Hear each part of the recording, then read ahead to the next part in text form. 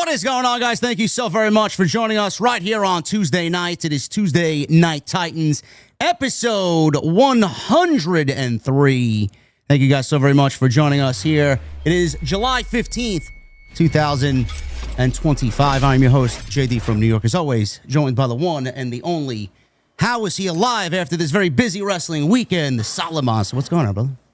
I don't know. That's a great question. How am I alive? I don't know, man. You were all. I'm here, though, man. I'm here. I've been doing the show every day, I feel like, since at least Friday. I mean, it's just on. It just never ends. It's on and on and on. The only show you missed was that SmackDown episode, man. You missed out on Jelly Roll.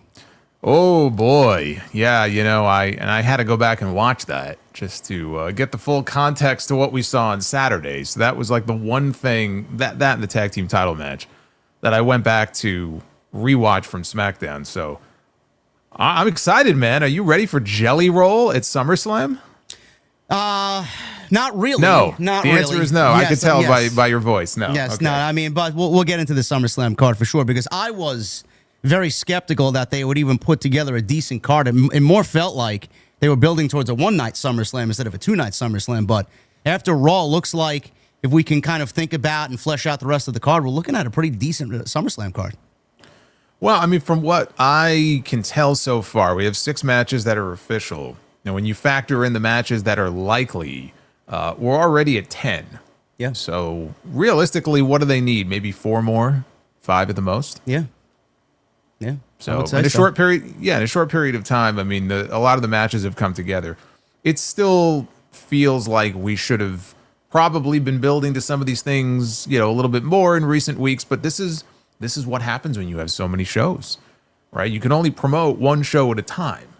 So there were so many at Night of Champions, and then we went into Saturday night's main event, and then Evolution, and so now they're able to finally focus on SummerSlam. It's not like it used to be where you would have a pay-per-view, and then the full 4 weeks, 6 weeks leading into it, you could just focus on that one show. You got one almost every weekend now, it feels like. It's like a foreign concept, the way that we used to do things, but we'll definitely talk about SummerSlam. We had some major developments over the course of the weekend. We got Seth Rollins' injury, which obviously we'll talk about. I know there's a lot of speculation and a lot of mystery surrounding this injury. Though there have been several reports that it is legit, some people are speculating that after Monday Night Raw and some of the cryptic words that Paul Heyman spoke last night, it might not be an actual injury. So we'll dive into all the different variables, as well as what Dave Meltzer and Brian Alvarez said, which was ridiculous this week, about the injury. We'll go over that. Roman Reigns is back, finally. Mr. Akuma himself is back. For how long, we don't know, but at least till SummerSlam. And the SummerSlam match, as you guys saw, end Monday Night Raw last night, is all but official for Roman Reigns. I was just going to say, Guile is at the All-Star game. Again, I thought he was just there at the Home Run Derby. Well, is it the All-Star game, too? Okay, well, look at that. Guile. He's everywhere, too. Mm-hmm. So Cody Rhodes, yes, he's got John Cena at SummerSlam. They'll meet face-to-face. They already announced that on Raw this week for Friday. So, yeah, Roman Reigns is back. We'll talk about his inclusion in all this. We'll talk about Jelly Roll and Randy Orton teaming up against Drew McIntyre and Logan Paul, and the visceral online comments that have been seen and heard all over the weekend, which I don't really care for, nor am I interested in it, but I think we as content creators and long-life fans of WWE, they've been doing this type of thing since the dawn of time, and nobody should really be surprised. So we'll definitely touch upon that, and we'll definitely get into everything that happened this weekend, including that tremendous Evolution show, the All In show, which was a monumental showcase for AEW. What a great show that was. Neither show was perfect, like fans are speculating online. This is the best show ever. No, we'll definitely touch upon all the good, the bad, the highs, the lows, and everything in between. And then we'll talk about Bill Goldberg as well, because he had some very interesting comments made today on the Ariel Helwani show. And I'm not the biggest Bill Goldberg fan, Jason, but in this sense, I kind of feel bad for him, honestly. Everybody knows that I'm not really a Bill Goldberg guy, but I genuinely feel bad for what happened to him on Saturday night. I don't know how you felt about that. When we get to it, I'll go first. Okay. I can see he's got already something brewing there. Look at his smile. All right. Let's get into the nonsense here. Number one, please follow us on social media at JD from NY206, at Solid Monster. That's on X. Please go and do that. It's the best way to keep up to date on what we got going on. Hit that thumbs up. 1,000 likes is the goal. It's met every stream. Tonight should be no different, so that is your goal. Super chats are open. Best way to support the show is through the super chats. And I personally just got access to this top fan leaderboard as of last night. So if you guys want to become a top fan over here, that would be great, man. Right now we got a top 3 of Sidro. We got HH Media and the Boss Mo Jackson, I believe. Or the Boss M Jackson. Yes, he's number 2. So if you guys want to get on the fun there, please. Yeah, I see that YouTube has screwed up the names again. They Yes. did that on my channel too. I don't know why this is happening. Someone says that we could take care of that. I just don't know how to. Really? It's on our Well, end. Yeah. It's on our end. Now, supposedly. So they're gonna. So we did nothing. Yes. It just happened, and it's on us to fix it. This is what someone said to me yesterday. I looked this morning. I couldn't figure anything out. So. All right, I'm gonna make a note now, and I will look into this. Yes. Make sure you guys go and do that. Best way to support the show. And also, leave a comment down below if you're watching up until this point, which I don't know why you wouldn't be. All that stuff helps us out. Get in on the discussion. Let us know how you feel about all the top stories right here tonight on TNT. As always, I think it's 2-0 National League, too. Not that I give a shit because my team is mathematically eliminated from the playoffs. But it may actually be in Jason's favor if the Mets make the World Series. Yeah, Holden. Yes, this is. He was asking if this is Jack in here. This is Jack. Yes, my friend Jack is with me tonight. There you go. He comes out every now and then. He's welcome at all times. That good Jack. All right, Jason. Let's get into it. As usual, I'll leave it off with you. What do you want to talk about? What do you want to start with? Well, the first thing I just wanted to get out of the way is, again, I was in Texas, not for All In. I actually came into Texas and left the morning of All In. But while I was in Texas, I had a chance to actually meet a lot of fans, not only of my show, but of TNT as well, like a lot of people. So it was very cool to be able to meet some of you. Hopefully we can meet more of you in the future, but I just wanted to say thank you for all of the kind comments. It's very much appreciated, and I share that with JD as well. So I just wanted to get that out of the way first. There you go. We love you guys, and thank you for all the support. I wish I was there with Jason in Texas. I was here holding down the ship. It's a very busy weekend, and we got a lot to talk about, man. So please, start us off. Well, I'm just wondering, do we dive into the big show of the weekend first, or do we dive into Saturday night's main event? And I feel like maybe we should dive into All in Texas first. Okay. Because just that came in order. That came first. Now, I have only seen, just FYI, I've only seen one match from the Great American Bash, which was the Ricky Saints Ethan Page match. I don't know if you've seen it, but it was a great match. I have not seen it. People have told me to go and watch it, but I was so overloaded with pro wrestling that I didn't even think about it, honestly. Yeah, and again, I have not seen the rest of the show, so I can't comment on that show. We're not going to talk about that show tonight, but just that is a great match. So if you have not seen it, it is worth taking some time to go back and watch it. But we'll start with AEW, I think, because that really is what this weekend was all about. And honestly, a lot of the other wrestling that we got, the only reason we got it was because of this AEW show. So we'll start there. Just sort of top line thoughts. I thought All In was an excellent show. I say that as someone who sat here and watched 6 hours of All In, not counting the pre-show, because you watched the entire pre-show. I did, unfortunately. I came into it. Now, was it a 2-hour pre-show or 90 minutes? I tuned into it in the second hour. I tuned in at 2:00. Okay. So whatever happened before then, if something happened before then, I didn't care. I tuned in exactly 2:00. All right. So I came into it in the second hour. I think I picked up with it with the FTR Outrunners match. Okay. And that was good. It wasn't as good as the match they had on Collision a couple of weeks ago, which people told me I should, go watch, and it was a very good match. Obviously, FTR was on the pre-show because they had something else in mind for them later on in the show. But if you take all of it in totality, it was a lot of wrestling. And what it reminded me of was the final days of those one-night WrestleManias, and I was at those WrestleManias, and they were very, very long shows. Like, we're talking in the range of 6 to 7 hours. And then WWE switched to the 2-night format, and it makes me wonder if maybe one day in the future we might not have, 2-day all-in pay-per-views. And I'm not so sure that isn't such a bad idea if this is what these shows are going to look like, because they are very long. But even so, I thought it was an excellent show. And I feel like the key outcomes that I was hoping Tony Khan would go with, and I felt like were the right outcomes to the key matches, we got them. And obviously none bigger than the one in the main event. The nightmare is over. We have a new AEW world champion in the form of Hangman Adam Page.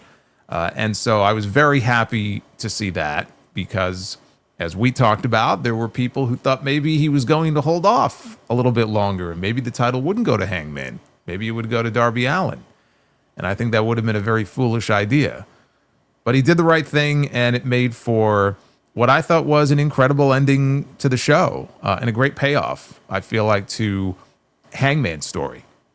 It really has been his story, if you think about it, right? The transformation he went through and the sort of heel turn, and then coming back around to where he is now.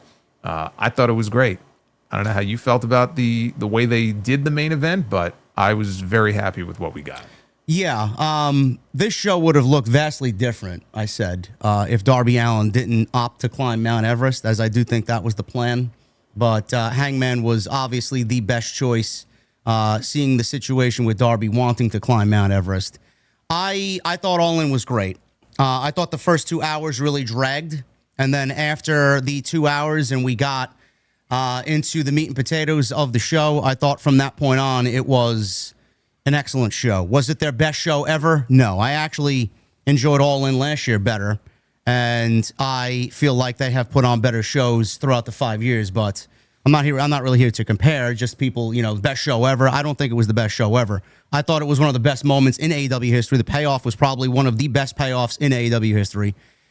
I thought the show was too long. I talked about this with Jesse. Jesse disagrees that we should not have two-day all-in shows. The show's going to go 7 hours for one time a year. I guess we have to swallow it and just take it. But I would love to see them cut this show down. There was a report going around earlier in the week that they were going to shorten the runtime for this show. I don't know where the fuck that report came from. That came from The Observer.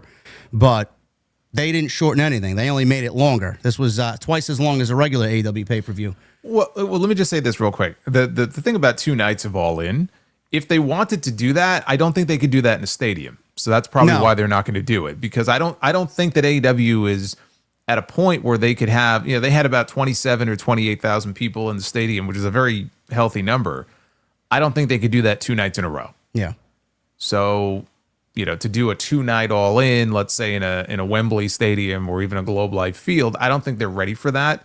But it could down the road, or if they wanted to move it to a smaller venue, that could be an option. Yeah. Because like I knew some people who wrote into me who loved the show. They were there, they got tickets for cheap, they had a great time, but even they were like, yeah, by the time we got to the main event, like I was exhausted.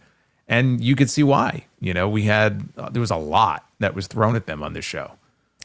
Yeah, it was a lot. I don't want to sound like a negative Nancy, but I always complain about the same thing every single AEW pay-per-view. It's always the length of these shows. So I don't mean that, and I don't complain about that to say that the overall show was bad. It's just, taking things into consideration, the way I felt from watching at home. I was watching with my buddy Keith, who was here for the entire show. He drove from the Bronx to watch it with me because he was excited about what we were going to get. And by the time I got to Omega and Okada, I was completely I was done. Like, I was like, I don't believe this shit. Well, yeah, but dude, here's the most ridiculous part, right? They hyped up 3 main events on this show.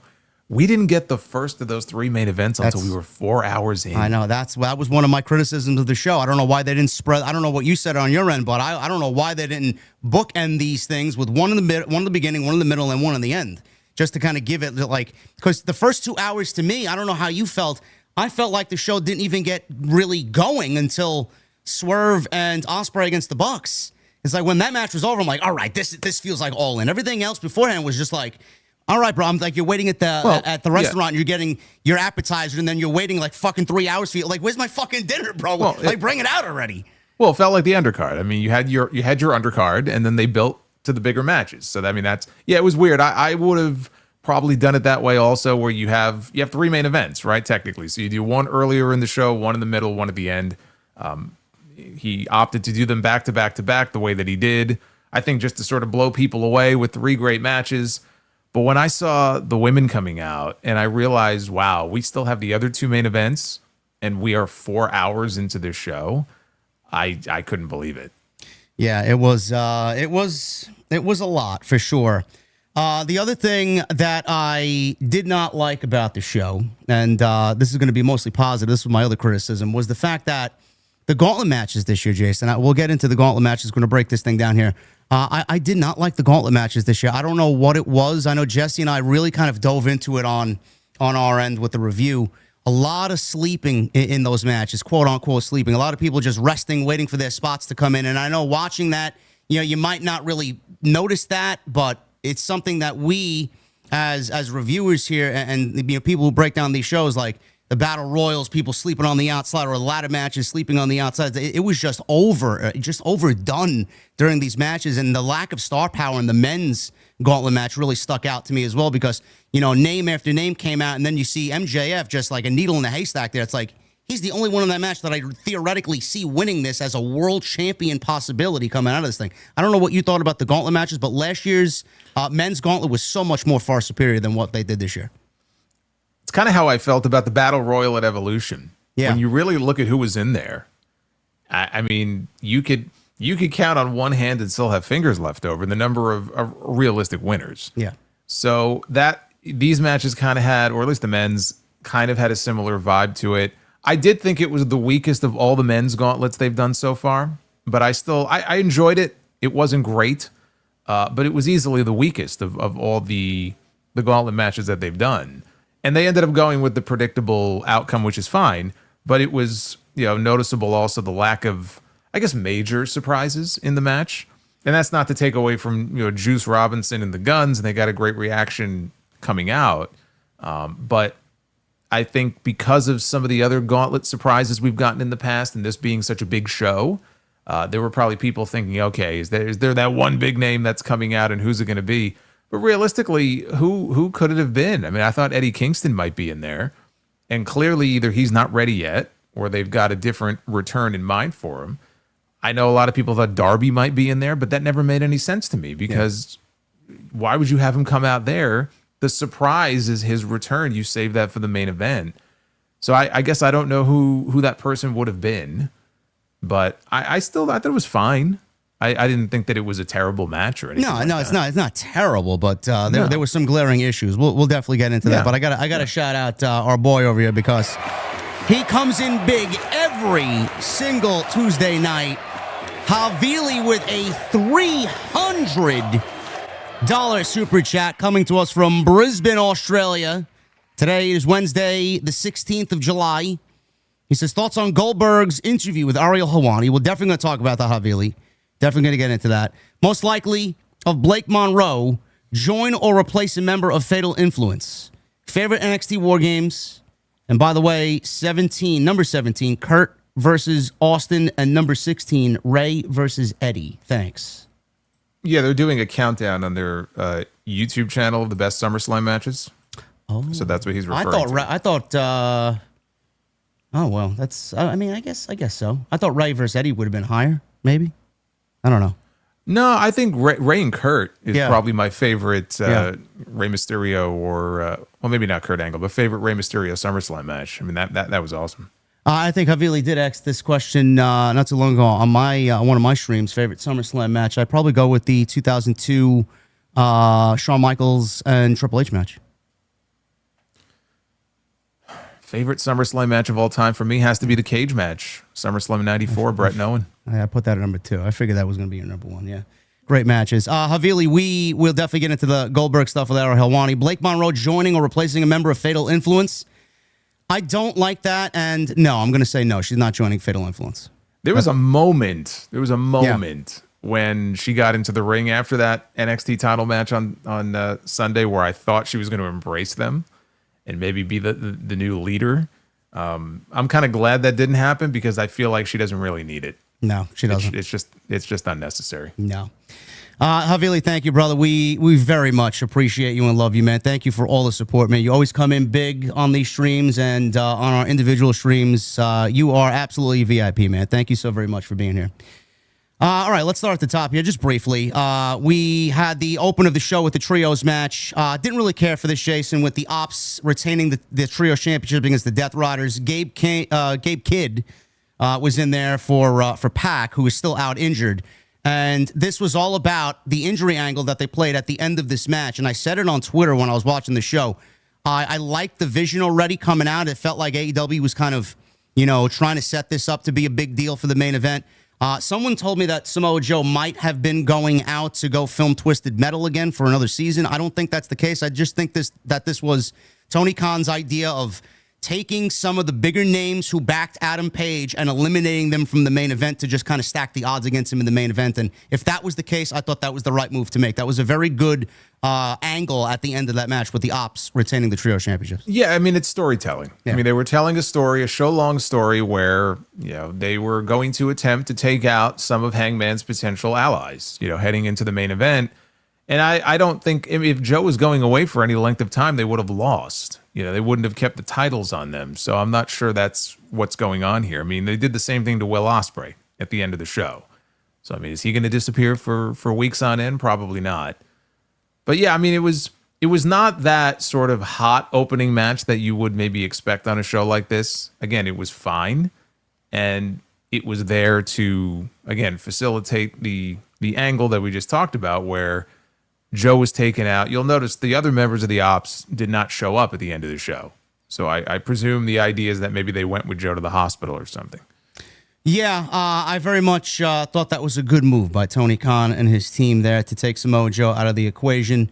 That would leave you with several other surprises in the main event to help back up Adam Page. And then we obviously seen Swerve and Darby, and we'll get to that a little bit. That was the opening match. Then we go right into the Casino Gauntlet, the men's Casino Gauntlet. And there were a lot of names in this thing. The one thing that I did not like outside of the star power in this, Jason, was the fact that I felt like, and I know they mentioned it on commentary, and it really doesn't even make any sense, even though they did explain it, that the numbers and the time intervals between competitors coming out there was random. Like, I don't really know why you have someone come out at 90 seconds, and then sometimes it would be like, I'm waiting 3 minutes, 4 minutes, 5 minutes, and no one's coming out, and then all of a sudden another guy comes out. Like, why isn't there a set time for someone to come on out every 90 seconds? It's like they purposely tried to make the match longer when it didn't really even need to be that long. The other thing that I had a problem with, not the winner, I love MJF winning it because he was the only name in there that was legitimately the right choice. The fact is that I feel like this match could use elimination. Now, I don't know if he's ever going to change the rules of this. I know I mentioned Aztec Warfare. I loved Aztec Warfare and Lucha Underground, where you can be eliminated over the top rope or pin in the match, and it's just down to 1 and 2 guys at the end. I don't know if they need to change the rules to do something similar to that. I just feel like it goes on too long, and it didn't need to go fucking almost 30 minutes. I just felt like I was there forever. Yeah, I mean, that was the one thing that really stuck out to me. I mean, that match went 35 minutes. That's crazy. On a show with all the matches they had that was going as long as it did. This did not need to be 35 minutes. I'm sorry. So that definitely, I'm with you on that. The inconsistency in the intervals, we get that in the Rumble sometimes where it's very clear the intervals aren't always the same. It was more noticeable here.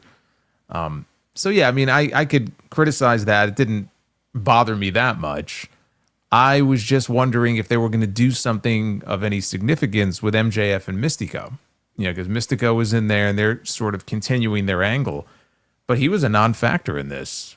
I mean, it was weird because they wanted so badly, Tony did, to give him that entrance with that music. And it was like they had to sort of drag it because he got to the ring and I don't think they had hit the chorus yet. And I don't know, it was just very strange, and it didn't get the reaction it got at Arena Mexico. So I feel like it just didn't really work.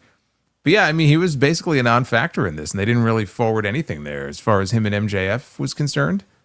As far as the rest of the match, MJF winning is the most intriguing of all the options because obviously he's with the Hurt Syndicate. Now he's got this guaranteed championship match. It's an opportunity to get him back in the world title picture.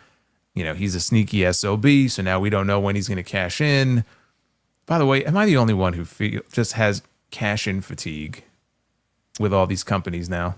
Yeah, I think it's happening all at the same time. That's the problem. If it was spread out a little bit more, it'd be a little bit more digestible.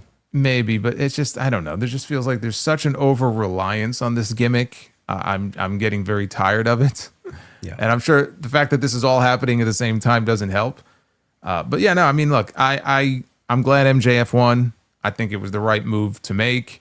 There were some fun spots in there, but I just felt like it didn't have that same excitement level for me that the other ones did. Like when he started doing these, he hit on something really fun. And then I think he realized it and he went to it too many times. So I like the idea of keeping it limited maybe to this show once a year and sort of making it a staple and a special thing just for this show instead of throwing a random one out there on TV, every 2 months. If he wants to do a tag team gauntlet here and there on TV, that's fine. But I think in terms of doing the men's and the women's casino gauntlet, I would just keep it to once a year just to keep it special. Yeah, I said that last week on this show. That's exactly what I would do. Some names in this thing. Brody King was in it. Roddy was in it. Anthony Bowens, Josh Alexander, Mystico, like Jason said. Konosuke Takeshita was in there. Bandito, who had I haven't watched that match yet back with Takeshita at Ring of Honor. I heard it was a fucking banger. Mm-hmm. Ricochet was in there. Briscoe and MJF started this thing off. Ricochet is now paired with Bishop Khan and Toa Leone at the Gates of Agony, and it looks like they are going to be embroiled in a trios feud now with the Gun Club because Juice Robinson's back. He was in this match. No beard, by the way. He looks... I said he looks amazingly like CJ Parker from NXT back in the day. It's crazy, man. I don't know. There's a striking resemblance. So he's back with the Guns. Great to see the Guns back. I love the Guns. I think they are highly underutilized, so hopefully they get back into the swing of things there because the tag team division could use them. Kota Ibushi was in there. Mr. Mercedes was in there. Beast Mortos. It was fine. Too long. I have my criticisms about it, but the right guy won, and MJF did win it. He is now holding a title match in his possession for the next 12 months. When that is going to happen, I don't know, but his deal with Hangman is not done from February, so we'll hopefully see that very soon. One of the more sadder things that we've seen all year is Adam Cole. Adam Cole came out not really known to anybody before this show started. He was supposed to defend the TNT title against Kyle Fletcher in a match that they had billed and set up for the last few weeks, and he came out and relinquished the TNT title.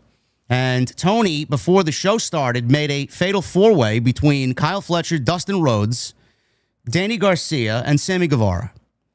Now, the reason why he chose those names is because some of them were former TNT champions. Dustin Rhodes, obviously, with the symbolism to Texas, he was in that thing, and Kyle Fletcher, obviously, was the original one slated to face Adam Cole, so obviously he was there. Now, there is news on Adam Cole, and this is coming from multiple outlets here as far as his status. Apparently, it was a very somber environment backstage, rightfully so. And according to a report from Fightful, sources confirmed that Adam Cole is dealing with concussion issues. Now, I don't know. I don't watch enough Collision to know. Some people were speculating that it was the powerbomb spot that we saw on Dynamite that was just absolutely ridiculous and should have never happened. I don't think it was that. Some people were telling me that it was a lariat that Kyle Fletcher delivered on Collision. I saw the match. Yeah. It was a trios match, and they were facing the Callis family. It looks like it happened. There was a pretty wicked lariat that Kyle Fletcher threw at him, and it kind of caught him not even across the chest. It almost caught him across the jaw, and he took this great bump for it. And I mean, it didn't look like anything out of the ordinary. I mean, it looked like, okay, he hit him with a wicked lariat, but you could kind of see Cole was a little out of sorts after that. So nobody seems to know for sure, but watching that spot, I wouldn't be surprised if it happened on that spot.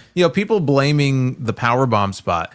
You got to remember that powerbomb spot happened at the end of May. So I don't think it has anything to do with that. I mean, it was still a stupid thing to do, but people blaming that, well, that's where it happened. That's where it started. So what you're insinuating is that he got hurt on that spot on May 26th, I think it was, or whatever, May 28th, whatever the date was. But only now did the ramifications of that manifest itself, because he's wrestled many times since or then. that happened and they let him wrestle with a concussion. Right. So it's like, no, that spot did not cause what happened this week. So that's the spot that people were kind of pointing at. The report notes that Cole wasn't feeling very good. He called Tony Khan earlier in the day, told him he wasn't feeling good, and Tony made the decision to pull him from All In. The scene at All In, says Fightful, was described as very emotional following the last-minute change.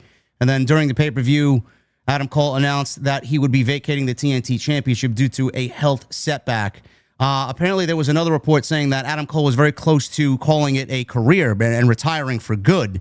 And then the report went on to say that cooler heads prevailed, and he just obviously is going to go take some time off, heal up, hopefully. He relinquished the TNT title, and we'll hopefully get him back, because I think pro wrestling is better with Adam Cole in it. I just feel so sorry for him, Jason. The ankle injury, which completely derailed him and everything that was happening there with the MJF feud, and then even when he came back, he just never really got that momentum going. TNT title looked to be a little bit of a momentum boost, but everybody before him that held that title really hasn't done anything with it, so I didn't really give too much hope in Adam Cole doing anything with that championship. I feel so sorry for him, man. I just wish that his health is number one. He gets back and does what he loves to do, because it was a very emotional moment. I actually teared up a little bit because I know how important pro wrestling is to him, and I actually did have just a brief moment when I was in the early scrums, invited to the scrums. I asked Adam Cole, the fucking light on his fucking face, bro, that lit up when I asked him about being here and streaming, because I went into a whole spiel with Jesse on Saturday afternoon. You know, he left WWE realistically because Vince kind of put the kibosh on streaming on Twitch. WWE wanted to monetize all those channels. He said, fuck it. That's very important to me. You're not going to take that away from me. Tony let him do that right out of the gate. He was integrated on AEW television right out of the gate. When I asked him about that, man, he lit up so happy. And you saw how important that was to him, man. He just seems like the most genuine guy. Obviously, the news with him and Britt breaking up made public rounds. I just wish that he gets better, he gets back, and we start seeing the Adam Cole of old, man, because he's so fucking great. I miss him so much. I miss that version of Adam Cole, and I just hope he gets better. Yeah, I mean, it's an unfortunate situation, because he was somebody who was on the ascent in AEW, and they had that big storyline with him and MJF.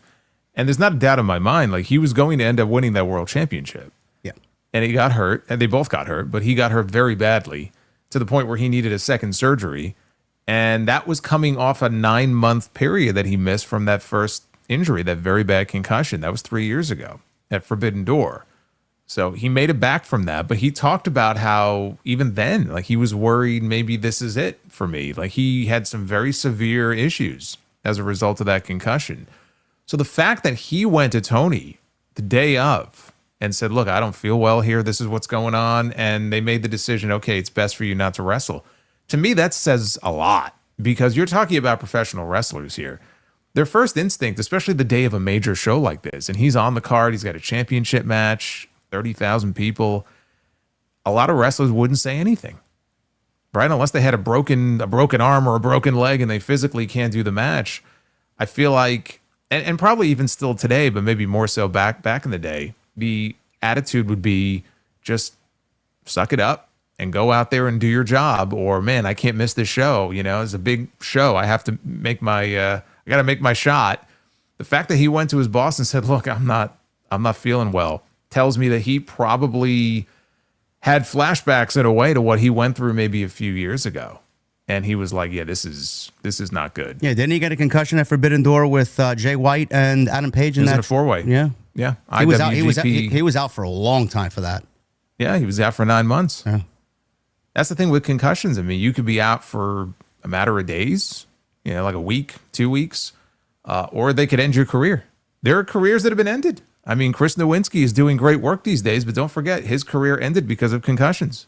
Corey Graves is doing commentary every week because he wasn't allowed to wrestle anymore because of concussions.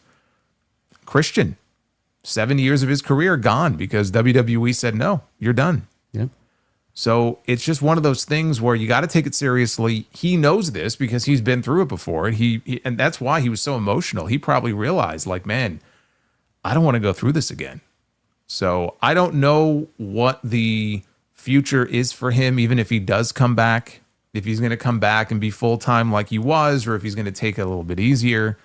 There are other ways that he could contribute to wrestling if ultimately he decides that the best thing for him would be to retire. I mean, you will not hear a bad word said about Adam Cole.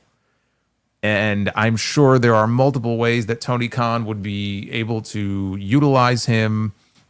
I mean, I hate to say it, but even as a manager, it's just kind of weird because, if you remember the story of when he left WWE and what they potentially wanted him to do, it could be a situation where he even ends up doing that. But it's premature to say any of that. The most important thing is just hopefully he's able to get well and get himself to a point where he feels like he could get back in the ring. But I hope he doesn't get back in the ring if he just feels like it's not the best move.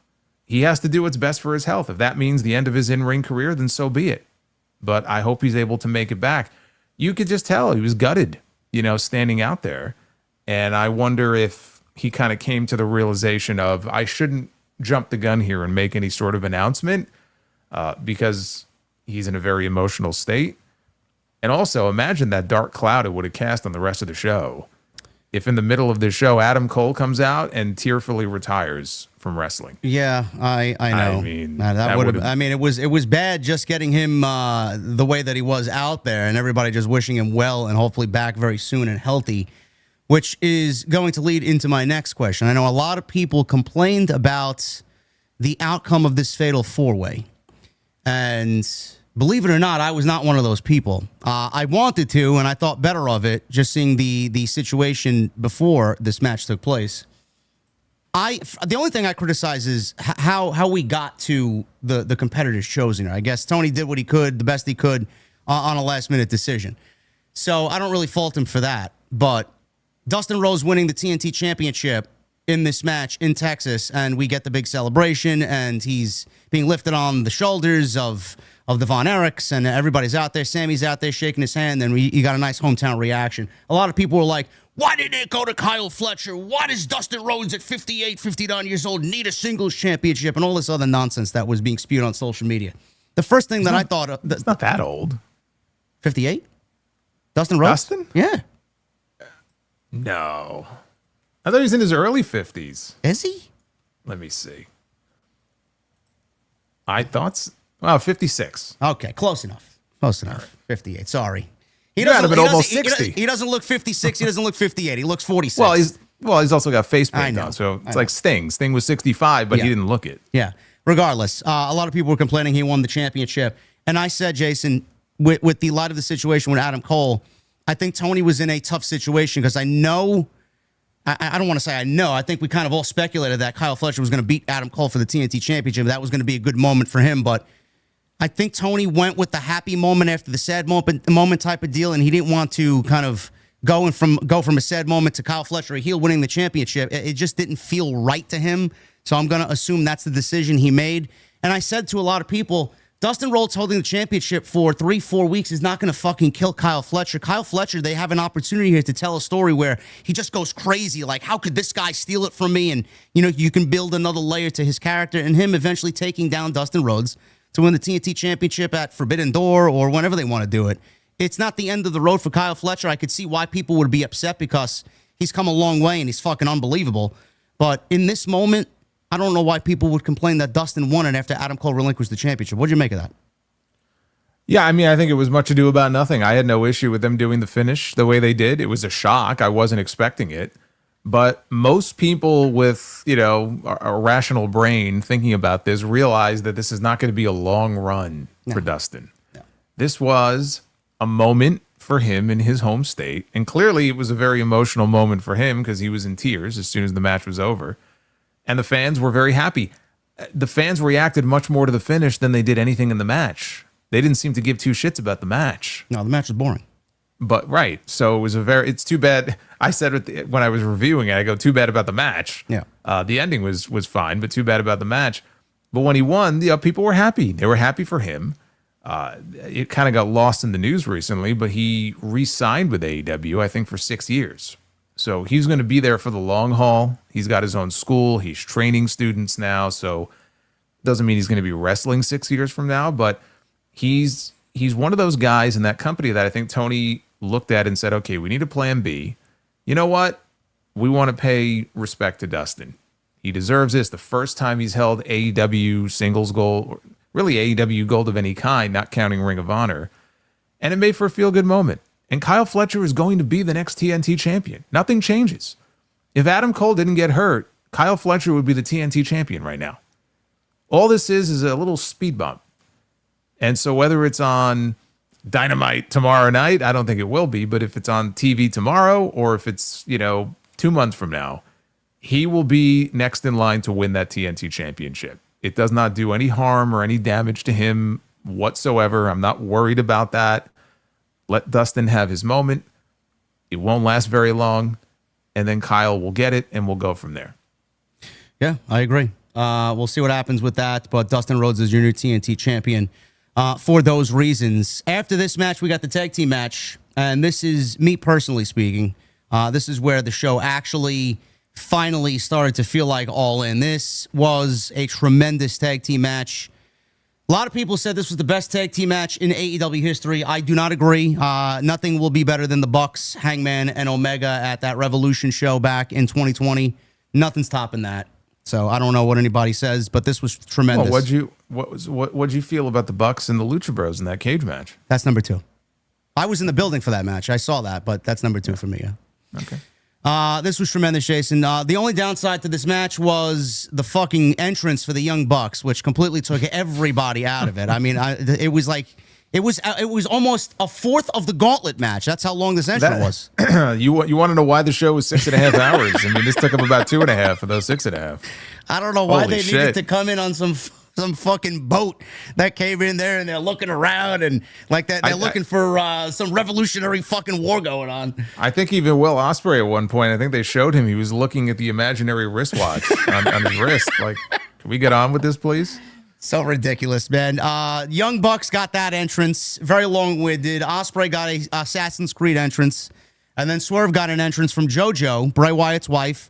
She sang Ain't Nobody by Shaka Khan, which was, I believe, Swerve's indie theme early in his career. Mm-hmm. So that was that. Tremendous match here, Jason. I know the stipulation on the line was if the Bucks win, Ospreay and Swerve do not get a world championship opportunity for the next 365 days. If the babyfaces here, Ospreay and Swerve, win, then the Bucks give up their EVP titles. Now, I don't know if you've seen the picture floating around on social media. Apparently, AEW's roster page on the website has Swerve and Ospreay as EVPs. I will investigate this. I don't know if this is was news to me. I don't know if this was fabricated or not, but No, I don't know. they specifically said on TV last week Yes. that they were not looking to become EVP. Yes. So that really doesn't make any sense. Let's see here. I call bullshit on that. Yeah, I don't see it here. No? Okay, so then it was fabricated. Okay. Yeah. I got Wessel votes, I guess. There you go. This was tremendous. I'm not going to go over this. We're not going to go over this, but No. this was the real first time I felt like the show really got going. And I know a lot of people don't like the Bucks, Jason, for whatever reason, whether they just don't like them as characters or feel like they've ruined AEW or the ratings go down when they're on TV. One thing can be said, and I don't really give a shit if people don't like what I have to say or do. When the Bucks are in there, man, it is very difficult to find another big match tag team that delivers every single time than Matt and Nick Jackson. You might not like them for whatever reason, but every single time there's a big match like this, every best tag team match in AEW history's got Matt and Nick Jackson attached to it. They are fucking great at what they do. Do I like them as overall characters? I don't really give a shit. But when they're in this type of situation, man, it is very difficult to find two guys that are better than them, honestly. I mean, look at who was in the match. I mean, did you really expect this was going to be anything other than a great match? No. Now, you can lob the same complaints that a lot of people do, and I think this is part of the reason why some people don't like the Bucks, because they don't like their style of match. They feel like it's a lot of big moves, one right after the other, no selling, big spots.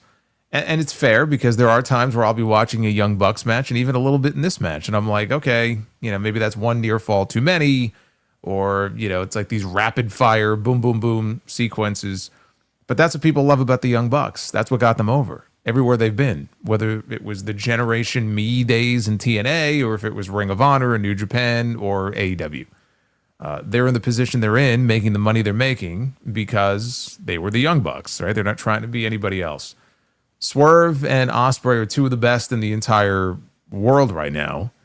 And they went out there and they had a great tag team match with the right finish. I predicted a Bucks win because I thought they were going to get cute with it and put themselves in a position where the other two couldn't challenge for a year for the championships. Maybe Swerve would go heel out of it. So they went with, I guess, the more predictable finish. It was the right finish. This way they don't handcuff themselves for the next 12 months. Because Ospreay, I mean, you could always work around it with Ospreay, because a year from now, they're going to be back at Wembley. So that could be a great story for them to tell. But, like, to put Swerve in a position where he can't challenge for the championship for a year really handicaps him, and probably would not have been the right move to make. But I just wanted this EVP nonsense to be over. So I was very happy, that the baby faces went over here, especially when I saw that fucking boat. I said, if that isn't reason enough to strip these assholes of these EVP titles and storyline, then I don't know what is. They're the founding fathers, bro. Founding fathers. Well, good. They can get back on their boat and they can go back to where they came from. I'm happy now. And I said, look, now that they are stripped of their EVP powers, what they should do on TV this week is show them, coming into the building. People are looking at them differently. Maybe they don't have their luxury locker room all to themselves anymore. They got to dress with everybody else. Like, really, have these segments to show the implications of what this really means. Like, there are consequences to this. It's not just some dumb stipulation that was thrown out there that has no meaning behind it. So hopefully they follow up on it, like, in a fun way. But this was great, and it was the right outcome.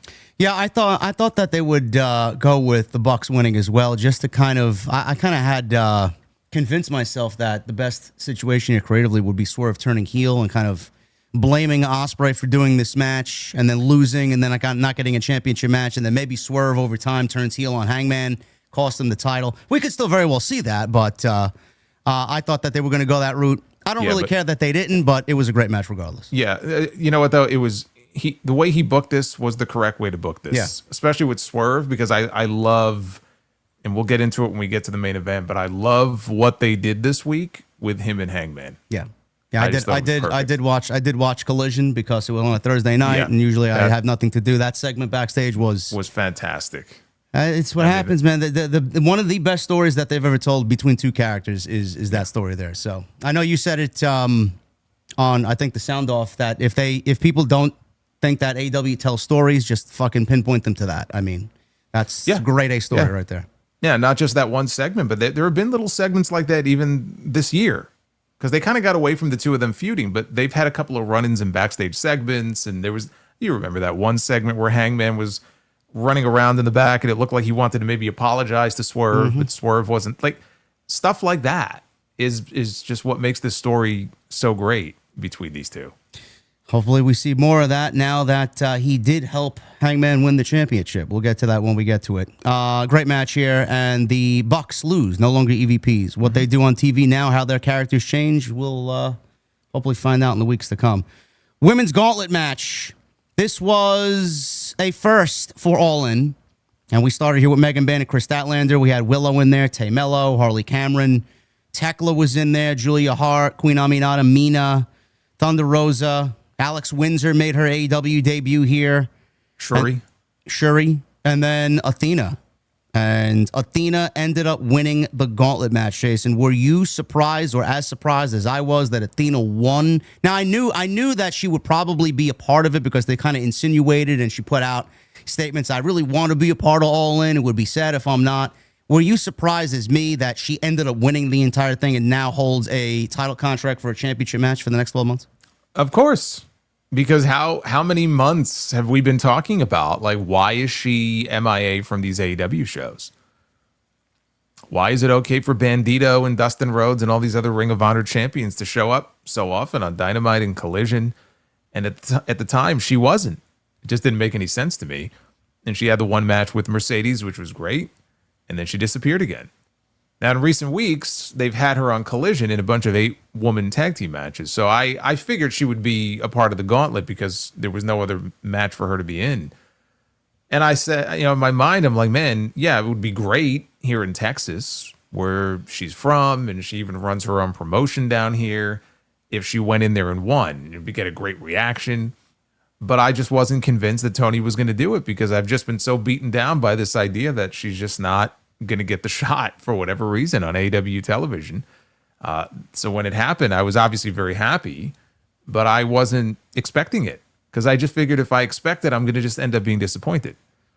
So I figured it would be Megan Bayne, maybe. If it was a babyface, maybe Willow. I didn't really give Athena much of a chance, but you saw the reaction that she got when she won, and she's got that contract now. I would certainly hope that when she does cash in, it's a successful one. And even if it's not, that it's not just a one and done. I think that contract is finally what we've been looking for, which is the clearest evidence yet that we are going to see Athena as a member of that women's roster on AEW TV.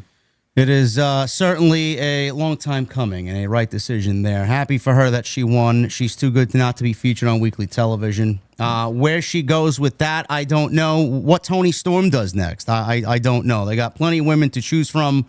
Hopefully it is going to pick right up again and we get some nice stories being told in that women's division, because I know a lot of people were concerned coming out of this Mercedes match. What's going to happen next? Toni, where's she going to go? Mercedes, we'll talk about it in a little bit. She's still the TBS champion. So right now, Athena is theoretically the number one contender here with this contract, and she can have a title shot whenever she wants. Mm-hmm. So out of that, after Athena won, we get into the tag team title match. Hurt Syndicate, Bobby Lashley, Shelton Benjamin against Jet Speed, Speedball Mike Bailey, Kevin Knight, and the Patriarchy, Christian Cage and Nick Wayne. Again, I didn't really care for the actual substance of this match. It was all a background to what happened after the match. FTR did commentary here, and they were out there for the duration of this match. Obviously, the Hurt Syndicate walked away retaining the tag team championships, but the big angle at the end of the match, Jason, FTR and Hathaway got in the ring. Nick and Kip Sabian, they were with Christian Cage, and after some back and forth, Christian was about to leave the ring, and Nick Wayne turns on his own quote-unquote father and delivers a kill switch. Mother Wayne's there slapping Cage, and the whole turn is just happening right before our very eyes. FTR presents a chair to Nick Wayne to deliver a concerto, and just as he lifts the chair, out comes Adam Copeland, and he's got the whole full entrance, big fireworks. Oh, yeah. He's got the whole full entrance. You know, Christian's about to get his brains bashed in, but Copeland's got to go to one end of the stage, and he's got to go to the other end of the stage, and then that's not even enough. He's got to go to the ramp, and he's got to pose so he can get his pyro. He loves his altar bridge. I know you do too, so you could probably understand it. But like, I was thinking, man, in the time that it took for him to actually come down to the ring, if you remember what Negan did on that episode of The Walking Dead to those, I won't say who, but those two people, what he did with that baseball bat, that could have been Christian Cage laying there. And thankfully, I guess Nick Wayne just froze in fear because he didn't do anything. And then Copeland came down and he made the save. And I mean, this was the obvious angle for them to shoot here. Yes, they were all afraid of the Cope, and he runs down. You know, I laughed at the fact that he ran to one side and then stood in the center of the aisleway and then did the whole fucking fireworks pose, the fireworks pose. But I'll get to why I did not mind it too much when we get to the ending of this segment here. So obviously he gets in there. He speared Sabian, and FTR Hathaway bailed through the crowd. Nick Wayne and Mother Wayne leave, and then Christian Cage is slowly starting to realize what's going on here, and Cope was out there with Spike. He throws Spike down. He's got a microphone in his back pocket, and he helps Christian up. And if you guys remember that fabled night where Christian leans into Adam Copeland's ear and tells him to go fuck himself, which is an unbelievable moment. He gets the same treatment here from Cope. He leans in and says, "Go find yourself." Cope leaves the ring. Christian's confused, and that's the end of the segment. Now, the reason why I didn't mind the laughable entrance that Copeland did was because he really wasn't out there to save Christian Cage. He was just out there to basically say, hey, clean your shit up, get your act together, and go find yourself. So, yes, Nick Wayne. Yeah, but he wouldn't be able. Yeah, but he wouldn't be able to go find himself if if there was brain matter all over the ring. I get it. I know. I mean, it's kind of like, what are you really doing here?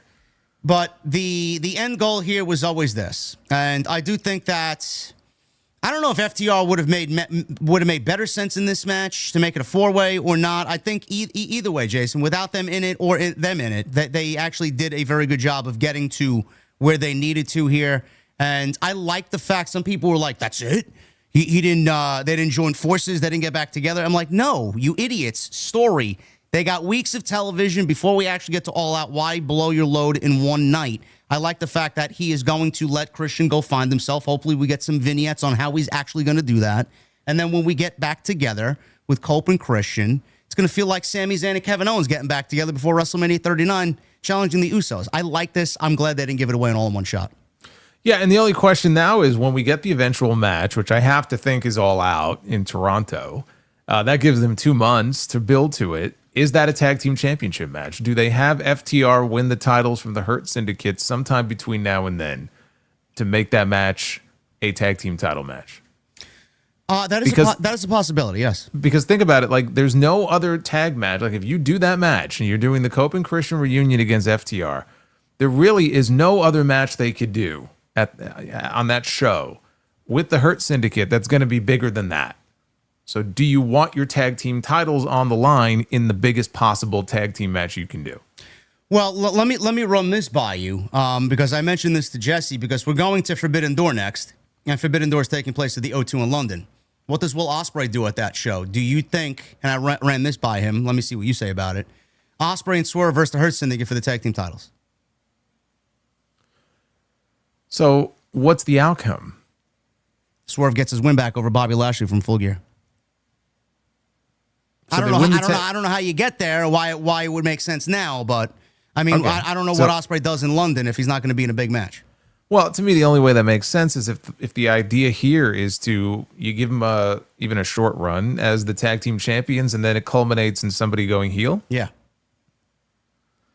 I could see that, but then the match at All Out would not be for the titles. Then I think the allure of it being for the titles between FTR and Adam Copeland and Christian Cage, I think it makes the match bigger. Do I think it needs it? I don't think it needs it. I think them being back together and them teaming and winning their first tag team match together after all these years is probably the story. Yeah, it doesn't need it, but you know that Tony Khan is going to want to put those titles on them at least once. Probably, yes. Yeah. Yes. Not probably. I mean, the answer is yes. I'm sure he does. I mean, he wanted to put the belts on the Hardys, but that didn't happen for obvious reasons. So I look, either way, it doesn't matter. I mean, the reunion itself, which I think would be their first time teaming in over a decade, I think, that in and of itself would be the attraction. So I'm not saying it needs the titles, but I don't really see there being any other tag team match on that show that would be bigger than that. So you're going to have your tag titles defended on the same show in a match that, doesn't rise to the same level. I guess you could just not do a tag team title match on that show. So, I mean, either way, the key here is the reunion. Yeah. That's really the key. And is it a one-time thing, or do they stick together and make a more formal run for the tag team titles and play that out over the course of a few months? I think that's the plan, yeah.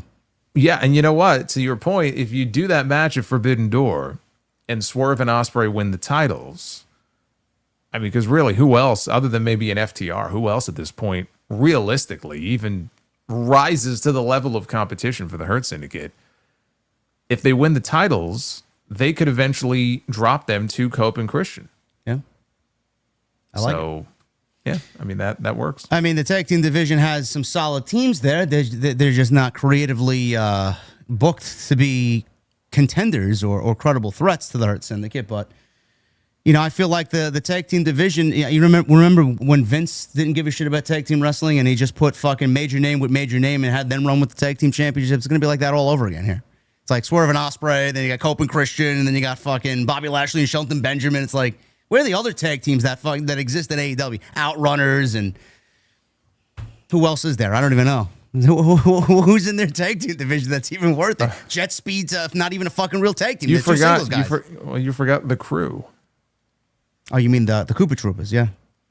Leo Rush and Action Andretti. Yeah, no, thank you. Oh, the Guns are back. The Guns are back. Yeah. Yeah, we'll see. I don't know.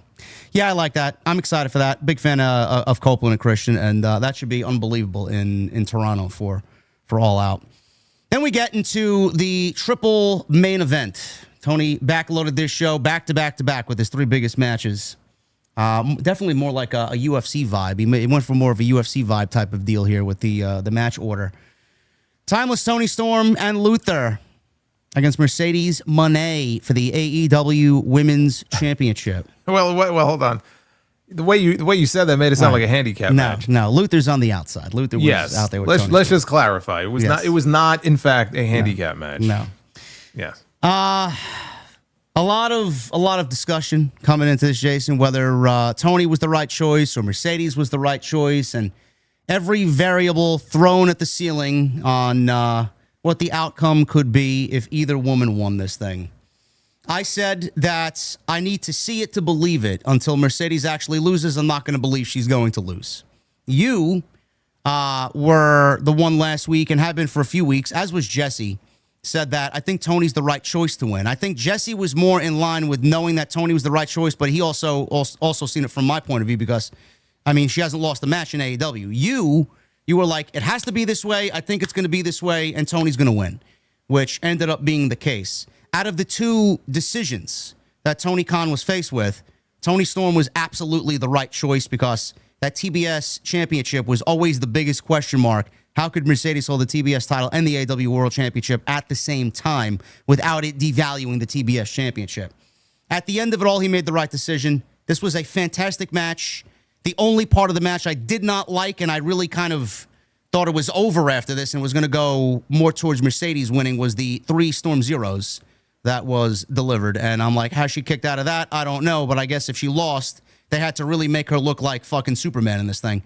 That's the only part of the match I didn't like. Was it the greatest AEW women's match of all time? Very subjective. Me, I said on my stream, no. I actually thought Mercedes matches with Chris Statlander, number 1 or number 2, were actually better in ring to me.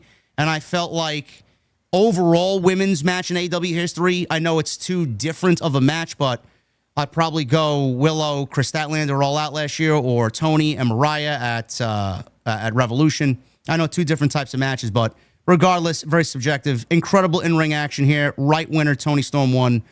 And it's going to be interesting to see how they follow up. I don't know where they go with Mercedes, but I have been saying for months that TBS championship, I think Tony's going to take her all the way to October and break Jade Cargill's record. So I think she's going to be the champion for a little bit. But Tony Storm, I don't know what she does after this. What do you think?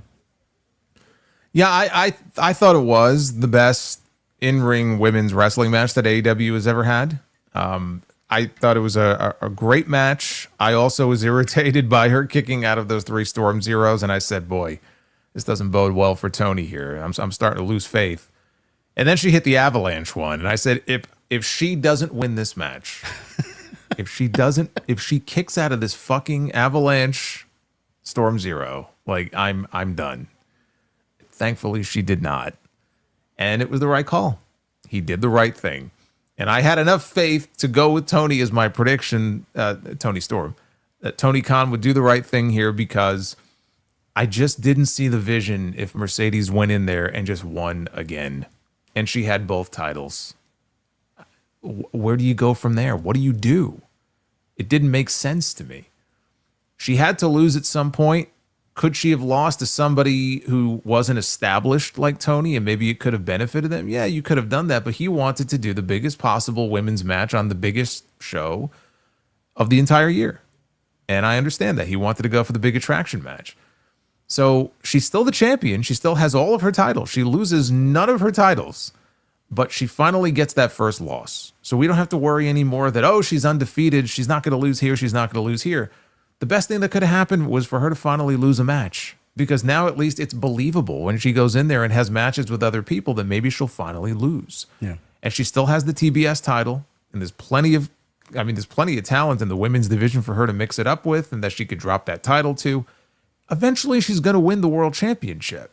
It's not a matter of, oh, well, I guess she's not going to win the big one. Like, we all know she's going to at some point.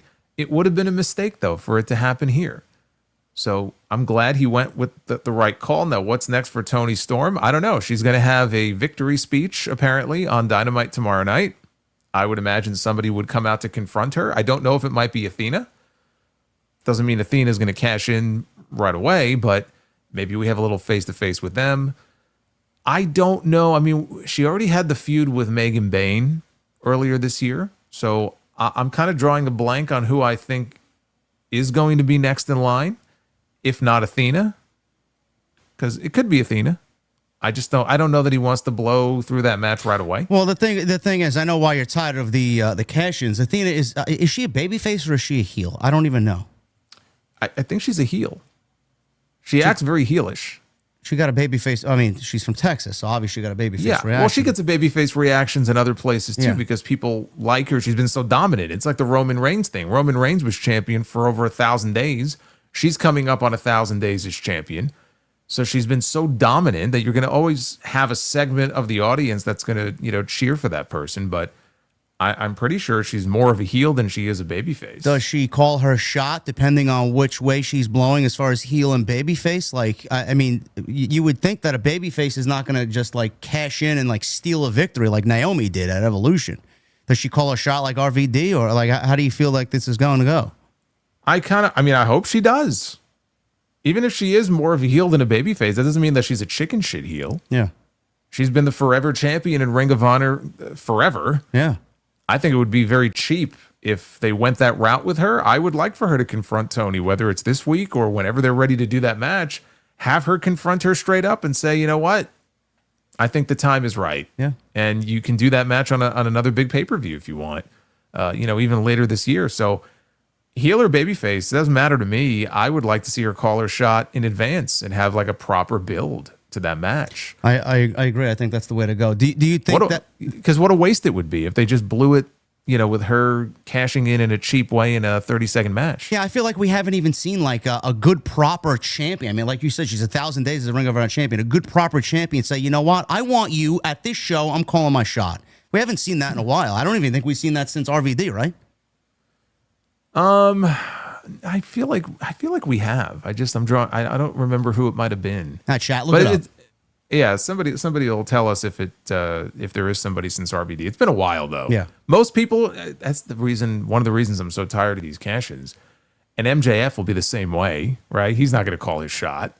So it's like so many of them end in the exact same way. Imagine, and that includes imagine MJF calling his shot. I want this title match here instead of stealing it from somebody. Yeah, it would go. Yeah, maybe if he fell into a coma and then woke up and forgot who he was. Like it would just be the antithesis of who he is. John Cena in 2012 says chat. Okay. Okay, yeah. I thought maybe it was Cena. Yeah, and then Cena got screwed, right? Who did Cena cash in on? 2012. Punk was the WWE champion. Lesnar? Oh. No. Maybe it was Punk and somebody interfered.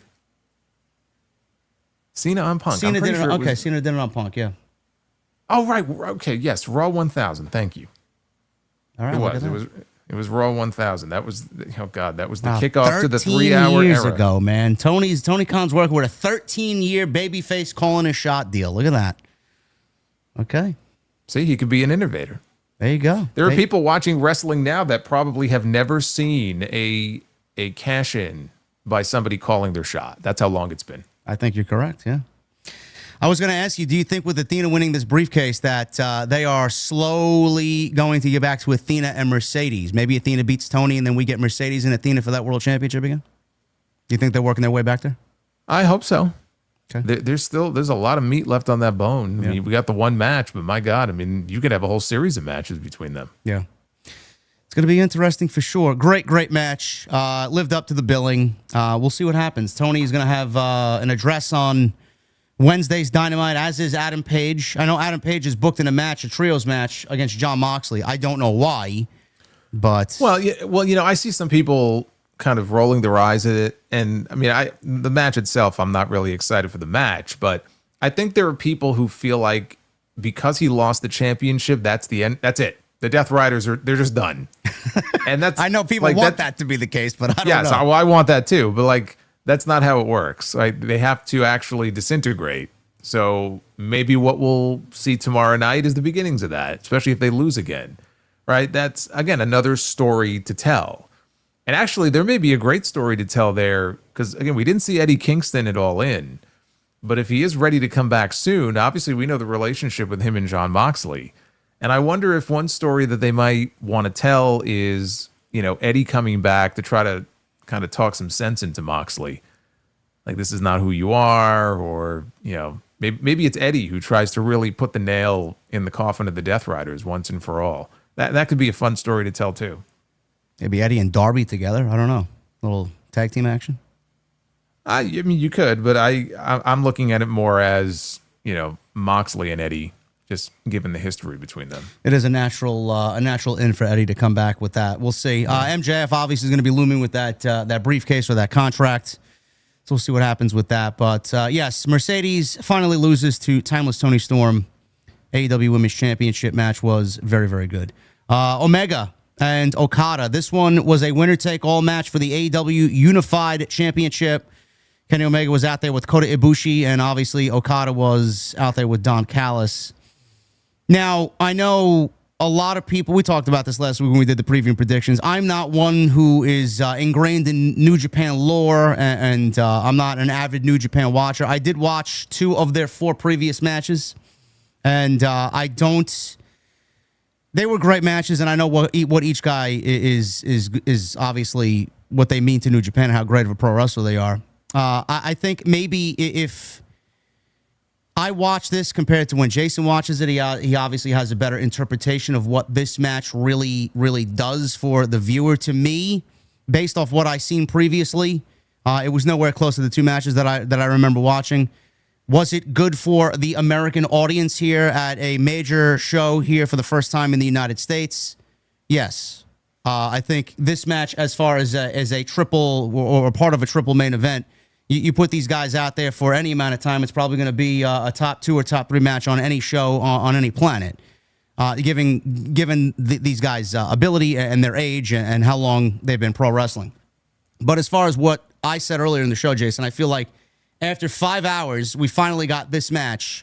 From me and the way that I look at things and the way that I break things down, I was just completely drained to a point where I don't think I enjoyed this match as much as other people might have enjoyed it, just because it took forever to get to this point. So I think part of my review here for the match is that it's going to be skewed because I was so exhausted and I was just kind of waiting for the big payoff with Hangman in the end. Not that it was a bad match. I just didn't really find anything super blow away. Oh my God, I got to go back and watch this. It was like a tremendous fucking monumental moment type of thing like other people might have seen. What did you think of this, and how did you feel about it going on so late in the show? Do you think that this match could have been better off maybe earlier in the night? I don't think it would have made much of a difference. I mean, maybe I'm just used to it because I think back to those old Tokyo Dome shows, and they were also very long. And, Omega, Okada were usually closing the show, so it's not the first time that I've seen a long show where they went on late in the show. First of all, as someone who saw all of their previous matches, this was the weakest of all of them, and it was still a very good match. I enjoyed the match. I kind of tempered my expectations coming into it because they are older. It's not the same Omega Okada from, when they had those initial matches. It's also a completely different atmosphere because those matches were in Japan in front of the Japanese audience. These matches were in front of an American audience. There are some differences there. And crowd reaction and crowd investment is such a big part of it. Not that the crowd wasn't invested in this, they were. But there was just a lot different about this. And so I enjoyed those matches more than I did this one. But yet, even the quote-unquote worst, and that maybe that's the wrong word to use, but like the worst Omega-Okada match is still at least a 4-star match. And that's what I thought this was. I enjoyed this very much. I thought Kenny would go over. So it was kind of a pleasant surprise, I guess, to see Okada go over, that they're still keeping him strong. The real reason I enjoyed seeing Okada get the win is because it gives me hope that what we're getting next is Okada and Takeshita, which has already been teased and absolutely should be the direction. I'm not saying it's going to be the next title defense. Maybe they save it for like a Full Gear. Okada and Takeshita has the potential to be even better than what we got with Okada and Omega. And it'll mean so much more if he beats Okada. Kenny didn't need the win. No, you mentioned that last week on TNT. You said that it would make more sense if Okada won to put over Takeshita. And when it actually happened and the result happened on Saturday, I'm like, you're the first person I thought of. I'm like, that's the right decision. Yeah, I mean, because to me, in terms of like who would benefit more from it, the answer is Takeshita. Yeah. And they've already given us that little tease in that one backstage segment a few weeks ago when Okada was hanging out with the other members of the Callis family, and Callis was all smiles. Hey, we got Okada. And then he went face to face with Takeshita, and Takeshita was having none of it. He's like, look, I don't like you. I don't trust you. And Okada just sort of brushed him off and walked away. And it's like, okay, seed planted. So the fact that he has the championship, my hope is that Takeshita will beat him. He'll be the one to beat him finally to win that championship, and it'll mean so much more for him than it would for Kenny to just go in there and beat Okada again. I'm hoping for an all-out match between the two. I think that in Toronto is going to be fucking unbelievable. Imagine that crowd. It's the perfect place for it. So, I mean, I thought this was a fine match for what it was. Do you feel, I know a lot of people's criticisms were, we haven't seen, Kenny's been great. I mean, I watched the Gabe Kidd match in January. Excellent match. Obviously, he's had great matches on AEW television since then as well. I think the criticisms were more about Okada. Like, we haven't seen Okada's true form here in the United States since he's joined AEW. He's kind of half-assed it a little bit, some fans have said. Do you feel like we got closer to seeing that Okada on Saturday afternoon, or do you think that he still kind of held himself back here against Omega? No, I think we saw that a lot more of that Okada, and we've seen it a few times. I mean, there's been a few matches in AEW where the New Japan Okada came out, so we definitely saw a lot of that. It wasn't like a return to his final form, but we saw more of that in this match than we've seen in most of his other matches. And Kenny is Kenny. You know, Kenny's been great from the moment he came back against Gabe Kidd at the beginning of the year, even though he almost died, and he was gone for 13 months. He looked like he never missed a beat. Yeah. So Kenny was great. Okada stepped up his game. They had a great match. It wasn't that iconic, legendary match like they had, the 4 other times, including the G1 match. They had a G1 match that I think it was the shortest match they ever had. It was only like 24 minutes. But I love that match too because it wasn't as long, they had to squeeze more in. I didn't enjoy this as much as I did those, but I thought it was a fine, chapter to add to their story. What happened now? The chat is saying Charlotte Flair took over Jason's microphone. Android Sullivan. I don't know. You sounded. I heard every word you said, but it sounded like you were in a robot voice for some reason. I don't know what happened. Oh, the robot voice. Do I sound normal now? Now you sound normal. Yes. The hell was that? I don't know what happened, man. It sound like Robo Monster? Hold on a second. I know it's not my end, man. Everything's working fine here.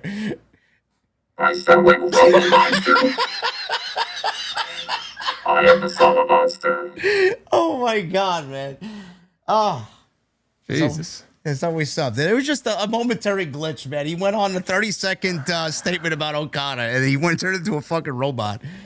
There you go. I fell into the Matrix there for a little bit. Oh, man.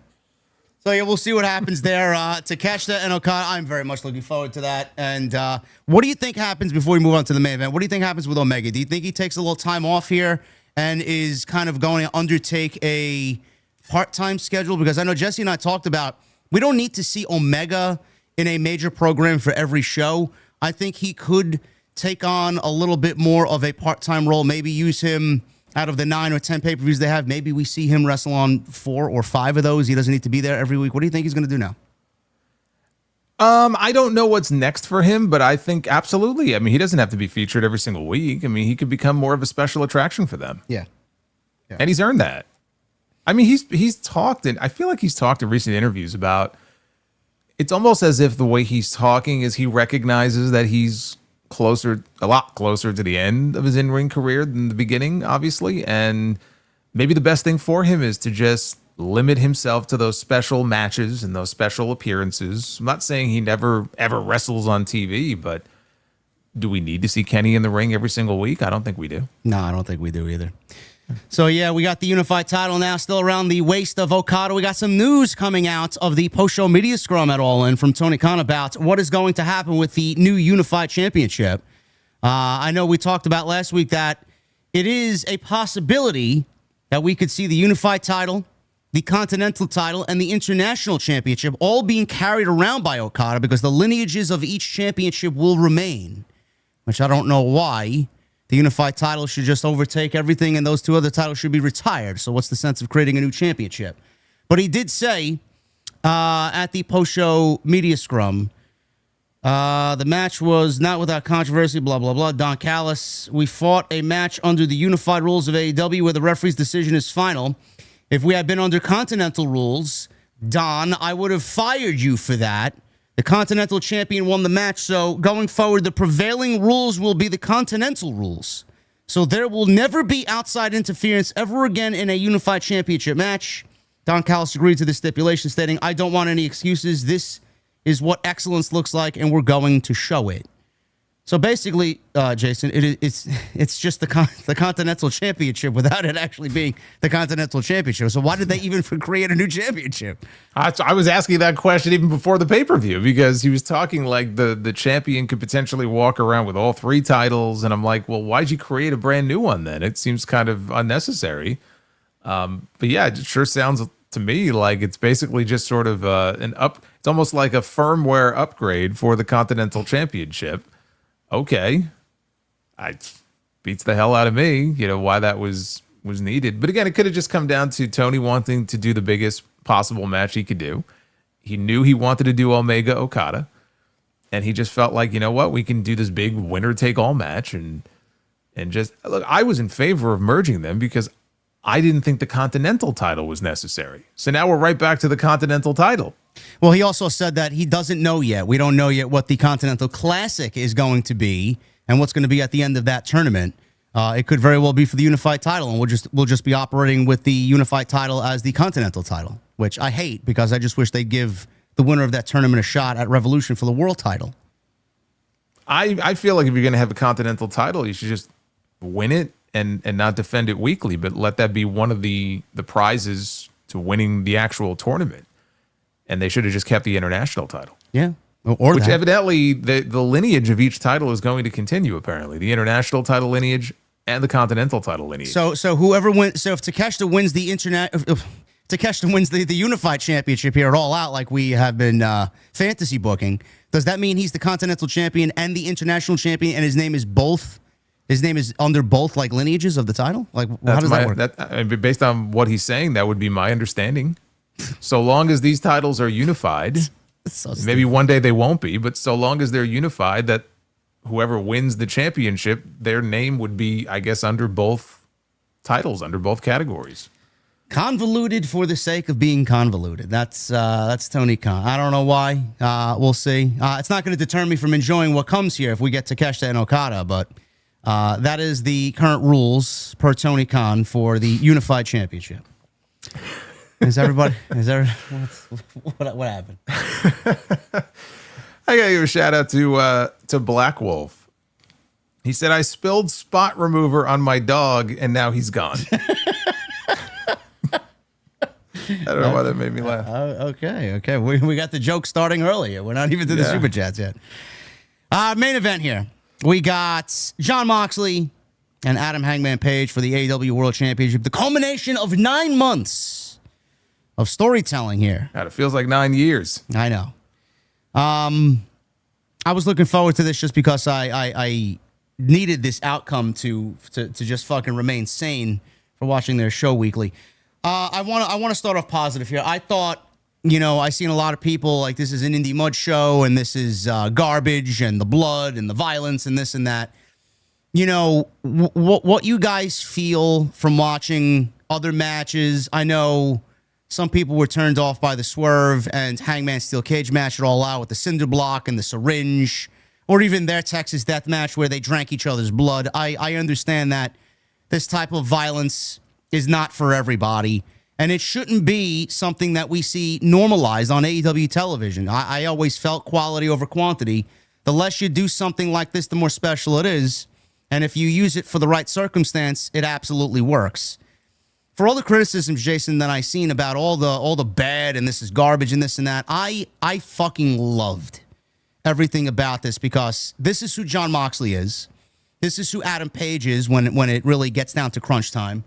And you knew this was going to be this type of match before we even got here. As soon as they announced the Texas Deathmatch stipulation, you knew that this was going to be violent.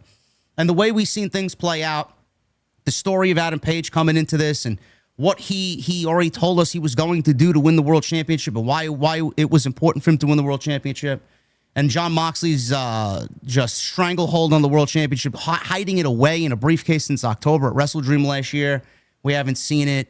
He went around saying he was the world champion. He was going to mold this company in his image and mold the championship of what he thought the championship should have been.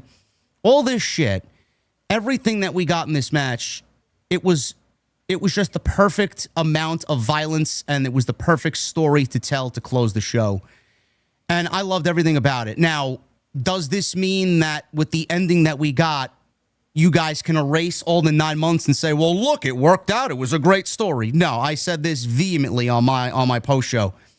The fact that we got the payoff doesn't mean the 9 months that we got was great. It was a great payoff, and they really turned things around in the last 2 or 3 months to really make it digestible. But I'm not going to sit here and start erasing bad television. This company had bad television because of this group and because of this storyline, minus the payoff. So with that said, I loved everything about this. Tony got this winner and every winner on this show correct. So I got to tip my cap to him. He finally got everything right, because I know you and me complained about some of these shows, man. Some of the boneheaded decisions that he made, some of the terrible matches and terrible endings to these shows this year. He physically got every decision right, and this was the perfect culmination for a storyline with that great moment where Adam Page unlocked the briefcase and took the championship out of the briefcase to hold it up again for the first time since October. I loved everything about this, and this was one of the best endings to an AEW pay-per-view that I think we've seen in 5 years. After some pretty horrible endings on some of the shows this year. So we had to sit through a lot of garbage, to get to this point. It was exactly what you needed to have here on your biggest show of the year. You wanted to have that big payoff and make people feel like, okay, it was worth it. And maybe it wasn't, but like it was worth it to sit through everything that we sat through with Moxley and the Death Riders and everything else to get to this point. And you knew there was going to be some level of overbooking. There was going to be a lot of interference. I mean, you knew that the minute they made this Texas Death. That's why Hangman made it Texas Death. He goes, look, I'm not naive. I know the Death Riders are going to get involved. I know the Young Bucks are going to get involved. So fuck it. Let's just make it Texas Death. So you already knew that going into it. And so we got, a lot of the cameo appearances that we figured we would probably get. And the violence was there. And look, it's not always my thing either. I'm not like a big deathmatch guy, but I was smart enough to know coming in what this was going to be. They told you coming into it. You knew it was going to be violent. It was going to be bloody. So one of the first things in the match, first 2 minutes, is this up close shot of Hangman just jabbing a fucking fork into this man's forehead like he's Abdullah the Butcher, and the blood is already squirting everywhere. And you know what? Nobody bled previously on the entire show for 6.5 hours. That was the first time we saw blood all night, which was actually very good. Well, that's the way it should be. I mean, how many times has that not been the case before? I know. At Revolution, we've seen fucking blood in 4 matches out of the fucking 9 that they did. It's like, come on, man. Yeah. I mean, there is a point where it's like, okay, this is a little much here. It's not having the same effect maybe in the main event that you would like for it to have, because we already saw it 3 or 4 times earlier in the night. So that was smart for them to do that. We got, the usual plunder. Then, of course, the bed of nails came out, which just conveniently there's a gigantic bed of nails. Which my guy Keith, who was watching the show with me over here on Saturday night, he's like, what's that other thing underneath the ring? I'm like, it's probably railroad spikes. They let you get a glimpse of what was underneath the ring, and then I think Claudio or you are like, oh, well, let's cover that. That's going to be for later in the show. Yeah. So the bed of nails came out. We've seen that on TV before, but again, so I knew what to expect with this match, and everything just played out the way that I would have wanted it to play out. And yes, we got the return of Darby Allin, which I actually felt like the way it came off to me, it actually didn't come off quite as big as I thought it would. I don't know, it was a little weird. It was disappointing to me. That was one of the big, the only negative of the match. I like with him and the story of Moxley, I felt like he should have been a little bit more of an integrated part of his return. Like they showed the highlight of him on Mount Everest. It was like 10 seconds, and then he rappels down from the ceiling, and he was there literally for like maybe 60 seconds, and then fights into the crowd and disappears, and we never see him again. Yeah, but even when he first started rappelling from the ceiling, it felt like people, maybe they didn't see him or they didn't recognize who it was right away, because it was like I didn't hear any reaction. And then finally he was like maybe halfway down, and then the people reacted to it. So maybe they just didn't see him initially. So yeah, it was very quick, but at the same time, like the focal point should not have been him. The focal point should have been Swerve, and they saved him for the end, even though he allowed his tag team partner to be murdered. Because Will Ospreay got a chair wrapped around his neck and stomped on. Swerve came out at the very end. And this ties into the segment that we talked about before from Collision on Thursday, because Swerve and Hangman had a sit-down face-to-face in the locker room. That was one of the best television segments on AEW TV all year. And the crux of it was, Hangman basically saying, look, you broke into my house. My son still has nightmares about it. You got what you deserved. But do you have any regrets? He was asking him if he had any regrets about, doing what he did. And Swerve said, well, if you have asked me that question a few months ago, I might have said no, but he admitted, yeah, I do. I do regret what I did. And he said, that childhood home of mine that you burned down, I was planning to raise my kids there and my grandkids. He goes, but you know what? The more I think about it, maybe it is time to let go of the past. And I think Hangman had a chain, and he left the chain. And he said to him, he goes, just so you know, my family is going to be there. I'm not bringing them to the show, but they're going to be in town. And Swerve said, I'll steer clear. And he leaves, and the last parting shot is Swerve picking up the chain and staring at it. And so here he comes out, and I think he put the Young Bucks down, with the chain, and then they lock eyes. And it's like, okay, what's he going to do here? And he slides the chain into the ring to Hangman. And everybody cheers. So he used that chain to beat Jon Moxley. He wrapped it around his neck, threw him over the top rope, and choked him until he tapped out with the chain that Swerve gave him. And that was the key spot right there. And it should not have been anybody else, not Darby or anybody else in that spot, but Swerve. And I love that. So it was perfect. And the place exploded. Everybody was so happy. Finally, Moxley is done and Hangman is the champion again. And it was just this great moment where you can breathe a sigh of relief, and maybe they're going to hit the reset button. And it really feels like we're turning the page here. When we come to Dynamite this week, we start fresh, which is not entirely true now that we know it's going to be Hangman against the Death Riders again tomorrow. But hopefully they'll start the story of the Death Riders beginning to fall apart. And we'll see. Do they do Hangman Moxley? Do they run that back one more time? Or do they move on to somebody totally new? It's going to be interesting. 6-man tag team match tomorrow on Dynamite. Like Jason said, it's Hangman, Mark Briscoe, and Powerhouse Hobbs against Jon Moxley, Wheeler Yuta, and Claudio Castagnoli. So I don't know what's going to happen there. We may see MJF tease a cash-in. We may see Darby, like Jason said earlier in the show. We may see Eddie Kingston return. We don't know. So we should see Darby. Why wouldn't Darby be there? Yeah, he's got to be there. So I'm not going to immediately judge it off of a graphic that Tony Khan put on Twitter. So we'll see how everything plays out. Bryan Danielson also made his return in this match. A Busaiku knee to Wheeler Yuta, where he was wearing a Blue Panther mask. For how long, I don't know, but I saw something where he was, and I don't know if this is true, but where he was sitting in the crowd for like the whole show. He might have been. I don't know, man. He might have been. He's crazy. He is crazy enough. So he did that. First thing he did was do yes chants after a report that we got earlier in the day that WWE sent him a letter to stop doing the yes chants, and he said, fuck that. So good for him. And then we got, like I said, the end of the match where, like Jason said, the chain came into play. He choked Moxley out to Page over the top rope. And one of the best parts, I think, in AEW history. I give Jon Moxley in this storyline a lot of shit. I hated everything about this, but the payoff was so fucking good.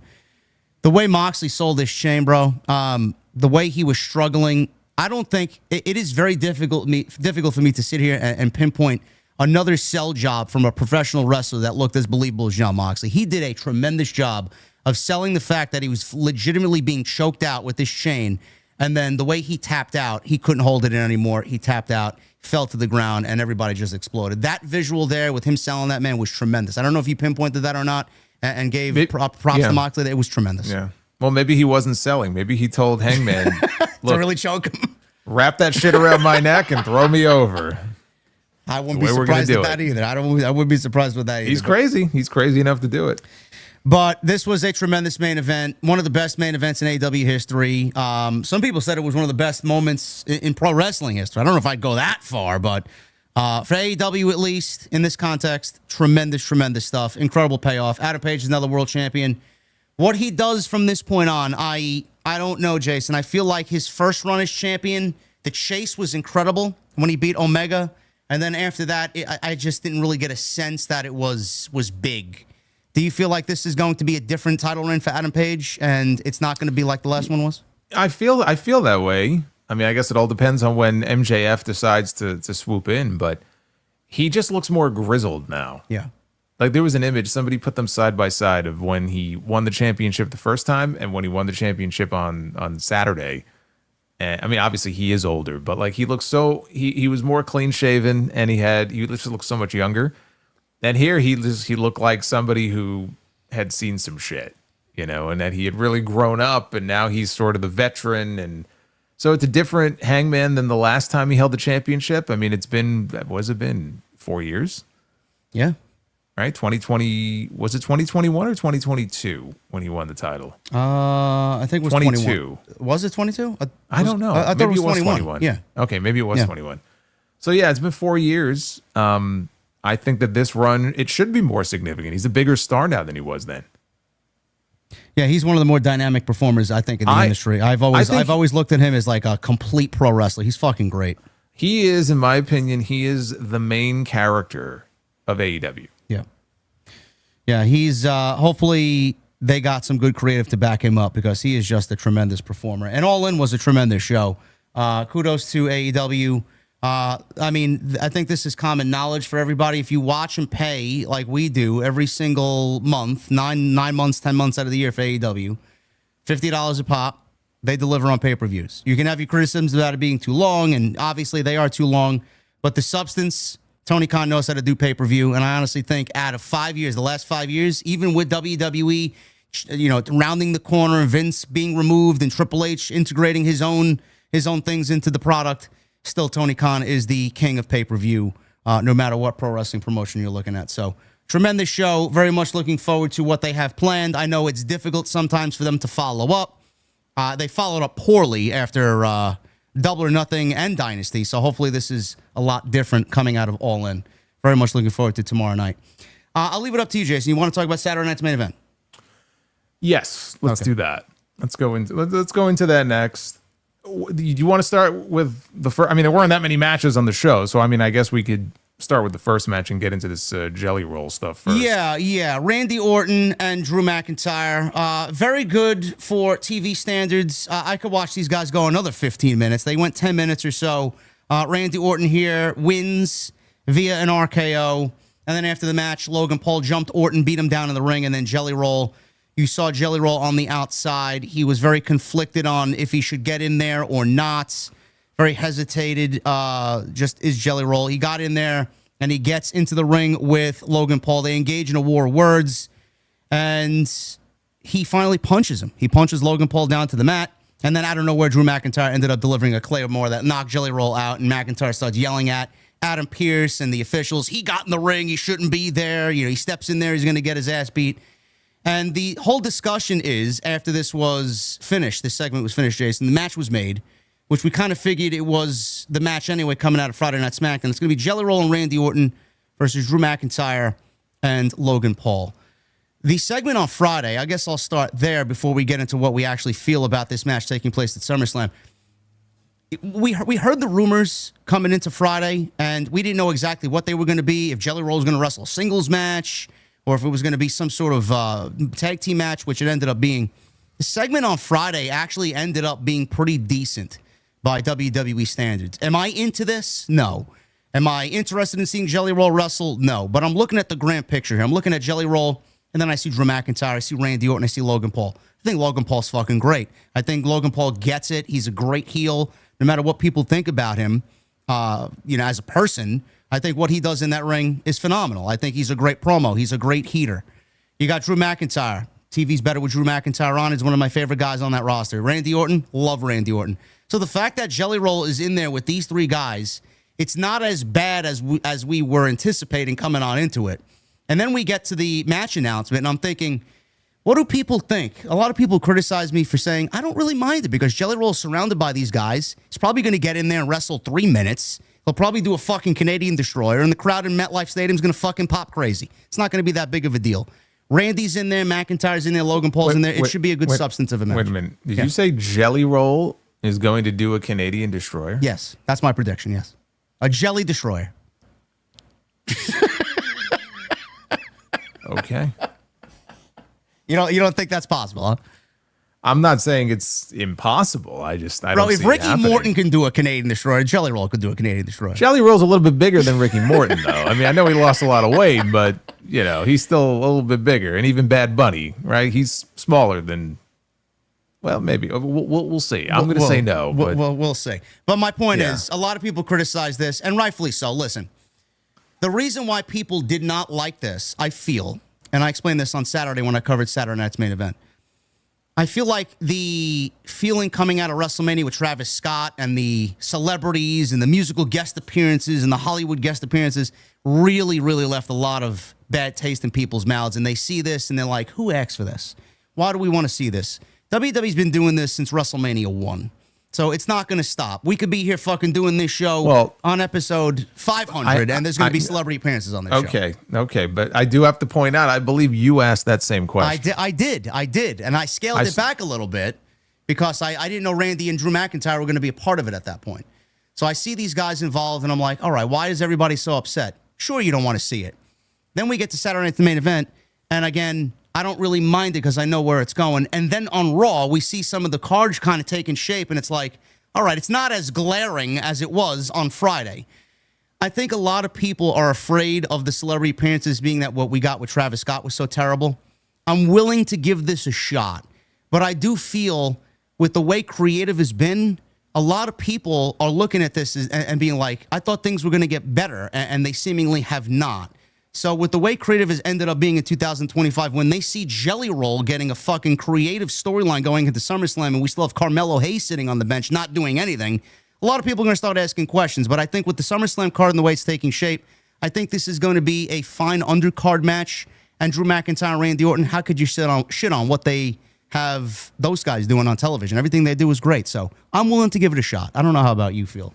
Yeah, it's and you said the key word there. It's an undercard match. Yeah. It's not the main. Remember the rumor from a few months ago about SummerSlam that we could get a tag match with Travis Scott in the main event? Yeah. It would have been awful. I know. This is not the main event. This is an undercard match. If you want to know why they're doing this match, I'll point you to one thing. And this tells you exactly why they're doing this match. I don't think it's tonight. I think it's tomorrow night. Could be tonight. They said Jelly Roll is going to be guest hosting Jimmy Kimmel. Yes. And his guest is going to be Randy Orton. What do you think is going to happen on that show? We will probably have Drew McIntyre and Logan Paul making an appearance, and there'll be a big brawl on stage. It is exactly what they did back in '98 on The Tonight Show when they had Hollywood Hogan there and DDP and Karl Malone. It's going to be a major celebrity angle on a mainstream television show. And to your point, you mentioned someone like Carmelo Hayes, who they absolutely should be doing more with. Carmelo Hayes, though, and again, just looking at it from their perspective, Carmelo Hayes is not going to add a single pair of eyeballs to that SummerSlam show. But if you stick someone like Jelly Roll, who is popular and, people know his music and they know him, putting him in a wrestling match, even if you think it's silly, just the idea that there might be people who say, oh my God, I got to see this. This guy's going to get his ass kicked. That will bring more eyeballs to the show than Carmelo Hayes would or Austin Theory would. That's why they're doing it. And also, what else would Randy Orton or Drew McIntyre be doing on this show other than wrestling each other, which they could have done. They could have done that match, Sure. either saved it for SummerSlam or just run it back a second time at SummerSlam. But they're both, I mean, at this point, with such limited time between now and the pay-per-view, and all of the other key players are accounted for, what else would they be doing on this show?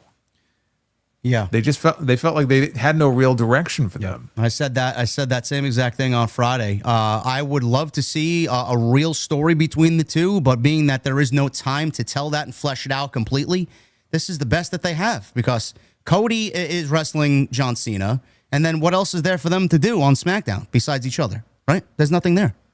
Yeah. I mean, again, all the key names from Cody to Roman to Cena to Punk to Gunther, they're all accounted for. They all already have matches on this show.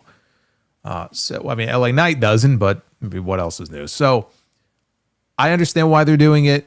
I personally really don't have any interest in this match. I have no interest in seeing Jelly Roll in the ring, but they're not doing it for me. They're doing it for a wider audience. This is why they're doing it. And that talk show segment that we're going to be getting, they're going to shoot an angle on that show. Like it's going to actually make mainstream news. Yes. And that's why they do it. And they love their celebrities. I say it all the time. You know, they are star fuckers. They love their stars. They love their celebrities. We saw it when they went to Netflix. It was almost weekly. How many times were they cutting to the crowd to show us these like B and C list celebrities that I didn't recognize most of them, but they're on this Netflix show and they're on this reality show every single week to say like, hey, look how cool we are. Yeah. Like we're the in thing right now. So they love shit like this. And celebrity culture has been part of this company and part of wrestling for decades. I mean, it's nothing new. I think it's, again, is it silly? Yes. Do I want to see this match? No. I did not ask for this. I can't say that it's the match it's not even in my top 5 of matches I'm looking forward to on this show, and they've only announced 6 so far. But there's a reason why they're doing it. It's not hard to see why. Zero Kaiba in the chat says, sounds like JD and Solo want to see the Jelly Roll match. No, we don't want to see it, but, you know, you're getting Gunther Punk, you're getting Roman Reigns coming back and probably teaming with Jey Uso against Bron Breakker and Bronson Reed. You got the ladies matches. Literally just told you. Yeah.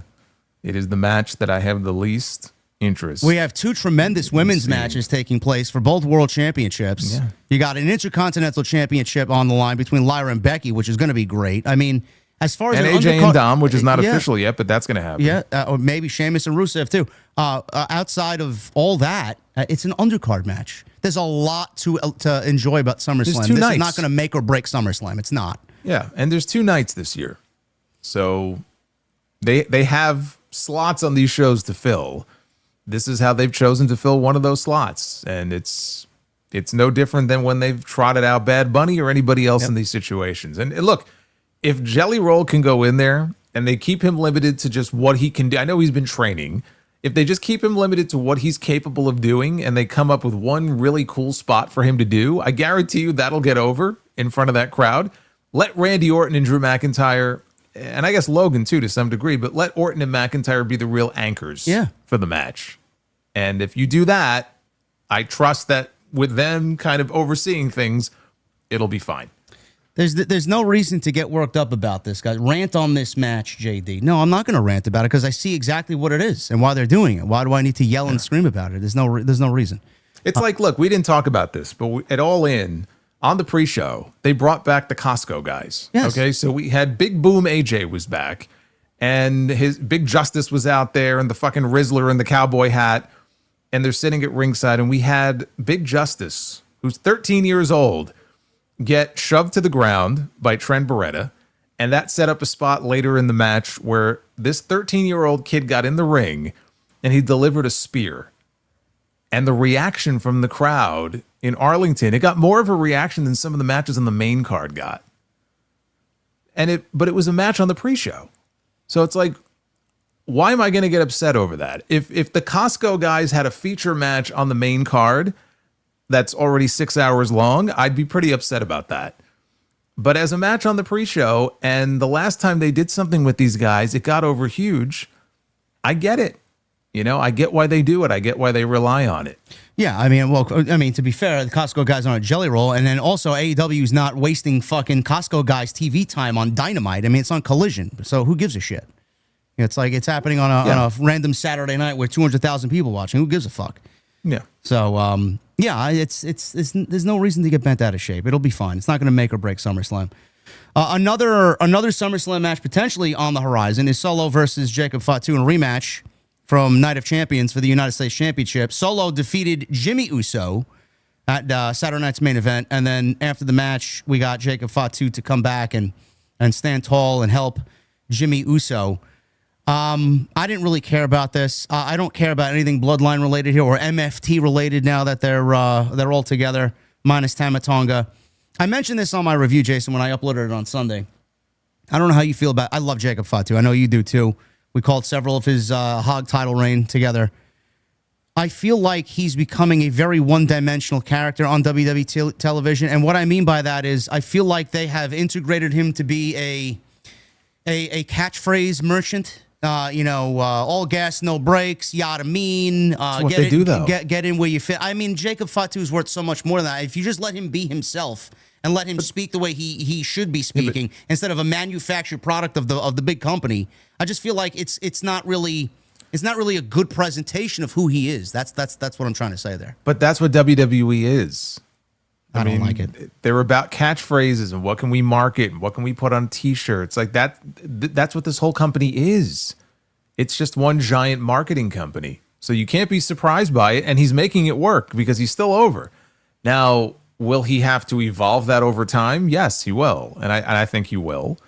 Hopefully they allow him to do that. There have been a couple of times where he's cut promos where he actually sounded like a normal person. I'd like to see that happen more often. Yes. Because there is an over-reliance on having look at Jey Uso, for God's sakes, right? Every other fucking word out of his mouth is yeet. He's stopping matches now to fucking do yeet. Oh, my God. Are you kidding me? I mean, 3 times last night. You didn't see it because you probably weren't watching it during the commercial break, but they went to commercial. He had them play his music for a 3rd time as Bron Breakker is laying out there, middle of a match, Insane. so he could yeet. But that's another example of it. I've heard Jey Uso, occasionally when they've allowed it. Actually, when he lost the world championship, he cut a promo off the air that I thought was actually the best promo he cut since he won the championship. And it was the night that he lost it. But that's not what they care about. They care about yeet. You got to go out and yeet. And you got to go out and do, you know what I mean? And do all this, and he does he does that weird dance that he does and all this other stuff. He's being possessed. He's having a fucking stroke. It's like, but that's what they have them do. I mean, because it's over and they want people to cheer for it. So that's what WWE does. What does Jey Uso do? 4 letters, 1 word. What does he say? What comes after that? He goes 4 letters. 4 letters, 1 word. Yeet. Got to do it right. Oh my God, man. I don't know. I'm not a big fan of the catchphrase merchants, but hopefully they do kind of reel that back. Jacob Fatu is too special of a talent. So yeah, that's probably going to get added to the SummerSlam card. Again, not really looking forward to that. And hopefully Solo drops that championship. He's not really off to a hot start with that United States title. He's already been pinned twice in back-to-back weeks, but a win over Jimmy Uso here. LA Knight and Seth Rollins, they were having a very good match up until what happened here, and I know everybody was talking about this. This was one of the bigger talking points of the whole weekend, and not for any good particular reason. I watched this spot back. I watched All In, reviewed All In, and then I went right into Saturday night's main event. My brain was fried. But being that I was watching it on Peacock, I actually had the chance to go back and just rewatch this segment over and over again. The knee issue, the injury, and the mysterious nature about it, Jason. I watched this, and a lot of people initially thought it came off the springboard moonsault spot where he landed on his feet and then jammed something, and he immediately went down and went to go sit in the corner. In fact, if you guys watch it, it looked like the springboard senton that he did, or swanton. It looked like his knee kind of bent in a weird way when he tried to stand up, and then he springboarded into the moonsault, and that's where he finished the job off there and injured himself. I'll start there. What did you make of the injury when you first saw it? What were your initial first impressions? Were you like, oh shit? Or were you like some of these people on social media where it's like, Something looks a little off here. It looks like it could be a work. What'd you make of it? No, I mean, my reaction was, oh shit, because he immediately went to the corner and everything just slowed to a crawl. And interestingly, on commentary, Michael Cole mentioned that something about that knee from the match with Penta on Monday. And I don't remember what the spot was, if he tweaked his knee during the course of that match, either legit or worked. I don't remember what spot he was referring to, but he brought that up. And I'm watching him, and he looks panicked. He's not angry, but he's just sort of panicked. Yeah, he looked afraid. He looked like he was shaking almost. And he's talking to the referee, and the referee goes over to LA Knight to tell him something, which obviously was, or I thought at the time it seemed like, hey, we're going home. You know, BFT, take this home. And he gets up and he immediately hits the BFT and pins him. And he didn't look very happy either. And then they cut away and they wouldn't put Rollins back on camera again. So everything, like the way this all played out, screamed legitimate injury. This is not good. Even though the referee at no point put the X up like they usually do when it's a legitimate injury. So she never did that. But then they just moved on. And my impression was that he got hurt, and hopefully it's nothing serious. Now, I feel a little bit differently about that now, but that was my first impression at that time. Yeah. So the match ended with a BFT. They went right home, like Jason said. And Paul Heyman's look as well was very concerning. He went from smiling to just straight fucking, just absolute fear on his face. Paul Heyman's face said a lot, more so than anything in that ring. So that's what happened there. And then the reports came out. We didn't really get any news on it. He was going to get evaluated. Everything was kept very close to the vest. Meltzer said this in regards to a John Pollock story that he put on post-wrestling. Meltzer says, so I think, by the night, and this is a Meltzer transcription, so bear with me, please. So I think, by the night, they would have maybe known, but they're very quiet about it. I mean, the John Pollock thing, he was told Thursday, I believe it was, but it was before Saturday, that they were doing the injury angle. Was it a cover for, to go in the match and do the thing as a cover for a real injury? I think so. I don't know that they're trying to keep it. I mean, believe me, they're trying to keep it quiet. I had nobody deny to me there that would know what's going on. That John Pollock story was inaccurate. What? I was going to say, you sound like you're struggling here, but go ahead. Yes, I am. I think there'd be many people who would have told me, and I asked, it wasn't like I was waiting to hear from people. Nobody would tell me the story was inaccurate. So I think that at that point, you go with the idea that the story is accurate, and you know what it means again. Is he really hurt? Okay.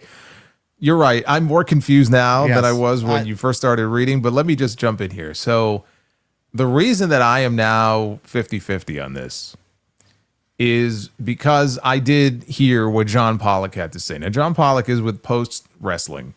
And I consider John Pollock, he's a legit journalist, and I consider him to be very, reliable. He's not going to be somebody who pulls shit out of his ass. And he explicitly said he was told by someone in the know on Thursday, so 2 days before the show, keep your eye out for a Seth Rollins injury angle on Saturday night's main event. Very explicit. There was no, read in between the lines here. That's what he said he was told. So what do you make of that, right? When you hear something like that from someone that is, I consider to be a trustworthy source, boy, that's an awful coincidence, isn't it? That this thing would play out exactly the way that it did on Saturday when he was claiming that he was told 48 hours earlier that there's going to be an injury angle involving the guy who happened to be injured on this show. Yeah. So now I'm in the camp of, you know what? I legitimately don't know if it is a work or if it is a shoot. I am hoping that it's a work, because if it's legit and he's been spotted walking around on crutches, it's a devastating loss for WWE, and it's a devastating thing for Seth, who obviously was in the mix in a major way. He was the next world champion. Yeah. Next world champion, Money in the Bank, this new heel faction, that big win at WrestleMania. Heyman betrayed two men to be with him. Like, it would be a fucking disaster if it was a major injury that he needed surgery for at the worst possible time. So I'm hoping that it is a work. And I think there is a chance that it is, and that they're going to play this up as much as they can with the idea that come SummerSlam, he will show up and he will cash in his money in the bank, which they are clearly keeping on him. They've made that decision. And that he will walk out of SummerSlam as the new World Heavyweight Champion. Because, and Pollock made this point too, which is Seth Rollins is known for probably the most famous Money in the Bank cash-in of all time at WrestleMania. How do you top that? Right? That may be what they're looking at here. Like, how can we do this cash-in in a way that isn't just like every other Money in the Bank cash-in? How do we do it in a way that really shocks people? Yeah. Right? This would be one way of going about doing that. You lead people to believe that he is legitimately hurt and he is going to be gone for a while. And then, boom, he shows up when you least expect it. It's at least plausible that could be what we're looking at here. It is very plausible. There's another thing here where a lot of people seemingly haven't really gone back and recalled what had happened a couple of weeks ago, actually, on Monday Night Raw. It was the backstage segment with Bron Breakker, Bronson Reed, and Paul Heyman, where Rollins wasn't there, and Bronson Reed asked, where's the visionary? And Paul Heyman says, don't worry, he's on the private jet coming up with Plan B. Now, I didn't know what Plan B was, and I said, all right, well, that was odd. They didn't really cycle back to that. Is this the Plan B? So it got me thinking along the same lines of maybe it is a work. And like I said, Jason put it perfectly too about the cash-in. I said even away from the cash-in, the group really hasn't been hot. Like they're now just starting to get their wheels rolling, but they really haven't set the world on fire. They haven't been the overwhelming threat to Monday Night Raw like we thought that they were going to be. We're just in this waiting period for him to cash in and then win the title, and then what happens next? I feel like this kind of ignites the group in a way where it does it in a mysterious way that a lot of people are now more intrigued in the group now because Rollins is out with this quote-unquote injury than when he was on TV. So if it ends up being a work, I'm all for it. Now Brian Alvarez said that there was another possible scenario here, and he said this on The Observer. He said Levesque said that he's getting examined in Birmingham. They were in Birmingham on Monday Night Raw, and we didn't hear anything.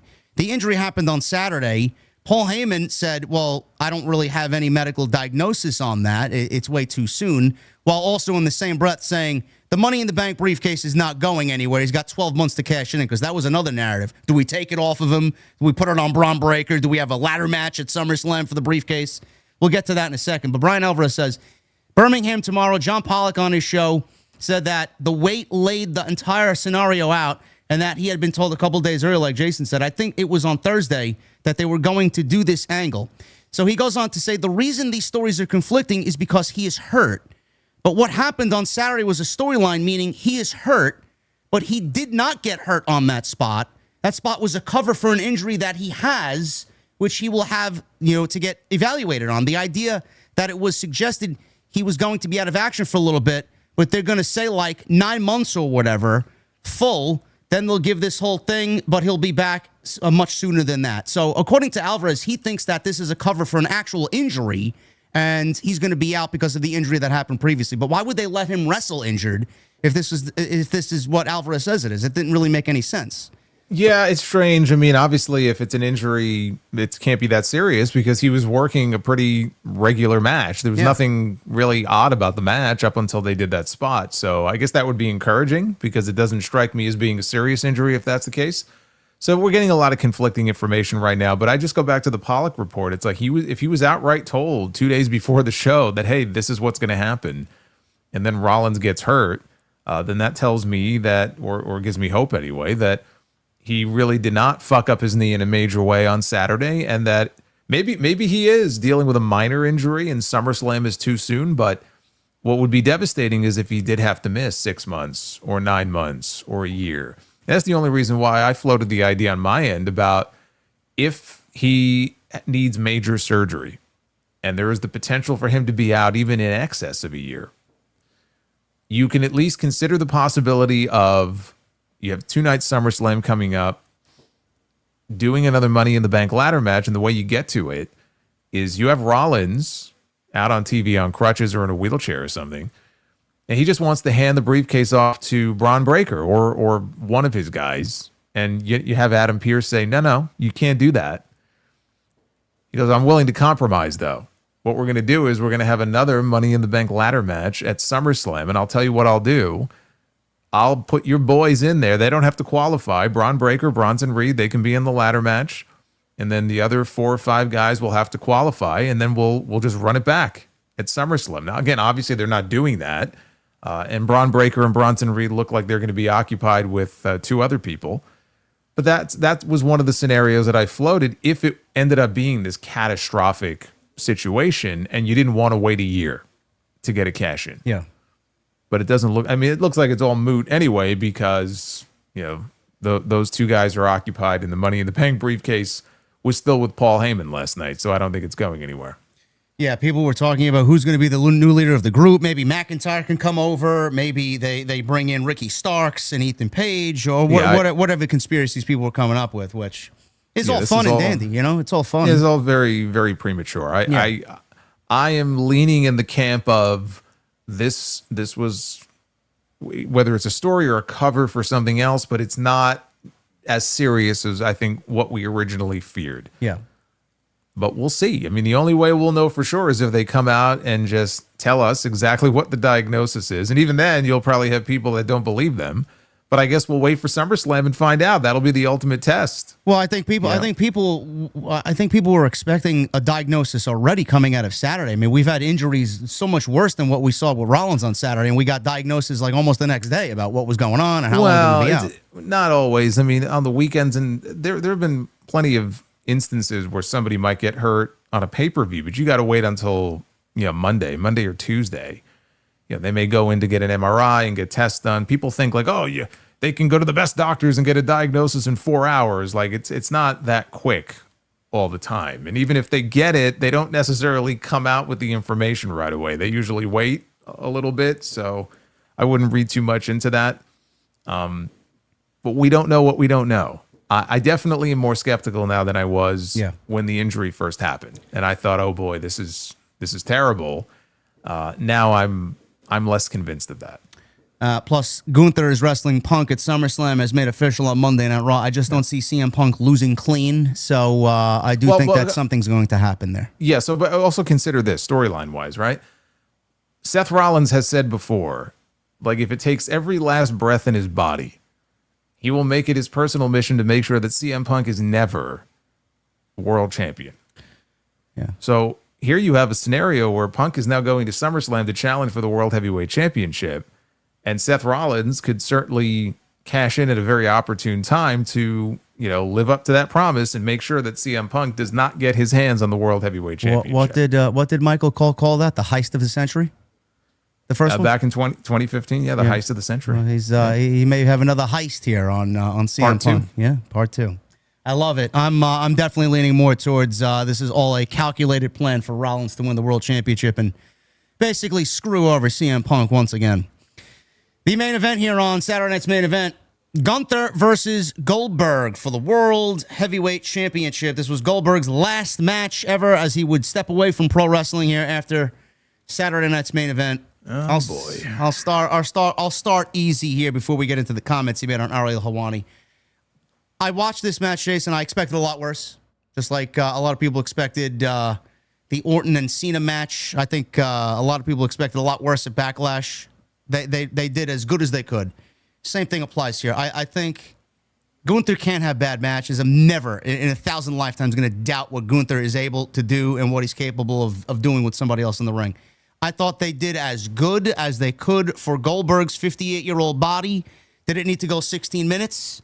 Probably not. But I thought what they did, they really, really tried. I'm not going to remember it for anything significant. I'm not going to go back and relive it and rewatch it. But what I thought that they delivered on Saturday night was a very admirable attempt at a match that long with Bill Goldberg. What we talked about coming into this was the need to keep this match as brief as possible. 5 minutes or less. If you would have told me before the show that they're going to put Bill Goldberg at 58 years old with all the injuries that he's dealing with in the ring in a 14-minute match, I would have said you need to fire whoever formatted this show. Okay? But I will give the man his flowers. He went out there and had the longest match. Like I checked on this. This was the longest singles match that Bill Goldberg has had, okay, since he won the World Heavyweight Championship in WWE the first time from Triple H in 2003. Wow. So that's how long it's been since he's had a 14-plus minute match.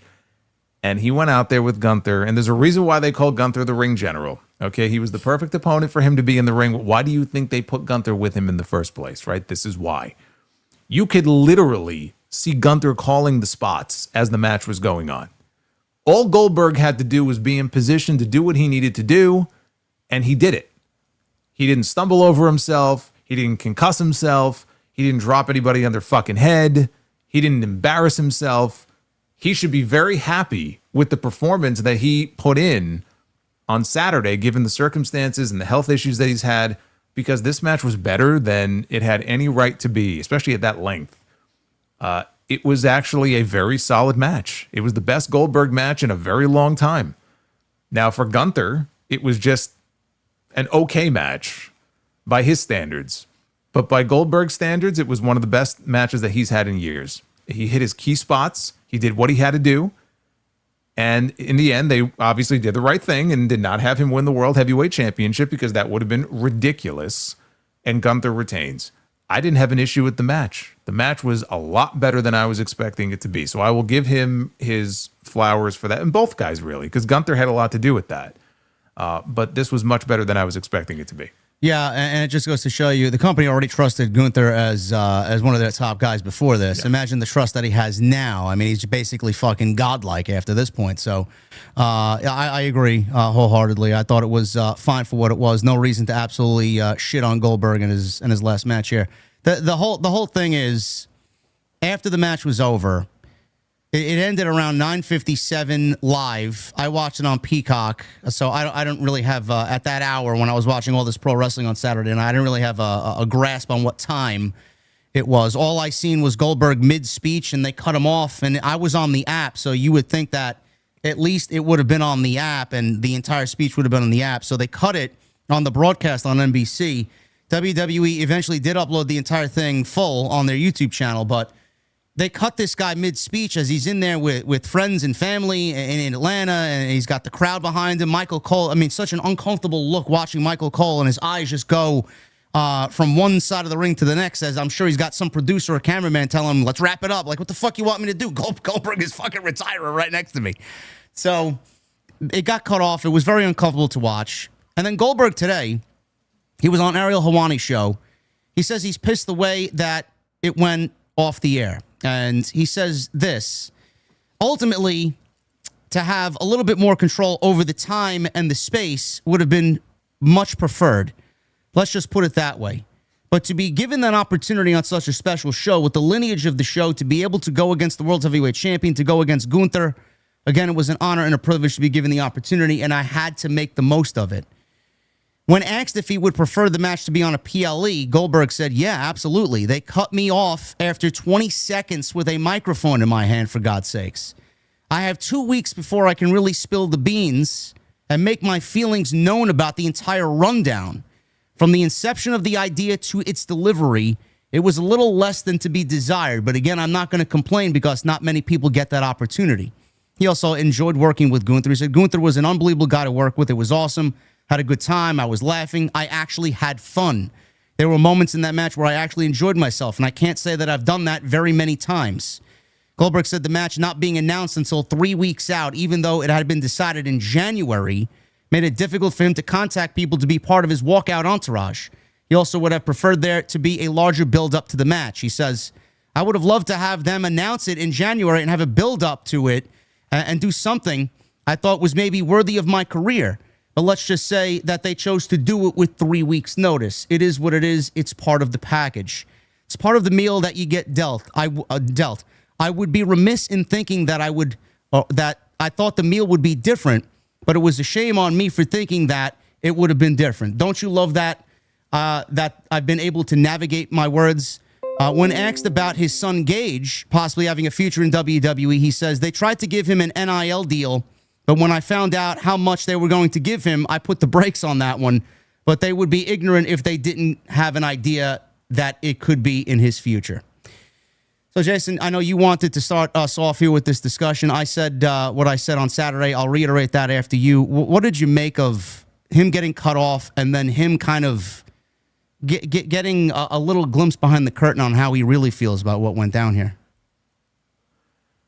Well, my first thought is, he is going through all of these different aspects that he's complaining about that he wishes would have been better. But he is sure to say that I can't complain.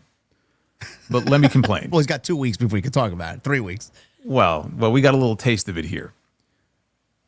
First of all, Fightful, I think it was Fightful that mentioned there were a number of people within the company that were apologetic. I think there was one upper management person, they said, who personally apologized to Goldberg for going off the air when they did. That was not a WWE call. I mean, you could argue that, if it wasn't on this show to begin with, then maybe that wouldn't have happened. But obviously, when you're on network television, you have got a hard out at 10 o'clock in this case. And I'm sure in not every market, but in some markets, they have the local news, and they're not letting the wrestling show go past the top of the hour. So they ran out of time. And it's unfortunate that they ran out of time before he could really get going with his speech. They did get the full segment up on their YouTube channel, and it was actually a very nice speech. And Cody Rhodes even came out to join them in the ring after it was over, I guess as a surprise. And he said some very nice things about Goldberg. So obviously the company they didn't plan it this way. It wasn't done intentionally. He said in a different part of the interview, it was like the ultimate rib. Do I think Triple H and WWE ribbed him on purpose and did this on purpose and set it up this way on purpose? No, I don't. And I hope he doesn't honestly think that either. Look, here's the deal. Goldberg at one point in time, okay, in that Monday Night War period was white hot, right? You were watching wrestling during that time, weren't you? Yes. You experienced it. You were there for the whole back and forth between the two companies. At his peak, which was in 98, Goldberg was white hot. Truly one of the top, like one or two, I can't put him ahead of Austin, but like in that category, in that sphere with him, as far as like hot commodities in professional wrestling. And he had a great run, even though it was brief. Would it have been better for him to be in a match on a show like SummerSlam or WrestleMania? Sure. And when discussion has come up over the years about him having a retirement match, my thought was the perfect opponent for him would have been Bron Breakker, who Goldberg himself has put over and has talked to personally. And I think he even came out a few weeks ago and said that he told Breakker, you're the only one who should be allowed to do the spear in WWE. I wonder how Roman feels about that. But he's not wrong. I actually agree with him on that. I don't think he's wrong when he says that. So what you could have done in a perfect world is you could have set up a story where, he's coming back for one last match. It's on a bigger show. It's on a PLE. And he goes in there against a young gun like Bron Breakker, and you have Bron be the one to retire him. Right? And maybe get whatever rub is left to get at this point from beating 58-year-old Goldberg. You can give that rub to somebody like a Bron Breakker. I wonder if Goldberg preferred a non-title match. If one of the reasons maybe he's not happy is that, he preferred a non-title match so that he could win. I don't mean non-title against Gunther. It could have been, again, just a non-championship match. I wonder if one of the reasons is that he had to go out really the way he went out against Roman in his last match. And he has been very vocal that he did not like that match because he had COVID and he just wasn't ready for it. But he also lost, and he got put out, I think, in a guillotine in that match. Was he looking at someone like Sting, who's a friend of his and was a colleague of his and he worked with in WCW? And, the way that Sting went out in AEW, and is he looking at that and going, how come I can't have that? Like, that's the kind of retirement that I want to have. Because you know what? He could have possibly had that type of retirement if that's really what he is getting at here, because he had a meeting or a conversation at some point 3 years ago with Tony Khan. Tony Khan has talked about it. He had a conversation with Bill Goldberg. He was very complimentary about Goldberg, and nothing came of it. And Goldberg has since said he was not as complimentary about the conversation that he had with Tony Khan, in that he said about the AEW roster, the AEW product, he felt it was too cheesy. That was the word that he used. He said that he found it too cheesy And he said something to the effect of, I wouldn't be able to look at myself in the mirror if I was a part of that roster. So it's not anything that you're ever going to see. It sounded like it's either WWE or he goes and books something independently on his own, right? So what was cheesy about it? The fact that Tony was not going to give him the money he wanted, was that the cheesy part of it? Oh, I don't doubt that Tony probably would have given him a lot of money. He probably just didn't like certain aspects of the product and was like, you know what? I don't want to be associated with it. And also, they're number 2. Yeah. And they're not number 1.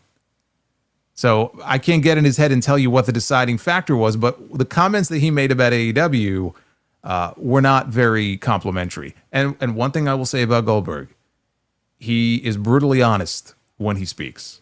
He doesn't come across as a fake, right? He says what he feels. He says what's on his mind, and I respect him for that. You know who AEW wasn't too cheesy for? Sting. Yeah. Sting worked with AEW for a number of years. Tony Khan, treated this man like he walked on water. And he gave Sting the best send-off that any professional wrestler has ever got. To the point where we heard multiple reports, that Sting wanted to lose in his last match, and Tony was like, no.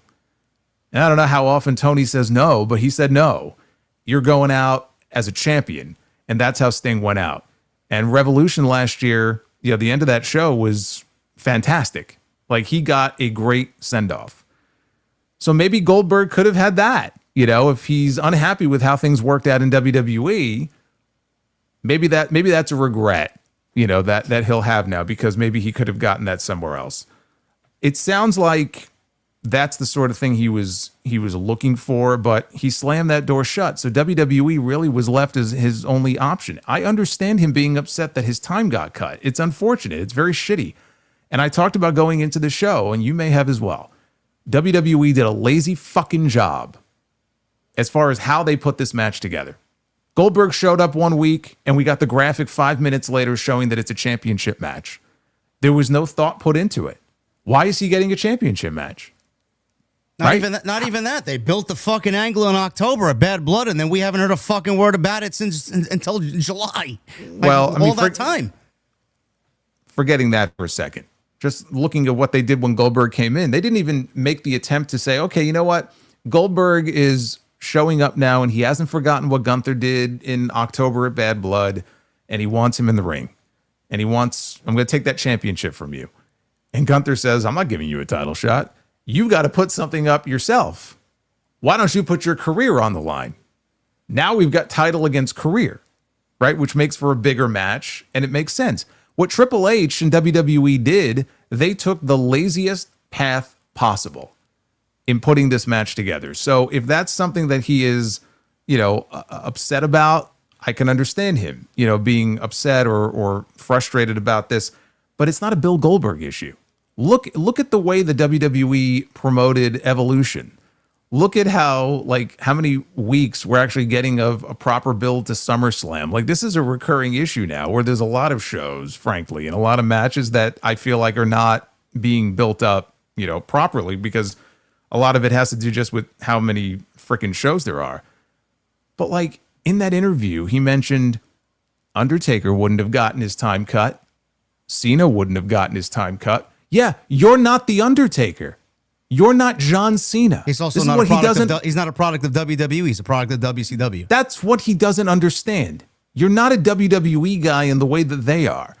They have given so many years to WWE, right? They were pushed as top guys in WWE, and the grind and everything else. They're products of this company. They're products really of Vince McMahon.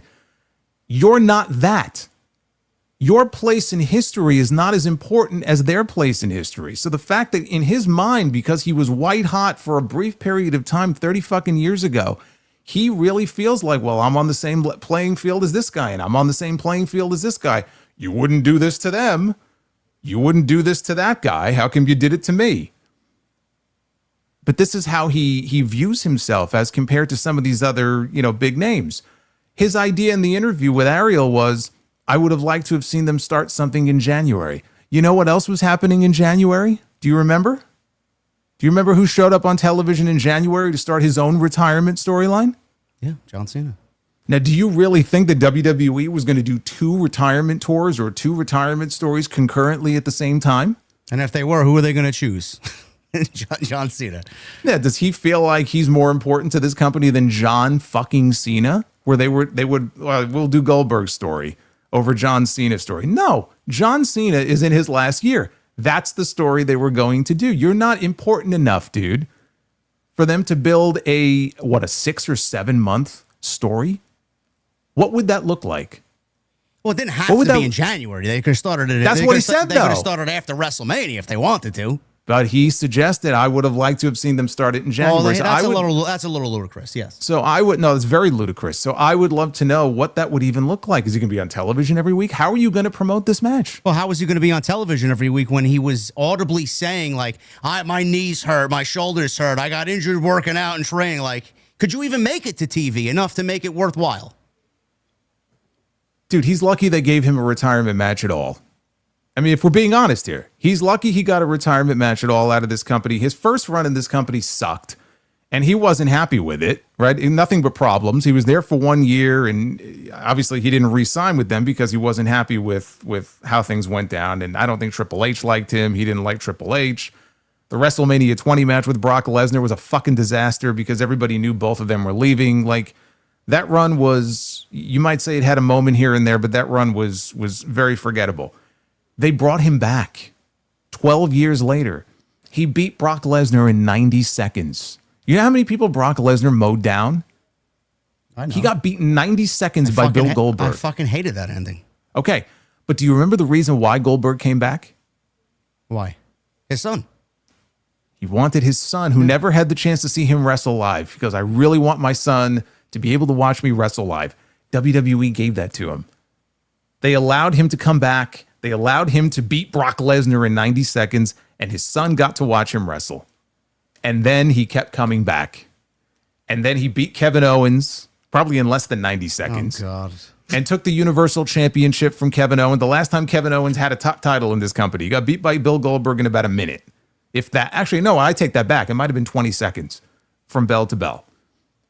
And then he went to WrestleMania, and this would have been the best send-off for him.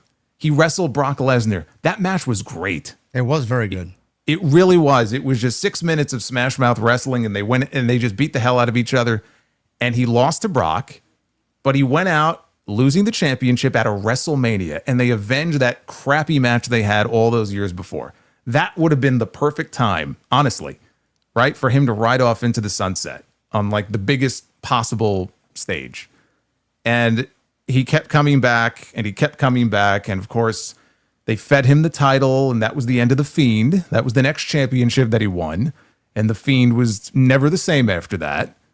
And they didn't even get the match they wanted to do at that time with him and Roman because of COVID, so he just dropped it to freaking Braun Strowman in the empty Performance Center.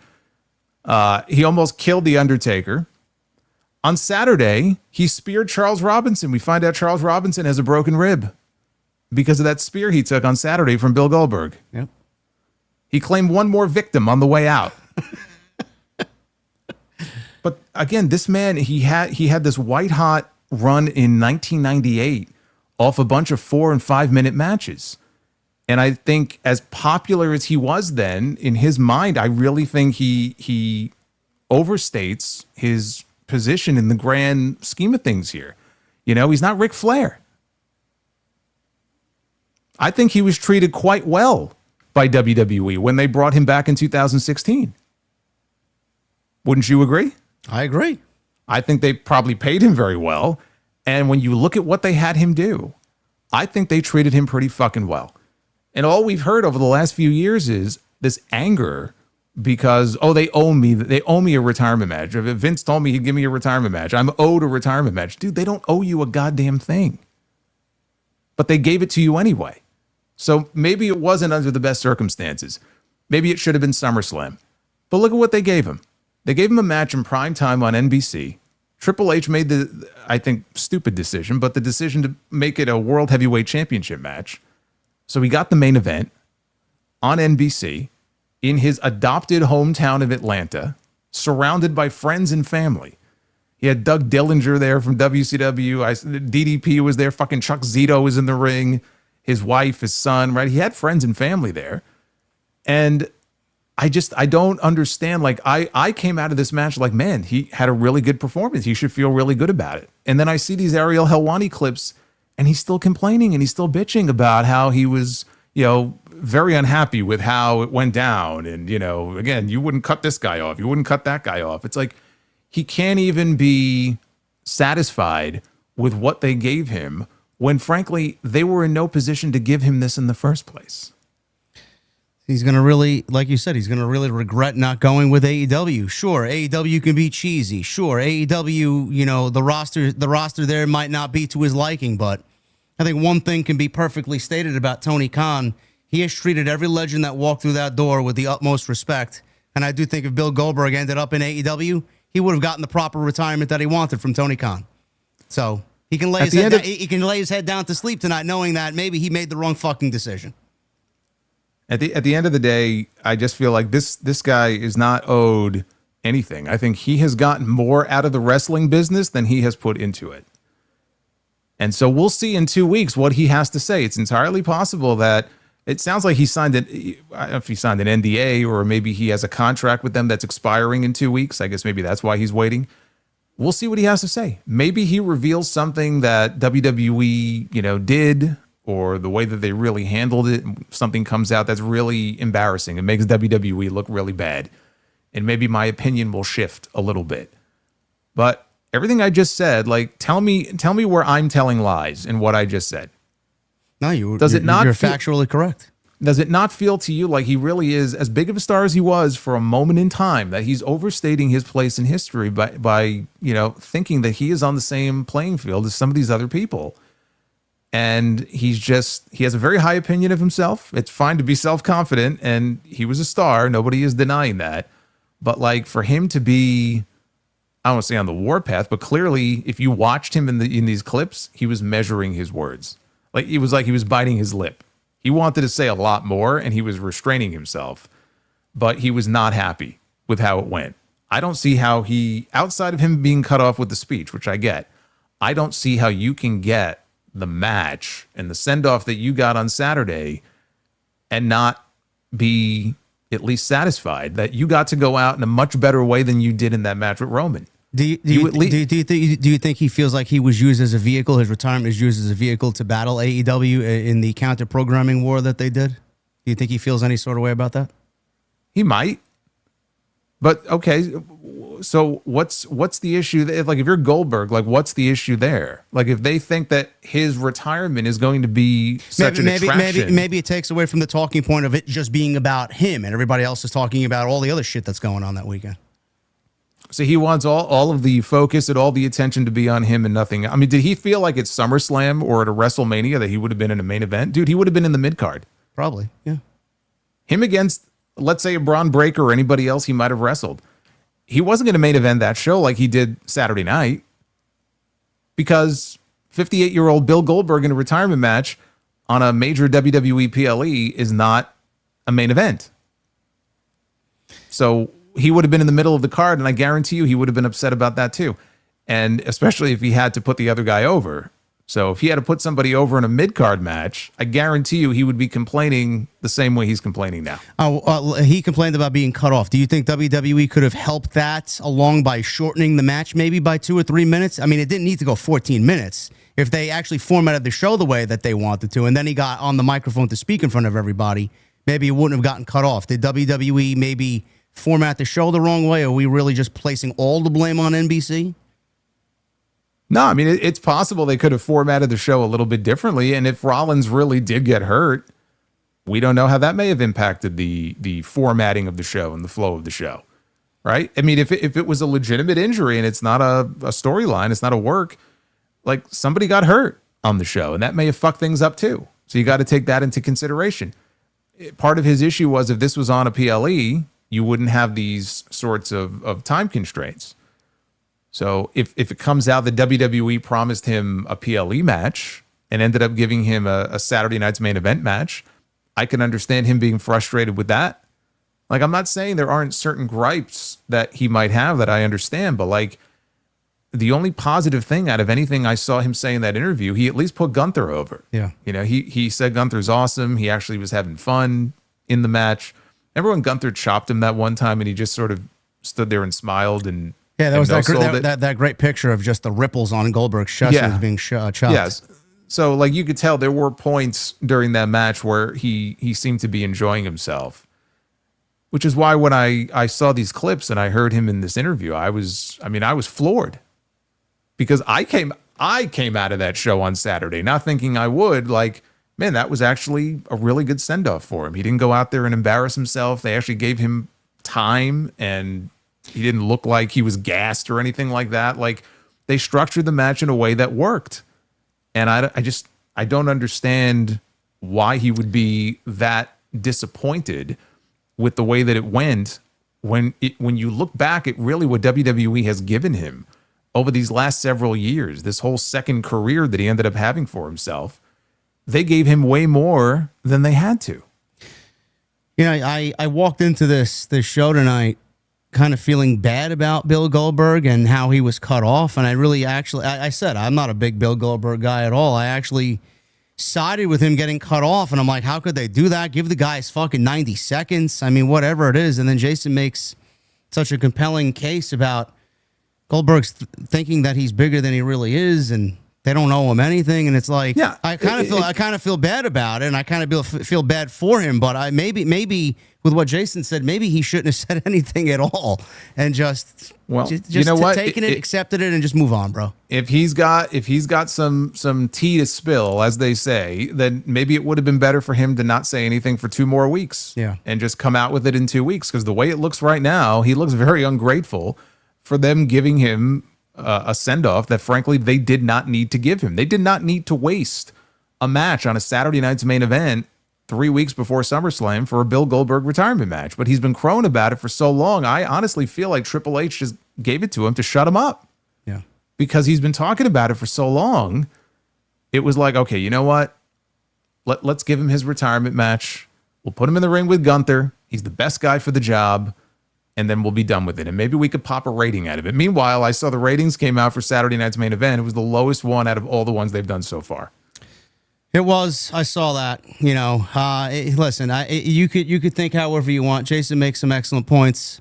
I still kind of feel bad for Bill Goldberg, but you know, if WWE wants to be in this business and tout their legends and then not really kind of honor them in the way that you would think as a fan a company would honor their legends. I mean, look at what AEW does. You think WWE, they want to be the leader of this fucking thing. Why don't they do it better than AEW does? It's not that way. Well, you know, yeah, and that's why I brought up the AEW thing, just based on the comments he made previously. It's like, now that I hear him talking about being so disappointed in his grand send-off here with the top company, because I guess it had to be the top company. Well, you know what? Maybe you should have gone with the cheesy company, and maybe things would have worked out a little bit better, and you would have gotten the send-off that you wanted. Yeah, but you didn't. This is the choice you made, and so you take what you can get. I feel bad about the speech. I don't really feel bad. There's nothing to feel bad about, in my opinion, for anything else. The speech, I understand that. And they were pretty quick in getting the full thing up on YouTube. So they did push it out there. But again, all the things they've done, I can't get away from that since 2016. And they put him in the Hall of Fame, which felt inevitable. But like, they have given this guy everything that you could possibly ask for when they had no business doing it. And frankly, they did it several times at the expense of some of their younger current talent on the roster. And so for him to be all upset, well, you know, they didn't give me this and they didn't give me that. It's like, dude, like, you got nothing to complain about, brother. Hopefully he turns around and really, if Gage wants to wrestle and WWE is interested in bringing Gage in, hopefully Goldberg can really just focus on his son and getting his son where he needs to be, and really kind of actually for once really just look at the business and love the business because his son is in it. So I hope that really turns around for him. But yeah, that was on Ariel Helwani's show today. And Goldberg is now finished in pro wrestling. He lost to Gunther on Saturday night. We're going to quickly run through this recap overview of Evolution. I don't want to spend too much time on this, being that we're getting to that point in the show. I love this. I'll start with this. I said, me personally, one of the best PLEs all year. That goes without saying. I chose Elimination Chamber over this. I don't know how you felt, Jason, but this was one of the best top to bottom shows flow-wise that WWE did all year. And I said the 7-match format clearly works. Triple H has got so comfortable with doing 4 matches, 5 matches on some of these shows, and it just feels like we're not being given a premium live event. It's premium commercial, but it's not premium as far as the event is, substance-wise. This goes without saying. 5 matches is fine for what he did in NXT, but 7 matches, I think what he saw and the reaction from the online community, because we all know he pays attention to it, I think this is the way to go, bro. I don't know why he would ever deviate away from all this overwhelming positivity coming out of Sunday's show. Do you think, first of all, what did you think of the show? And second, do you think that they now make those changes to the PLE after such a highly praised show on Sunday night? No, I don't. I think they like their 4 to 5 match format because they have the elaborate entrances. I mean, they have their formula that works for them. I don't think they're going to get away from that. I'm not even sure when we're going to get another Evolution show. You would think after that show on Sunday that we would get one every year, because that show was, I think, certainly one of, if not, I think the best overall, top to bottom, WWE show of the year. I think that was the best one they've had all year. That show was awesome. And it has, by the way, nothing to do with the effort that they put into promoting some of these matches in advance. Because, you're going to have people like, oh, you didn't think that it was good. I never said it wasn't going to be a good show. I said they did a disservice to a lot of the women on the show by putting so little effort into putting these matches together, to the point where you had Trish Stratus doing media for the show and kind of laughing and admitting, yeah, I wish I had more time, to really be on TV and promote this big championship match that I'm in, but it is what it is. So a lot of stuff was very slapdash. It just didn't seem like there was a ton of effort put into it. The ladies went out there and they killed it. And the main event is one of my favorite matches of the entire year. Yeah. I just thought, before the cash-in even, I just thought that was fantastic. And I will never stop singing the praises of Io Sky. I legitimately believe that Io Sky and Gunther are the 2 best wrestlers in the entire company. They truly are. I would not argue anybody that said that at all. I agree with that wholeheartedly. The show... It almost didn't feel like a traditional PLE that we've gotten from Paul Levesque in this Paul Levesque era. I almost said, and I always mention it, I'm sure somebody will complain that I mentioned Black and Gold again. It felt like an NXT show. There was very little fluff, a lot of substance. We went from one match to a great highlight package, video package that got us ready for the next match. Rinse and repeat. And there was literally, we weren't bombarded with fucking 7 minutes of commercials in between matches. It was one match into the next vignette, into the next match. And it was just great. And I loved everything about the show. Really, really great show. We both had great audiences on our streams, and it was one of the better streams that I personally have done all year. Loved it. The opening match, Jason, I felt like this is probably going to be a match of the year candidate as well, on top of Rhea and Io in the main event. Triple threat, women's intercontinental title. Becky Lynch versus Bayley versus Lyra Valkyria. All 3 women are great. And we got the SummerSlam match now between Becky and Lyra made. Lyra beat Bayley in a 2 out of 3 falls match on Monday Night Raw, which was an excellent TV match last night. And this was an excellent triple threat match. Everything is working the way that it needs to be. I know a lot of people complain, well, why did Becky win the title? Why is Lyra now getting pushed to the side for Becky Lynch? It's not supposed to be that way with the mid-card titles. This is not what we were supposed to do. You see how Becky's work has transcended over the years. She's fucking killing this heel role. Bayley is always great. I love Bayley so much. She's been a nice medium in between Becky and Lyra. And you see Lyra after this triple threat match, Jason, on Sunday, and then that match with Bayley on Monday. The fans are starting to react to her. She's getting to that next level. And she's at that level now. When she beats Becky at SummerSlam, which I do predict is going to be the case, she's finally going to get over that hump and be where Becky thought she should be and where WWE thought she should be, man. I think everything is working out brilliantly for this, and I thought this match was tremendous. Yeah, I mean, it just feels like the entire reason Becky came back and has been doing what she's been doing has been to get Lyra to this point. So SummerSlam is the place where it all comes together and Lyra wins the championship back.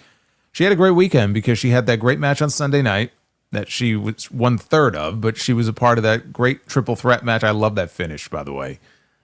when Becky did Yes. the diving backslide. It was so smooth, and I just thought, man, what a great fucking finish. And I love the fact that she didn't just toss Bayley out of the ring and steal the pin, on Lyra. So it was very well done. And then last night, just to kind of weave everything together here, because I know it's getting late, but Bayley goes out there with Lyra. They have best 2 out of 3 falls, and they killed it again. They had a very good match. I'm happy for Bayley as well, because Bayley really, I feel like since she's started this year, you can't really find that many matches that she's been in where it's like, oh, that was a great match. She just hasn't had that match yet until Sunday. Yeah. Sunday was that match. And then she followed it up on Monday, last night with another very good match where they really slowly but surely got the crowd into it the deeper it went. And that's a great sign, because they had a match a couple of weeks ago on TV where they had that double pin and the crowd was not nearly as receptive as they were to it last night. And Bayley, I think Bayley has talked, maybe it was in the interview with Chris Van Vliet, where she really went into how horrible the injury was, the knee injury that she sustained a few years ago. And she really hasn't been the same since. She admitted that she's a little bit slower and she can't necessarily do things the same way that she did previously. So I do think it's affected her in-ring style to a degree, but anybody thinking that she can't go out there and have great matches would be silenced after this weekend, because even though she didn't win, it was a really good showing for her as well. So yeah, I like everything about this. Becky is playing her part perfectly. And I think the payoff with Lyra will come in a few weeks at SummerSlam. Where does Bayley fit? Does she eventually turn heel now? Where does she fit into the whole plan? I don't know, because there's no story that they've teased. I don't know if they would want to turn her heel yet, because Becky's a heel. So do they want Bayley to be a heel too? Does that mean that the two of them end up back on the same side together? I don't know. So I don't know about turning her heel, but match her up with somebody that she hasn't worked with before. I don't know off the top of my head who that might be, but I would love to see her work with some new talent, and see what she can do with them. Just like Becky working with Lyra, same concept. Yeah, we don't know if there's going to be a trade or a transfer window or a draft or whatever, but well, what we've noticed here is, yes. and I made this comment last night, like, they announced that LA Knight was going to be in a gauntlet match with the winner getting a shot at the World Heavyweight Championship. Now, he's a SmackDown guy. As far as we know, he's still a SmackDown guy. Yep. But he's in a gauntlet match for the other championship. Yep.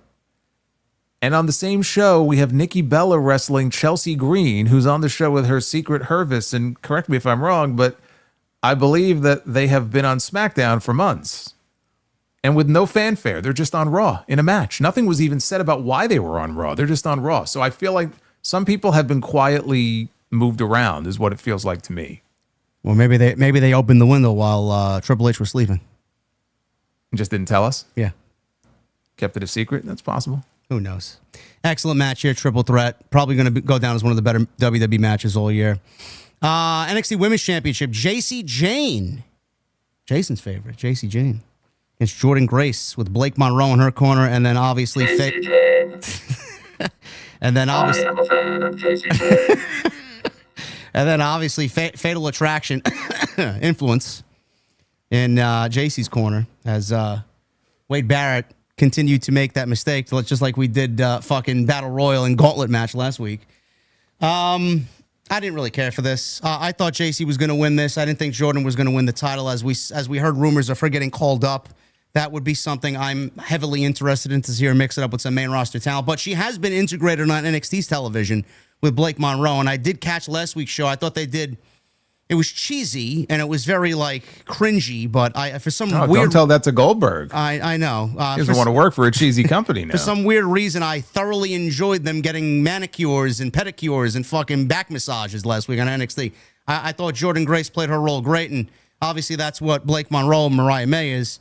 And then we come to find out that it was very short-lived, Jason, as we got a turn here, and Mariah May, Blake Monroe, turned on Jordan Grace, and it looks like that they will be headed towards some sort of match or a feud here in the coming weeks. What'd you make of the turn? I know you and I are in agreement that she obviously works better as a heel. I think it's just she's got this nature about her where she's beautiful, She's got that glamorous vibe, but she's also fucking sinister and evil, which I love. It's a great mix. So obviously this is the right role for her, but there was no way for her to come in but a babyface, and I think WWE's realized that this is the best role for her. So I'm excited to see what she does with it. What'd you make of the turn on Sunday night? I like it. I think this was the plan all along. Like you said, they knew her coming in. There'd be some fanfare, and people are going to cheer for her. So we'll introduce her in this way, and then it won't take very long, and then she'll settle into the heel role. And that's the right role for her to be in. I think that her and Jordynne Grace could have a really good match, or maybe a series of matches. Feels to me like maybe this is the last sort of hurrah for Jordynne, maybe before she gets called up. And Naomi has been moved over to Monday Night Raw. So Naomi is sort of occupying that top female heel role that Liv Morgan left when she got hurt. But her moving over to Raw opens up a spot now on SmackDown. So it wouldn't shock me if in the next couple of months even we see Jordynne Grace get that call up on Friday nights. But I'm looking forward to the match. I know they have a Heatwave show coming up on, August 24th. Oh, you mean they're counter-programming again? Yeah, man. Same day as Forbidden Door. We're getting, how about that? We're getting Heatwave. They're going head-to-head, aren't they? The Heatwave show, I think, is at 6:30. So Forbidden Door, I would imagine, they're in the UK, so it's probably earlier in the day. There might be a little bit of overlap there, but I don't think they're head-to-head. Oh, yes, I forgot about it being in. It's going to be a 3 p.m. start time here. Nice. Yeah, so there'll definitely be a little bit of overlap there, though. All right, yeah, I could see that taking place there. And then Jordynne gets moved up to the main roster, SmackDown. I like it. Yeah. Fatal four-way here. Women's tag team title match. We got Raquel Rodriguez and Roxanne Perez defeating Charlotte Flair and Alexa Bliss, the Kabuki Warriors, Asuka and Kairi Sane, and Zarya and Sol Ruka. Man, I could watch Sol Ruka all day long, bro. Get in line. Yes, I know. A lot of people. Well, you got a lot of Sol Ruka this weekend. You got her on Friday. You got her on Saturday. And you got her. I know you didn't watch that, but she was there on Saturday, and you got her on Sunday. And so I wonder if that means that we'll be seeing maybe her soon enough on SmackDown also. That would be pretty good. I like that a lot. But this was fine. This went 10 minutes. I thought everybody got their spots in. This was better than fine. This was great. Yeah, for 10 minutes. Yeah, I thought it was better than good. Yeah. Charlotte, I said this on social media. It seemingly just blew up out of nowhere. I said, is Alexa Bliss actually making Charlotte Flair likable? And a lot of the geeks in the comment section on that thread, she was always likable, man. I'm like, no, she wasn't. Let's be honest with each other. I think this is Charlotte Flair character on TV was likable. Yes, bro. Don't go in the thread, man. You'll lose you'll lose many brain cells, bro. Believe me. On what planet was she booked to be likable as a character? This doesn't mean I'm turning over a new leaf and I'm all of a sudden a Charlotte Flair fan. I'm not there. But I can know and appreciate that she doesn't need to be in the World Championship title picture. And I think she's finally starting to understand that, to be a little bit more fun going and just kind of let loose a little bit and just enjoy it. And the fans are going to react in a natural, genuine, organic way. That's what we're seeing here. Yes, it was Atlanta, and Atlanta is Ric Flair country. Fine. But the partnership with Alexa Bliss, Jason, is giving us Charlotte in a different way, where I think she finally understands, I don't need to be at the top. I'm still the fucking best at what I do. I can do this thing, have fun, and still be the best at what I do at the same time. I'm enjoying this, and I didn't think I was going to, but I am. Well, you should have been enjoying it, because I've been saying it for a few months now. Like my SmackDown reviews, I've been saying, when they first started having their little interactions together, my thought was this could be the best thing that could happen to Charlotte Flair. Because an odd couple pairing with Alexa Bliss, partnership, friendship, whatever, could show us a different dimension or a different side of Charlotte that we don't usually see on TV.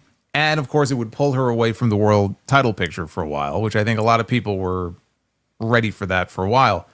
But just the opportunity for us to see a side of that character that we just never get to see, because it is so one-dimensional.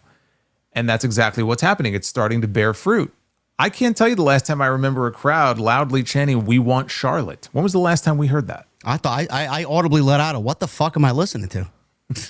You thought they were piping it in, maybe? Maybe. Piping in, "We want Charlotte." No, they weren't piping it in. You saw when she got that hot tag. You saw the reaction of the crowd. So it's working. And the other thing I said was, you've got a end this with putting the tag team titles on them. This was like a month and a half ago. And I'm actually happy they didn't do it on this show because I felt like it was too soon. SummerSlam, though, would be, I think, a good place to do it. Yes. And not in a fatal four-way. We saw Asuka and Kairi Sane in a non-title match against the Judgment Day last night, and they lost. So I think that knocks them out of contention anytime soon. What I hope they're doing is setting up for Charlotte and Alexa to win the right to challenge head-to-head for the tag team titles. To me, that's your tag team title match at SummerSlam. And that's where you put the titles on Charlotte and Alexa. In kind of a weird way, I mean, it's not exactly the same thing, but it's the same concept as, like Austin and Dude Love or Rock and Mankind. Like, just that pairing that was so unexpected. Two people that really shouldn't be friends or shouldn't be getting on with each other. Like, that's what makes this work. And I think that this is going to be the best thing that could happen to Charlotte Flair. Let her run with this for a few months. We all know eventually she's going to go back into the world title picture, but at that point, maybe people will actually want to see her win the championship. Wouldn't that be something new? I know, crazy. That's a title I don't mind her winning because those titles have been very much dead. So if she can do anything to help that, then fine. I'm all for it. They don't mean anything, so fine. I say take them. Take them. It's Really? fine with me. Roxanne is great. I love Roxanne Perez. I got to shout out Big Mommy Cool here. Raquel Rodriguez is really turning a corner, and she's really kind of coming into her own. And I know she took some advice from Kevin Nash on social media, and she really praised some advice that he gave her. What do you make of Raquel Rodriguez? I think she's finally actually starting to feel a part of the Judgment Day. I didn't really get that feeling for a long stretch with her being there, but even with the Liv partnership, I'm finally starting to feel she's becoming her own woman here. So I don't know how you feel about Raquel Rodriguez. Do you think she's kind of rounding that corner? Do you see any change there? She seems a little more aggressive, maybe, but I mean nothing dramatic. I liked her response to the Kevin Nash, I guess, criticism. He wasn't criticizing her like he doesn't like her or anything. He's just saying, I think his criticism was, as one of the bigger, taller women in the division, she should be working bigger. And so she was asked about this in an interview that she did, and she said, well, that's great advice, coming from Kevin Nash. And if that's what he thinks I should be doing, then maybe I'll start doing that. I'll start working bigger.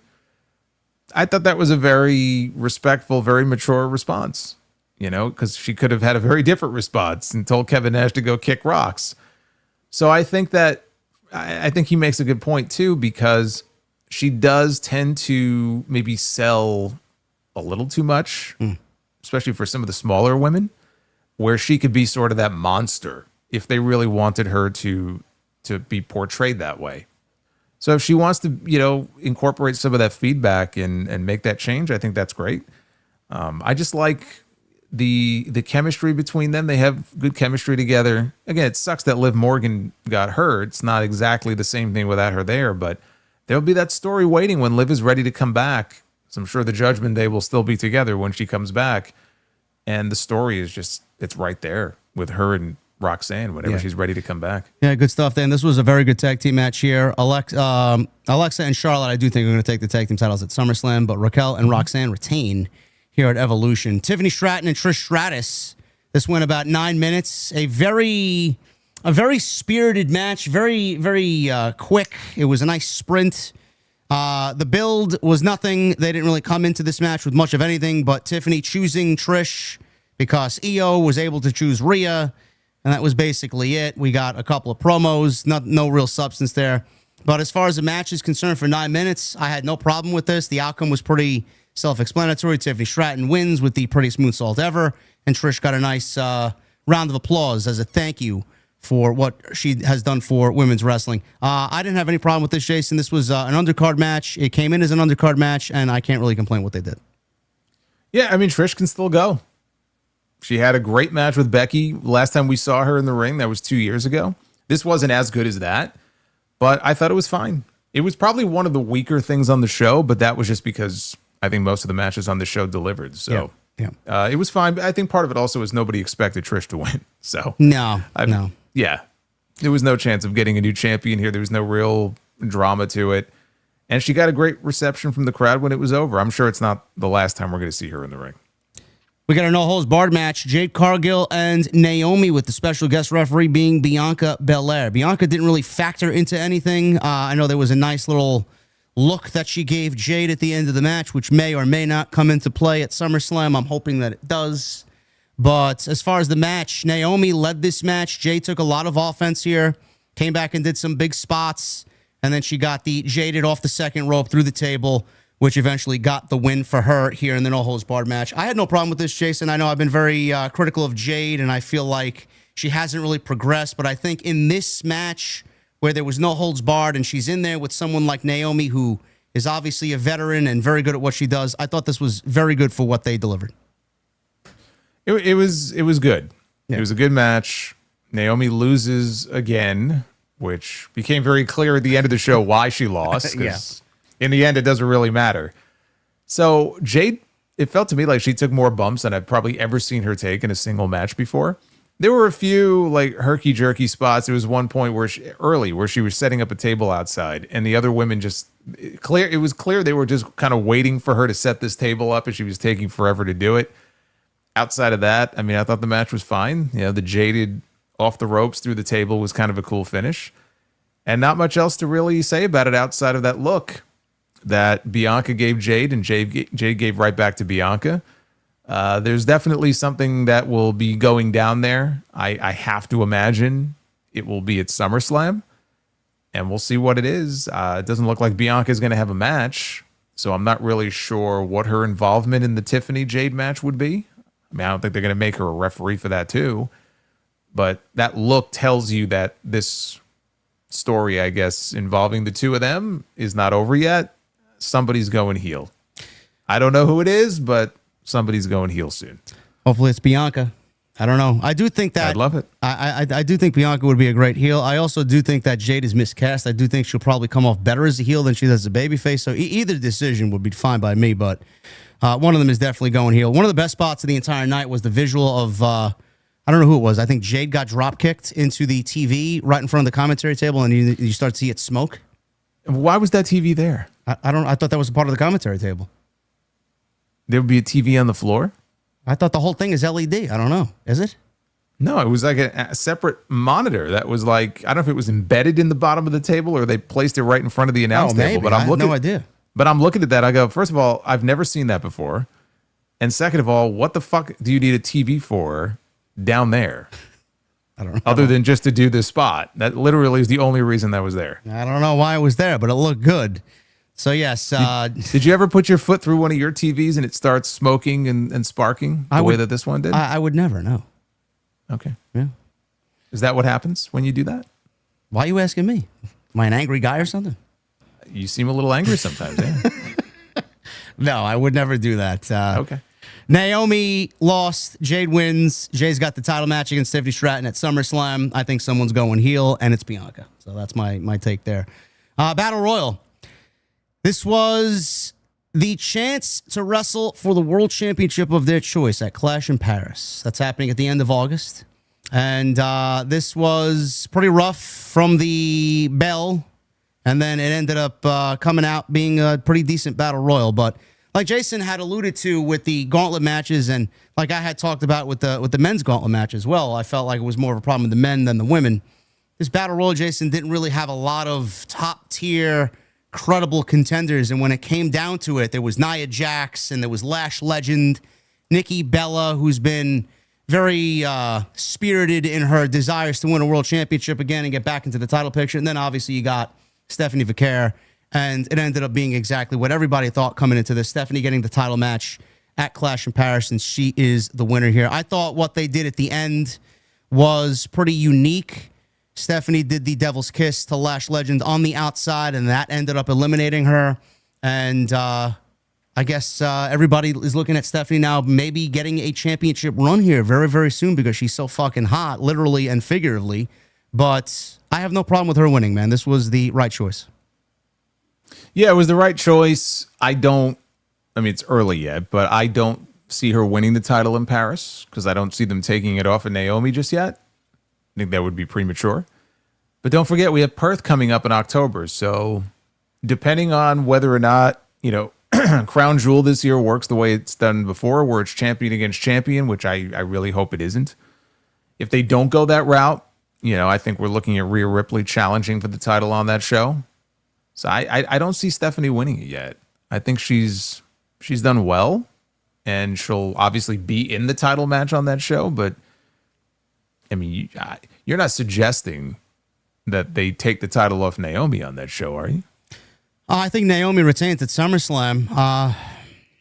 At first glance, I love Naomi. Yeah, it's too soon. I hope that they don't do that to her. But I mean, how soon do you run? If I mean, I guess the United States fans really haven't like blown up about Stephanie yet. The way people react on social media. I know she's a huge social media figure, but do you run with the hot hand? Do you go with Stephanie? What do you think WWE's thinking?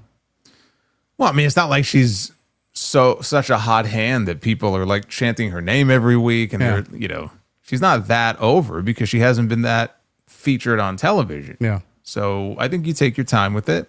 It's okay if she loses. I think you don't have to rush into it. Tell that story with her. Maybe she wins it next year. Maybe she wins it at WrestleMania. You know, Naomi needs a little bit of length. It's possible she loses it in Perth. I think that would be the earliest that I would see her dropping that championship. I just feel like to take it off of her at SummerSlam or to take it off of her at any point next month, I think would be foolish, especially after, you know, it was a pretty memorable cash-in, I think, that she had on Sunday coming off of that great main event. It would just be too soon to take that championship off her. We'll see. I'm interested to see what they do with Naomi. I think Naomi's going to win at SummerSlam. I don't think Rhea or Io is going to get the title back so soon, but Stephanie and Naomi sounds like a very intriguing match, and she wins the Battle Royal here. Nothing really major took place in the match. The only other spotlight I could really call back to was Lash Legend. I thought she looked very good. Clearly, you see what the company thinks of her. She's got a huge look, so she's going to do fine. I didn't really like all the NXT ladies kind of getting eliminated early on. Tatum Paxley got eliminated very early. Kalani Jordan didn't really do much in there. I thought they'd have a little bit better of a showing, but Zelina Vega's got a new look now. Did you see that? She's like didn't notice. Going to the dark side now. No, I mean, she eliminated Julia. I didn't notice anything terribly different about her gear or anything. Yeah, she's like black and white now. Interesting. Well, I mean, okay, so you noticed that. I noticed Lola Vice doing the Nikki Bella dance during the. I also noticed Nia Jax doing the Nikki. So did I. Yes, I noticed that too. Yes. Yes. Lola Vice is always a highlight on the show, no matter what. But yes, Stephanie wins the Battle Royal, getting a championship match in Paris at the end of August. I think she was August. at the Yankee game, I think, with Damian Priest the other day. There's rumors going about that too. Yeah. Good for him. He's a man of great taste, I see. And then the main event, Io Sky, Rhea Ripley, Women's World Championship match. This went 30 minutes, just about 30 minutes, 27 minutes.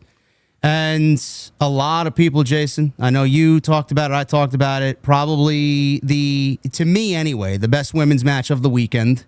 Not that I want to compare. And definitely the best women's match that WWE will probably do all year. And maybe one of the best matches, period, men or women, that you'll see all year. Excellent match. I love the work rate between both of these women. I know Rhea gets a lot of hate on social media for being legitimately in every fucking title match that we've seen come out of Monday Night Raw all year. People have graphics like, look at all the title matches that she's got. That's fine. She's in the prime of her career, and WWE is going to push her accordingly. I don't have a problem with that. But a lot of people don't like her for whatever reason. I think all that narrative needs to come to a stop because Rhea Ripley's fucking great at what she does, and she's a great pro wrestler, as is Io, and they have great chemistry. I love the fact that Rhea cannot beat Io. It's got that fight forever feel to me. I love that they really took it to the next level by wrestling in the crowd when Jessica Carr went down off the missile dropkick. I love the fact that they did get brutal and stoop to no lengths to win that championship. That spot off the production crates looked great. And then we get them back to ringside, and then that's when everything goes down. And Naomi, you see her run on out. I had no idea she was going to cash in during this match. I said on social media that day around 11 o'clock, 12 o'clock in the afternoon, I wouldn't be surprised if we see a cash in on Evolution because WWE wants to swing the momentum on social media in their way. They want a talking point coming out of the show. I did not expect this match. I thought Tiffany or Trish, that match, there was going to be a cash in, but looking back at it, Jason, I have no problem seeing Naomi cash in here. It preserves Rhea and Io from taking a loss. And like I said on Sunday, I don't think a lot of people were looking at this. Monday Night Raw doesn't have any top heels outside Becky Lynch, and Becky Lynch is not in the main event. Liv Morgan's out. Naomi comes on over, cashes in, now is on Monday Night Raw as the World Heavyweight Champion. Now you got a solid number one heel on that show that's doing fucking incredible work. This was a great move and an unexpected move, man. I think everything that they did here from the match, the format of the match, how the match felt, and then Naomi's cash-in was a thing of beauty, man. I have absolutely no complaints whatsoever with what we got. Yeah, I mean, one correction. I don't think people hate Rhea. I think there are people who dislike the way that she's been booked.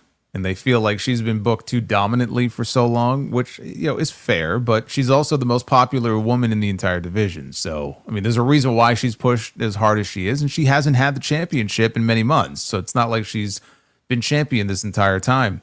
I love this match. This match was fantastic.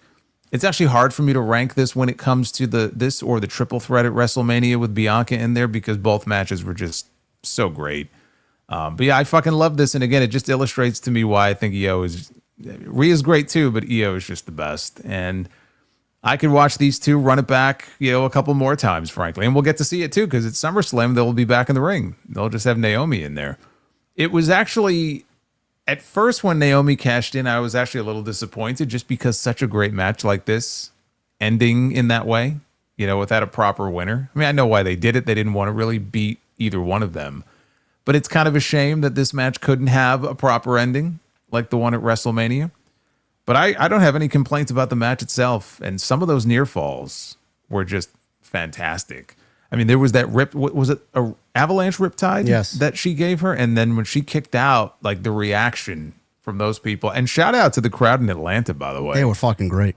They were amazing. I mean, it's like the polar opposite of the night before. And they were in the same building. And they had more people in the building on Saturday than they did Sunday. But I think they sort of felt like, okay, this is something special, so we're going to treat it that way. And we need to be on our best behavior. But like we have to be as loud as we can possibly be. Because you saw it from the opening match with Becky and Bayley and Lyra. So, yeah, I mean, shout out to them. They were the stars of the show. But just an excellent show from top to bottom. In my opinion, the best WWE show of 2025. When do you think we get another Evolution? I know people are saying we should get one every year. I said on my review, I think it should be handled like we do the Olympics, maybe every 3 or 4 years, not every fucking 7-8 years like we got. Well, the last one we got, 2018, I believe, right? Yeah, the last one was 7 years ago. Yeah. I think you could do it annually. I think that especially when you include the NXT women, I mean, there's such a deep bench of talent that they have that I feel like you can make it an annual thing. I wouldn't be surprised if they make it an annual thing and try to book it as counter programming again to AEW next year. Counter programming as far as like running this, maybe not the same day, but like running the same weekend. Yeah. To try to steal some thunder away from them. So I think you can make it an annual thing. I think they probably will. If you remember, after the Battle Royal, Stephanie McMahon got in the ring, and she announced the other Stephanie as the winner of the 2025 Evolution Battle Royal. And that made me think, okay, maybe they are planning on doing this every year. Yeah. So I think you could do it every year. I don't really have an issue with that. Well, Monday Night Raw acted as if it was Evolution 2.5 last night because the first hour or so was all women on Monday Night Raw, which I had no problem with because the men really kind of had all of the second hour to themselves with that gauntlet match. And we'll talk about this before we get into the Super Chats. What'd you make of Roman Reigns' return? I know it's been highly speculated that he was coming back as the OTC1, which was all over his shirt last night.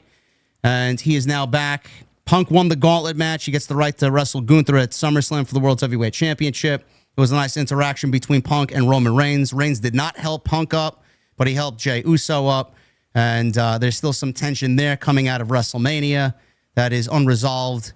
And it looks like Roman Reigns is now going to team with Jey Uso against Bron Breakker and Bronson Reed at SummerSlam. Whether that happens on night 1 or night 2, that remains to be seen. But what do you think about Roman Reigns coming back and the match that is now being speculated for him at SummerSlam? I think it's the right move to make here. You remember when iPhone 6 came out and then the next one was iPhone 6S? Yeah. Is that what OTC1 basically is like? I don't know. What does it mean to you? I don't know. Who's the OTC? Is there some OTC or someone else the OTC now? Well, it would be him. He's the OTC. But what is the OTC1 then? I don't know. That's what I was hoping you could tell me. Is he a cybernetic organism? I'm wondering if each time he makes a return, it'll be the next version. So like we'll get OTC2, because then you can make a new T-shirt each time, like OTC3. You got fucking versions of OTC over here. What is he, the fucking Terminator? You get a brand new T-shirt each time that you can sell. It's all about sell. You need new merch. Hey, did you see the new belt? I did. WrestleVotes said that was supposed to be handed to the winner of the match on January 6th, but they opted not to do that. I'm glad they didn't do it because I think it's ugly as sin. But like, are you going to buy it? That's the question. $600. No, sir. Okay. The Bray Wyatt belt was what, $9.99? 6,000. Oh yeah, that was the mega one. What they make, like fucking 10 of those? I don't know, but some people bought them. I know that. I know. $6,000. That's ridiculous. That Fiend belt. Yeah, I mean, look, you heard the reaction from the crowd last night. Obviously, he got a megastar reaction coming out. So everybody was happy to see Roman, and you had to know that he would have a match on the SummerSlam card. So the only question was it going to be a tag match or a singles match? And there was a point in time where I thought if it was a tag match, it was Roman and Punk against these two. Yeah. Punk's obviously going to be challenging for the World Heavyweight Championship. So I was wondering, where does Jey Uso fit? And now we know. It's going to be Roman and Jey against, and this is not official, but it looks like Roman and Jey against Bronson Reed and Bron Breakker. I like it. I would love it if the heels went over. I feel like what we may be in for is a babyface win and then maybe a beatdown of Roman when the match is over. Do we get a new member? Roman. Well, just like, especially if Roman's going to possibly go away for a while to film his roles for the Street Fighter movie, which I think is filming in Australia next month. Why not get some mileage out of that? And you can have, if the heels lose, but then beat him down and they do an injury angle after the match, they can get their heat back very easily. I mean, what would you think about that? That's fine, especially if Rollins is fucking playing a song, cashes in and wins the championship. I mean, that's what I mean. Yeah. Like, take out Roman, let Roman and Jey get the win, but then take him out. And then if Seth, really is working everybody, he'll cash in at the end of everything and take the championship. Pretty good 48 hours for WWE. Evolution, Monday Night Raw was really good. And SummerSlam's card's looking like it's shaping up to be a pretty decent card with only 3 weeks of build. Go figure. There you go. Thank you guys very much for all of your support tonight on episode 103. We're going to get into your super chats. We just hit 1,000 likes, man. So give yourselves a round of applause. Appreciate that. We are going to read your super chats, but please make sure you do the following. Number one, follow us on social media at JD from NY206, at Solid Monster. Everything you need for social media and the YouTube channel is a link down below. I forgot to mention this in the beginning, but please go do so. New shirt now available, bonfire.com, Tuesday Night Titans. Get your t-shirt today. That link is also down in the description below. We sold quite a few of them, and we appreciate all the support. We had a couple people tweet us pictures of the shirt and tell us that it's amazing quality. We appreciate you guys. Also, make sure you guys leave a comment. Helps us out. And continue to hit that thumbs up because it all helps out in the algorithm. Let's get into the super chats here. We're going to start off with Hardcore Kevin with a $5 super chat. Yo, JD Solo, I was wondering which of you is the best twerker.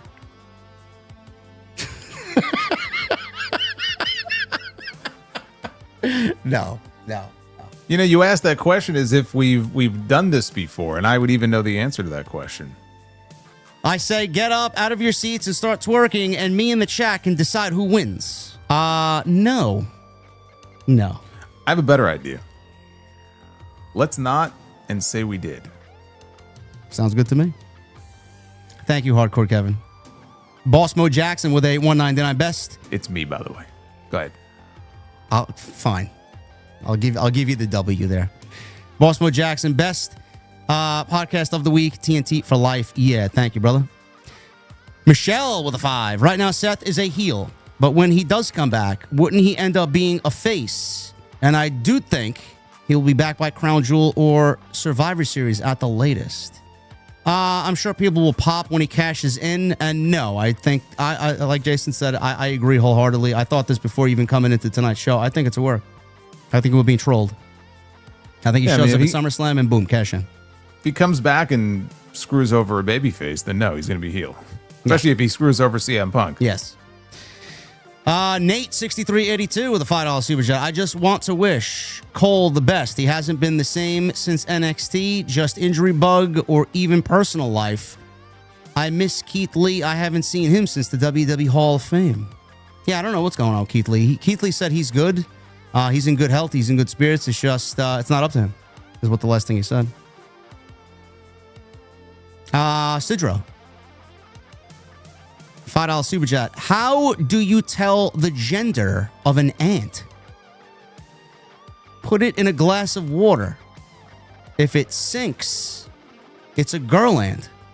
If it floats, it's a boy ant.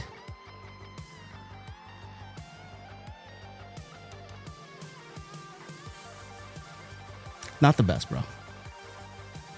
Hashtag thanks for the follow, JD. You're welcome, brother. I don't know why I wasn't doing that already. Luca Blight, 69 with the $2 super chat. If Sidro's ant swims, is it gender fluid? So that was a better joke than fucking Sidro's ant joke. Black Wolf, 26 months. How's it going, fellas? Sorry I've been so MIA the past few months, but I needed a break from my mental health. I had a breakdown a while ago. I'm better now. Listen, man, it's fucking difficult in these streets on social media, man. A nice break away from all of the internet bullshit is excellent. I should do the same thing, honestly, but I'm ingrained in this fucking content creation shit. I don't know how to do that. Well, I'm glad you're doing better, brother. Yeah, man. It's good to hear. Bossmo Jackson with the $4.99. I'm determined to get a smile or laugh out of JD and Solo every week, so I'm officially entering the comedy pool with Sidro. Sidro, I'm coming for you. Uh-oh. Some competition. Bossmo Jackson is throwing his name into the comedy pool. Get ready, Sidro. Here's Sidro with a 5. Heard sexual moans of my neighbor's girlfriend earlier. In the best Mortal Kombat voice, yelled, finish her. 20 minutes later, heard him yell, round 2, fight.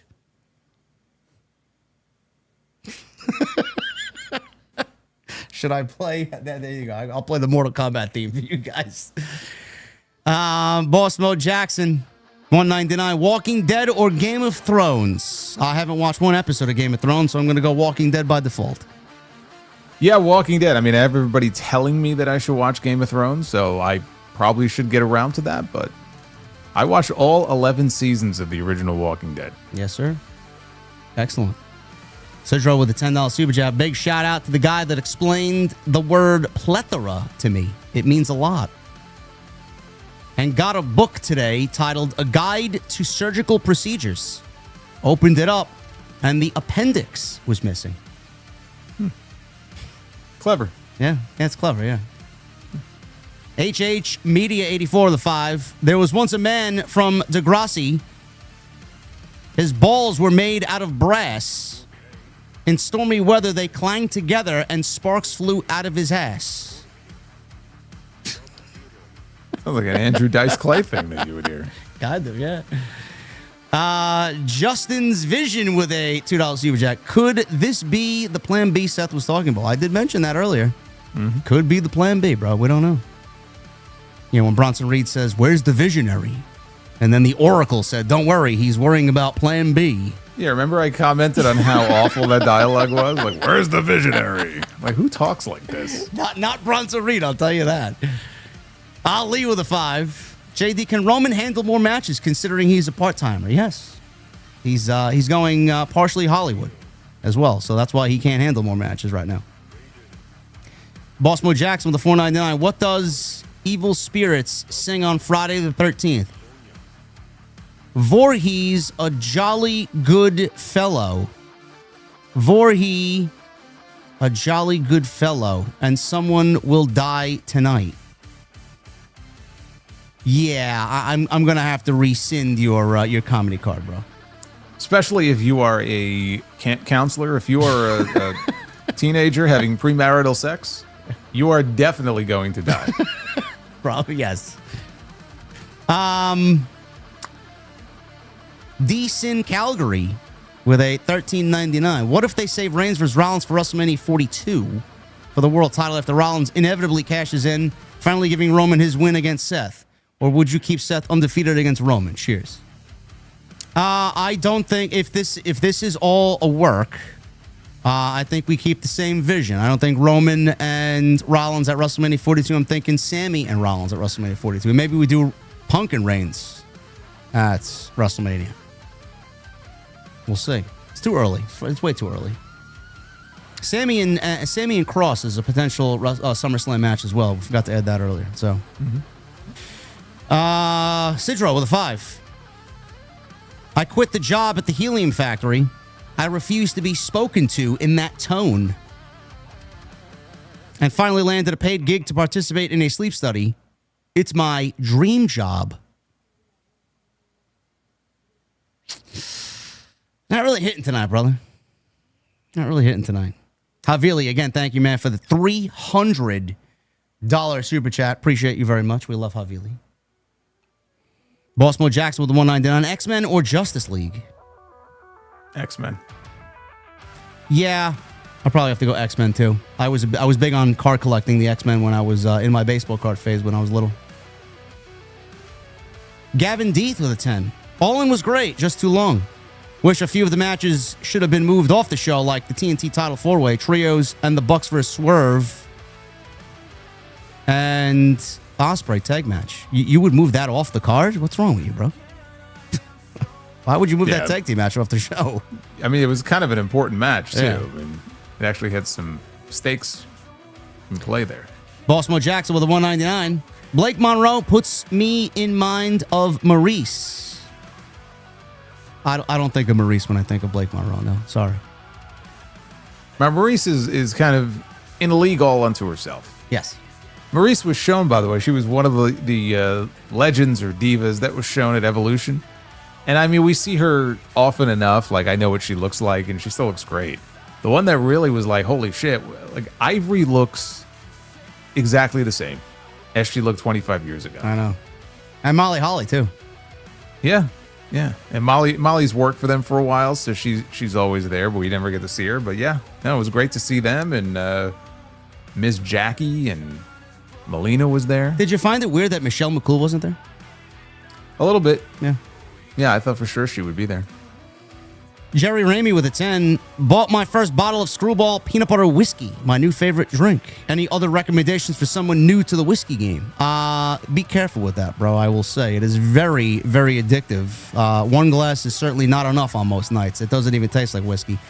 Other recommendations as far as whiskey?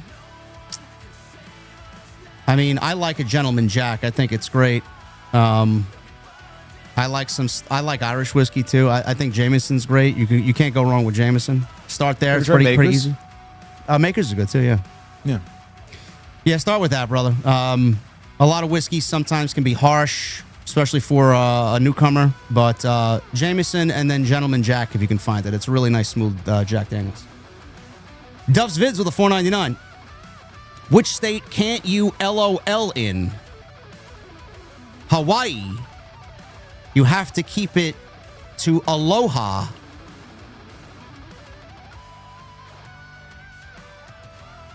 Okay.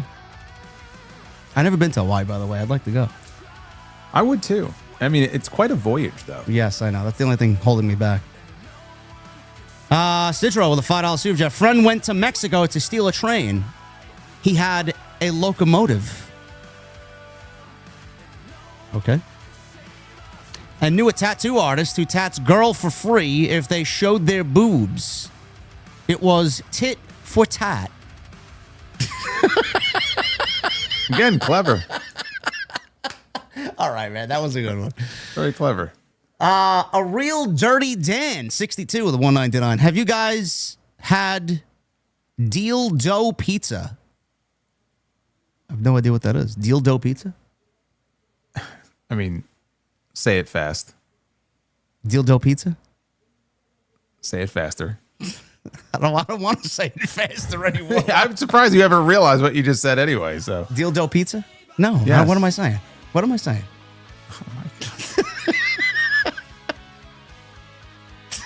Haven't you learned the lesson of Sharon Cox and Gabe owners. and Gabe owners? Yes. Have you guys had dildo pizza? You still haven't figured it out. No, why am I not getting it? Just say it. God. You say it. I'm not saying it. Are you out of your mind? Chat, what am I missing here, man? It's fucking late. Holy shit. Duff's Viz with a $4.99. Ever since I needed a wheelchair, my wife has been rude. She's always pushing me around and talking behind my back. Oh, okay. Thank you, Sidro. Of course you'd fucking chime in and give me the right answer. Okay. Well, you only said it 6 times. So No, you're good. no. I don't want it. I don't want that type of pizza. Duff's Viz with a $1.99. I went to Paris and tripped. Eiffel over. Also, Duff's with a $4.99. Albert Einstein is a real genius. His brother Frank, totally different brain. Oh, you guys are not hitting tonight.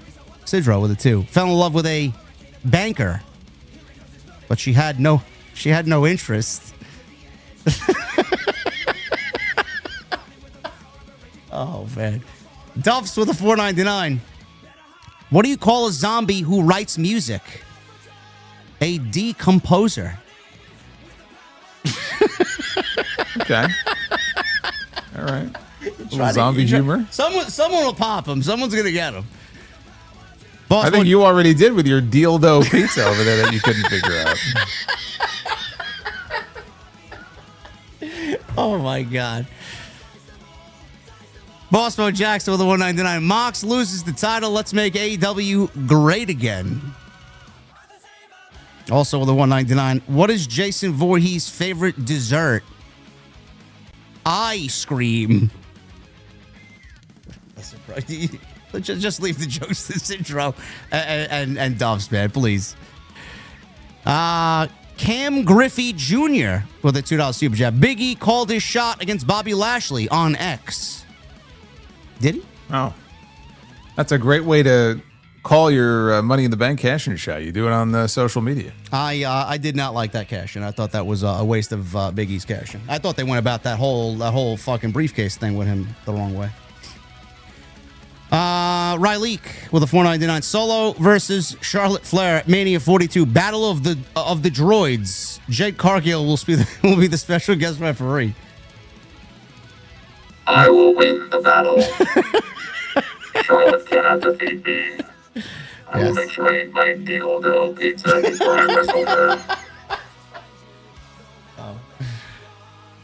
Bossmo Jackson with a $1.99. Solo Cop versus Robo Monster versus Goldberg. I don't know. Goldberg is he's a tough one, but yeah, I'm afraid if he beats me, he'll just complain about various aspects of the match. So, fucking guy. Yes, he's gonna complain. Yes. Bossmo Jackson with a $5 super chat. I hope Charlotte Flair watches this show so she can transform into her droid form and teach you guys a lesson. The robot jokes are hilarious.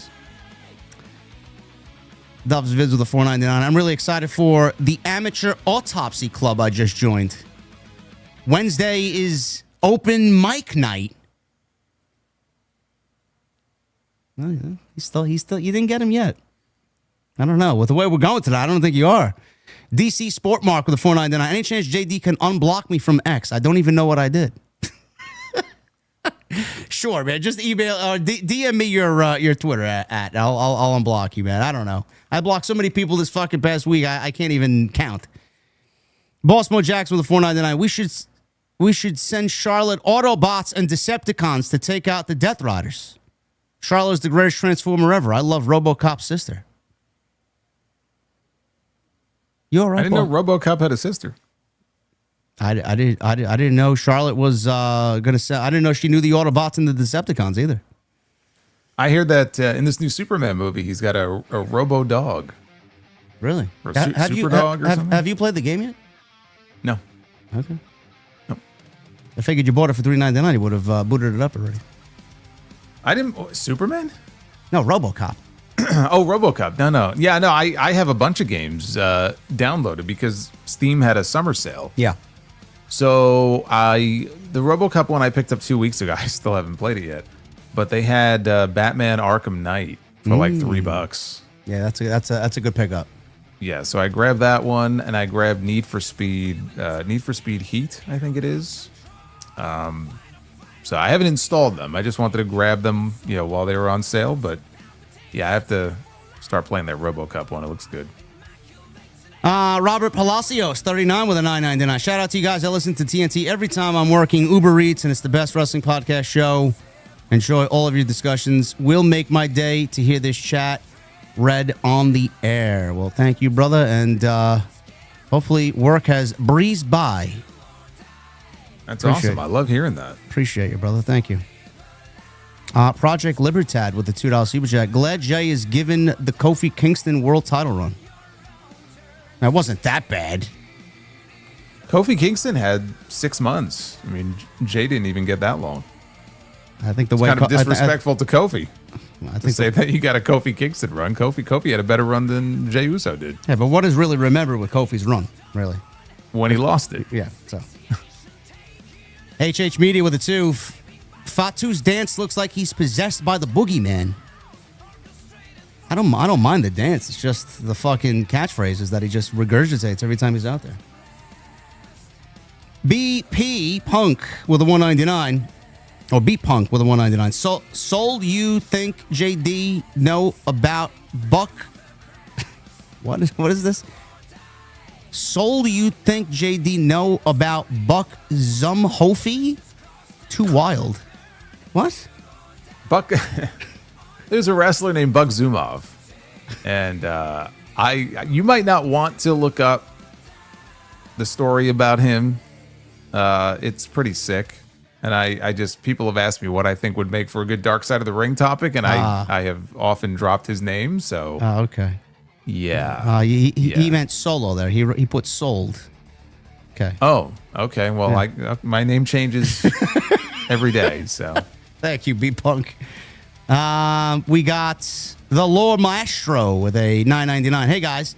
Just wanted to send you guys some love. Big fan of both of you. Was hoping if Solid Monster read some of my mailbag questions I sent a while back. Thanks, guys. I know it's not much. I appreciate you, brother. Thank you, man. Thank you for being here. Solo's bag is pretty full, no? It is, and I probably have read it. So if I haven't gotten to it on the show, I apologize. But I see everything that comes in, but I don't always have a chance to respond to it. But keep emailing me. I'm sure I'll be able to. I had a huge mailbag on the show a couple of weeks ago. I answered, it probably was 15 questions. Wow. But this weekend was it was not the time for questions. So hopefully we'll get back to that next weekend. Cornell Bryant with a $4.99. Spoiler, Seth will cash in on Cena or Cody in New Jersey with The Rock's help. Joygasm. No. Please no Rock. I'm not factoring Rock into any creative, please. Yeah, let's leave him out of the mix. I don't need The Rock back. I could see him cashing in on that match because he has had an interaction with Cody. But do I think that's going to happen? No. Now that Punk is in the main event, no. I see him cashing in on Punk. YouTube is freezing up on me, so give me a second, guys. Apparently, they still haven't fixed this screen crash deal. It happens at least 5 times snap. now. Yeah, or snap. Snap. Yeah. Cycle back up here. Major Motions with a 199. JC Jane is great in ring. She's so underrated. I don't see what's so special, bro. I don't. She did fine because Jordan's great. And Jordan led a decent match, but I don't think JC Jane is anything special. I'm not seeing what you guys are seeing, so hopefully, one day I will. Duff's Vids with a 199. Saturday night's main event did 1.425 million viewers and a 0.33 in the 18 to 49 demo, says WrestleNomics. Yeah, I figured they would have did closer to 2, honestly, with Bill Goldberg's retirement, but it just goes to show you what Jason said. He's not a big deal. Nobody really went out of their way to watch it. I mean, look, they moved 11,000 tickets in Atlanta for the show, but it was still the lowest rated Saturday night's main event of all the ones they've done. Now, granted, it wasn't promoted for 7 months the way Goldberg wanted it to. I'm still trying to figure out how that would have worked. But yeah, if he was still the level of draw that he thought he would be, you would think the audience would be a little bit bigger for it. Duff's Vids, thank you, brother. Havili with a $10 super chat. Favorite super gore: Edge, Goldberg, Rhino, Bobby Lashley, Roman Reigns, or Bron Breakker? Well, he has more here. I guess we can answer that one first. Okay. I'm gonna go Goldberg in his prime. Yeah, I mean, he said super gore. I mean, the gore is what Rhino did. So the Super actual gore. answer, the actual answer is Rhino. But I mean, if we're talking spear, then yes, it would be prime Goldberg and then Bron Breakker after that. Solid Monster, buy or sell? Shocking world title win: Jey Uso or Goto? Goto, because Jey Uso was expected after he won the Royal Rumble. Hiroki Goto winning the IWGP title from Zack Sabre earlier this year, I would not have predicted that. You guys forgot to answer my question on favorite NXT War Games. Thank you. The first one. Yeah, I'll say the first one too. That had the Undisputed Era in it, right? Yeah. Yeah. Major Motions with the 199. In my opinion, the best AEW tag team match was FTR versus Jay and Juice. That was fucking great. That was on the Collision when Collision was actually watchable. That was incredible. I would not argue if you said that. Matt Martin with a $5 super chat. Hey, JD and Solo, great show as always. Have you guys checked out the Cody Rhodes podcast interviews? I think they are fantastic. Hope all is well. I've only seen clips on social media. I haven't really watched a full-fledged episode yet. Yeah, I've watched the Kevin Owens one and the Damian Priest one. I have not seen the Ricky Saints one, but the two that I saw were very good. $5 super chat from Matt Martin as well here. Follow up. What a great weekend of wrestling. Can't say I watch AEW too much of a commitment for me with both promotions, but Evolution, man, what a show. There's a lot of wrestling this weekend, bro, but Evolution and All In were fantastic shows. Major Motions with the 199. The WWE wrestlers gave me moonsault fatigue. Yeah. So, some moves are being done a little bit too much. It's moonsaults and dives and meteoras, Canadian destroyers. We're seeing a lot of that stuff. Feels like we're really tempting fate with all these moonsaults, doesn't it? Yeah. Adam JD 519 with a $5 super chat. Shout out to Kaden Crawford in the chat for her idea. Have Bayley do the same thing Becky is doing with Julia for the US title. Great show, guys. What is Julia doing with the US title? She hasn't even defended it yet. No, I think he's saying send Bayley to SmackDown and then have her do what Becky has done or is doing with Lyra, but do it with Julia on Fridays. Oh, okay. Yeah. I'd listen. I'd like to see that. Unfortunately, with Zelina eliminating Julia in the Battle Royal on Sunday, I think we're getting a rematch. Sidro with a 5. Why was the tree excited about fall coming? It was ready to turn over a new leaf. And Confucius says, naked man who walks through the door sideways, going to Bangkok. It's maybe the worst night that you had, Sidro. You got 1 out of like 7 here. Len 726 with a 499. This is off topic, but the ABS system in baseball is great. Looks like it's very well done in the All-Star game. By the way, let's go Mets. Who won the All-Star game? Anybody know? Well, let's see. Let's find out. Havili with the 10. Let's just say WWE did DDP versus The Rock. Who would have been the stalker of The Undertaker's wife? If Naomi... Well, go ahead. Okay, finish. If Naomi, LA Knight, Piper Niven, Chelsea Green, and Kaylee Ray possible going to Raw, who's most likely going to SmackDown? It's a good question. Let's start with the DDP Rock one. Let me read to you from this article here from ESPN. Sure. Kyle Schwarber, a man built to smash baseballs over the wall, has never won a home run derby. He lost in the finals in 2018 and failed to advance out of the first round 4 years later. However, on Tuesday night, the Philadelphia Phillies slugger made home run history on the All-Star stage, pulverizing 3 homers on 3 swings in the first ever swing-off to decide an All-Star game, giving the National League a 4-3 victory over the American League after the teams were tied at 6 through 9 innings. What the fuck? Has that ever happened before? Is that a new rule?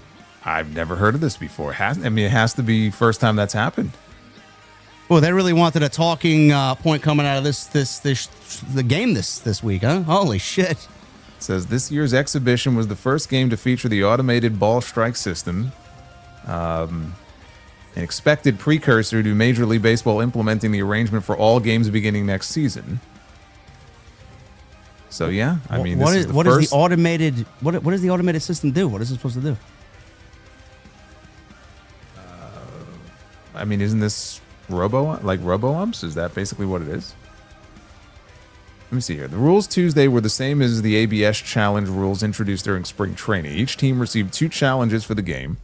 Only the pitcher, catcher, or batter could request a challenge, and the request needed to be immediate without help from the dugout or other players on the field. The historic first was an 0-2 changeup. The American League starter threw to the Padres third baseman Manny Machado that the home plate umpire called a strike in the first inning. So then it goes on here about what happened in the game. But yeah, this was the first tie-break home run swing-off in All-Star Game history. Wow, that's very interesting. Huh. Well, the National League won. There you go. DDP versus The Rock. Who would have been the stalker of The Undertaker as Avili? What's the question? DDP or The Rock stalking the Undertaker? Let's say WWE, the DDP versus The Rock. Who would have been the stalker of The Undertaker's wife? I don't think they would have done the story. If it wasn't DDP, they probably wouldn't have done the story. It wasn't going to be Booker T. Booker T and DDP were the 2 big names they brought in at the same time. Boss Mo Jackson with the 199. Scooby-Doo or the Flintstones? I take Scooby-Doo. Flintstones. Havili with a 10. Favorite main event last weekend? DX, NWO, Bullet Club, JD movie from Star Wars and Lord of the Rings. At this point, we going to get The Rock versus Roman at WrestleMania 42. Let's start here. Favorite main event last weekend? That's the easy one. I'm going to go Hangman and Moxley. Yes, I would agree. DX, NWO, or Bullet Club? I'm going DX. NWO. Favorite movie, Star Wars or Lord of the Rings? Lord of the Rings. Neither. At this point, we're going to get Rock and Roman at WrestleMania 42. No, we're not. Rock is finished. Thank you, Avili. Boss Mo Jackson with 190. Street Fighter or Tekken? Street Fighter, all the way. Was never a big Tekken guy. Jason Barker with a $5 super chat. Everyone needs to eat corn the correct way by cutting off the kernels. Yeah, I love corn. Boss Mo Jackson with a 199. Thundercats or He-Man? He-Man. Ooh. I was... Both of them were my jam when I was a kid, but I was more so a He-Man guy. Yeah. Yeah. I had the sword. Hollywood guy with a $5 super chat. Did AJ Styles sign his new contract? I heard that he was supposed to be done. This is his last run. I think he signed a new deal, if I'm not mistaken. Wasn't really made into a big news story, but I think he's got a new run, a new deal, and I think he should get the IC title. The weekly dub with the $4.99. Do you think we get Grand Slam and Arthur Ashe this year? No. We got 2 Grand Slams this year. I don't think they do one in New York. Jedi Joke with a 2. YouTube not letting me send 5. I don't know, man. It's a YouTube thing. I've had this problem all week with people reaching out that they couldn't donate. I don't know. Anthony Vagonis with a $9.99. JD and Jason, I think I see the plan with Gunther, Legend Killer, after he beats Punk, with Seth cashing in to pin Cody, taking the WWE title. Cena will face Gunther at Clash in Paris. No, I really think they might save Gunther as his final opponent in December. I like that a lot. Yeah. I think that would be... I mean, he's earned it. I think Gunther's earned that spot. No doubt about it. Sir 808 with a $1.99. Aloha. Big fan of both of you since 2019. No, thank you, brother. Appreciate it. What is this? Gabe Owners, Alpha Kenny Body with the 199.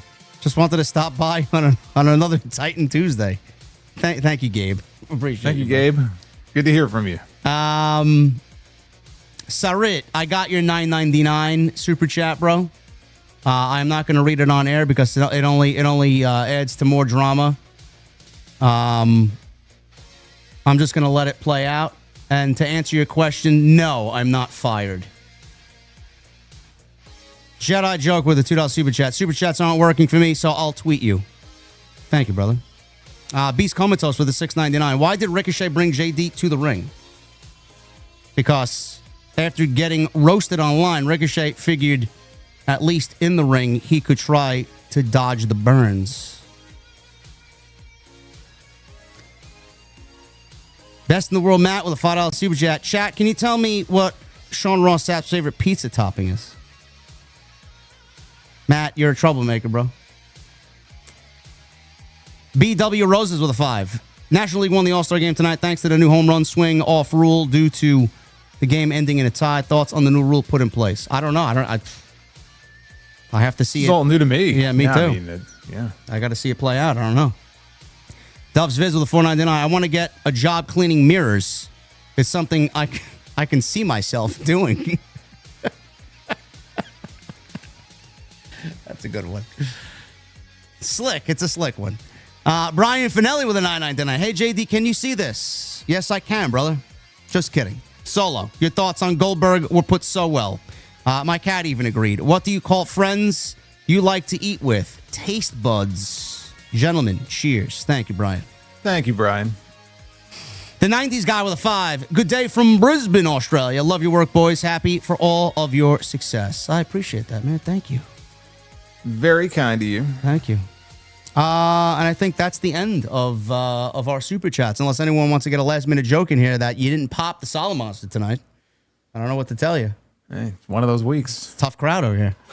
All right, man. Thank you for a great episode 103. We got one here. Havili with a 5. Sorry, it was supposed to say favorite spear, gore, and JD favorite movie from Star Wars and Lord of the Rings. I can't tell you Star Wars, bro. Lord of the Rings, I enjoyed the Hobbit movies more than the actual Lord of the Rings movies. You guys are great, man. Appreciate you guys. Continue to hit that thumbs up. Leave a comment down below. Hit that subscribe button down below for both of our channels and follow us on social media. The 90s guy with a 5. If Korn's best album is Follow the Leader, then SRS better just follow the leader. Yes. Yes. You can't beat Freak on a Leash, man. It's a great fucking song and video. All right, man. I'm going to leave it up to you. Sound us off for another great week here. Very heavy discussion week here on TNT. Yeah, I mean, I don't really have anything else to add after everything that we've talked about inside out, other than just to thank everybody for all the support, man. You guys are awesome. And again, to the ones that I met the other night, thank you for the kind words. I appreciate it. We both appreciate it. And next week, 104 of TNT. I can't wait. 104. Thank you guys very much, man. You guys show support like this every week, man. And we are incredibly grateful. Follow us again on social media, YouTube, everything is linked down below. Jason and I will be live for our Dynamite reviews, the fallout from All In Texas. So make sure you guys tune in. It's going to be a lot to talk about to see how Tony Khan and company follows up. And please go check out all the content on this channel. There's plenty of it from this weekend as well on Jason's side, including a new episode of The Sound Off this past Sunday. Thank you guys again. Next week, episode 104, right here on Tuesday Night Titans. We'll see you later.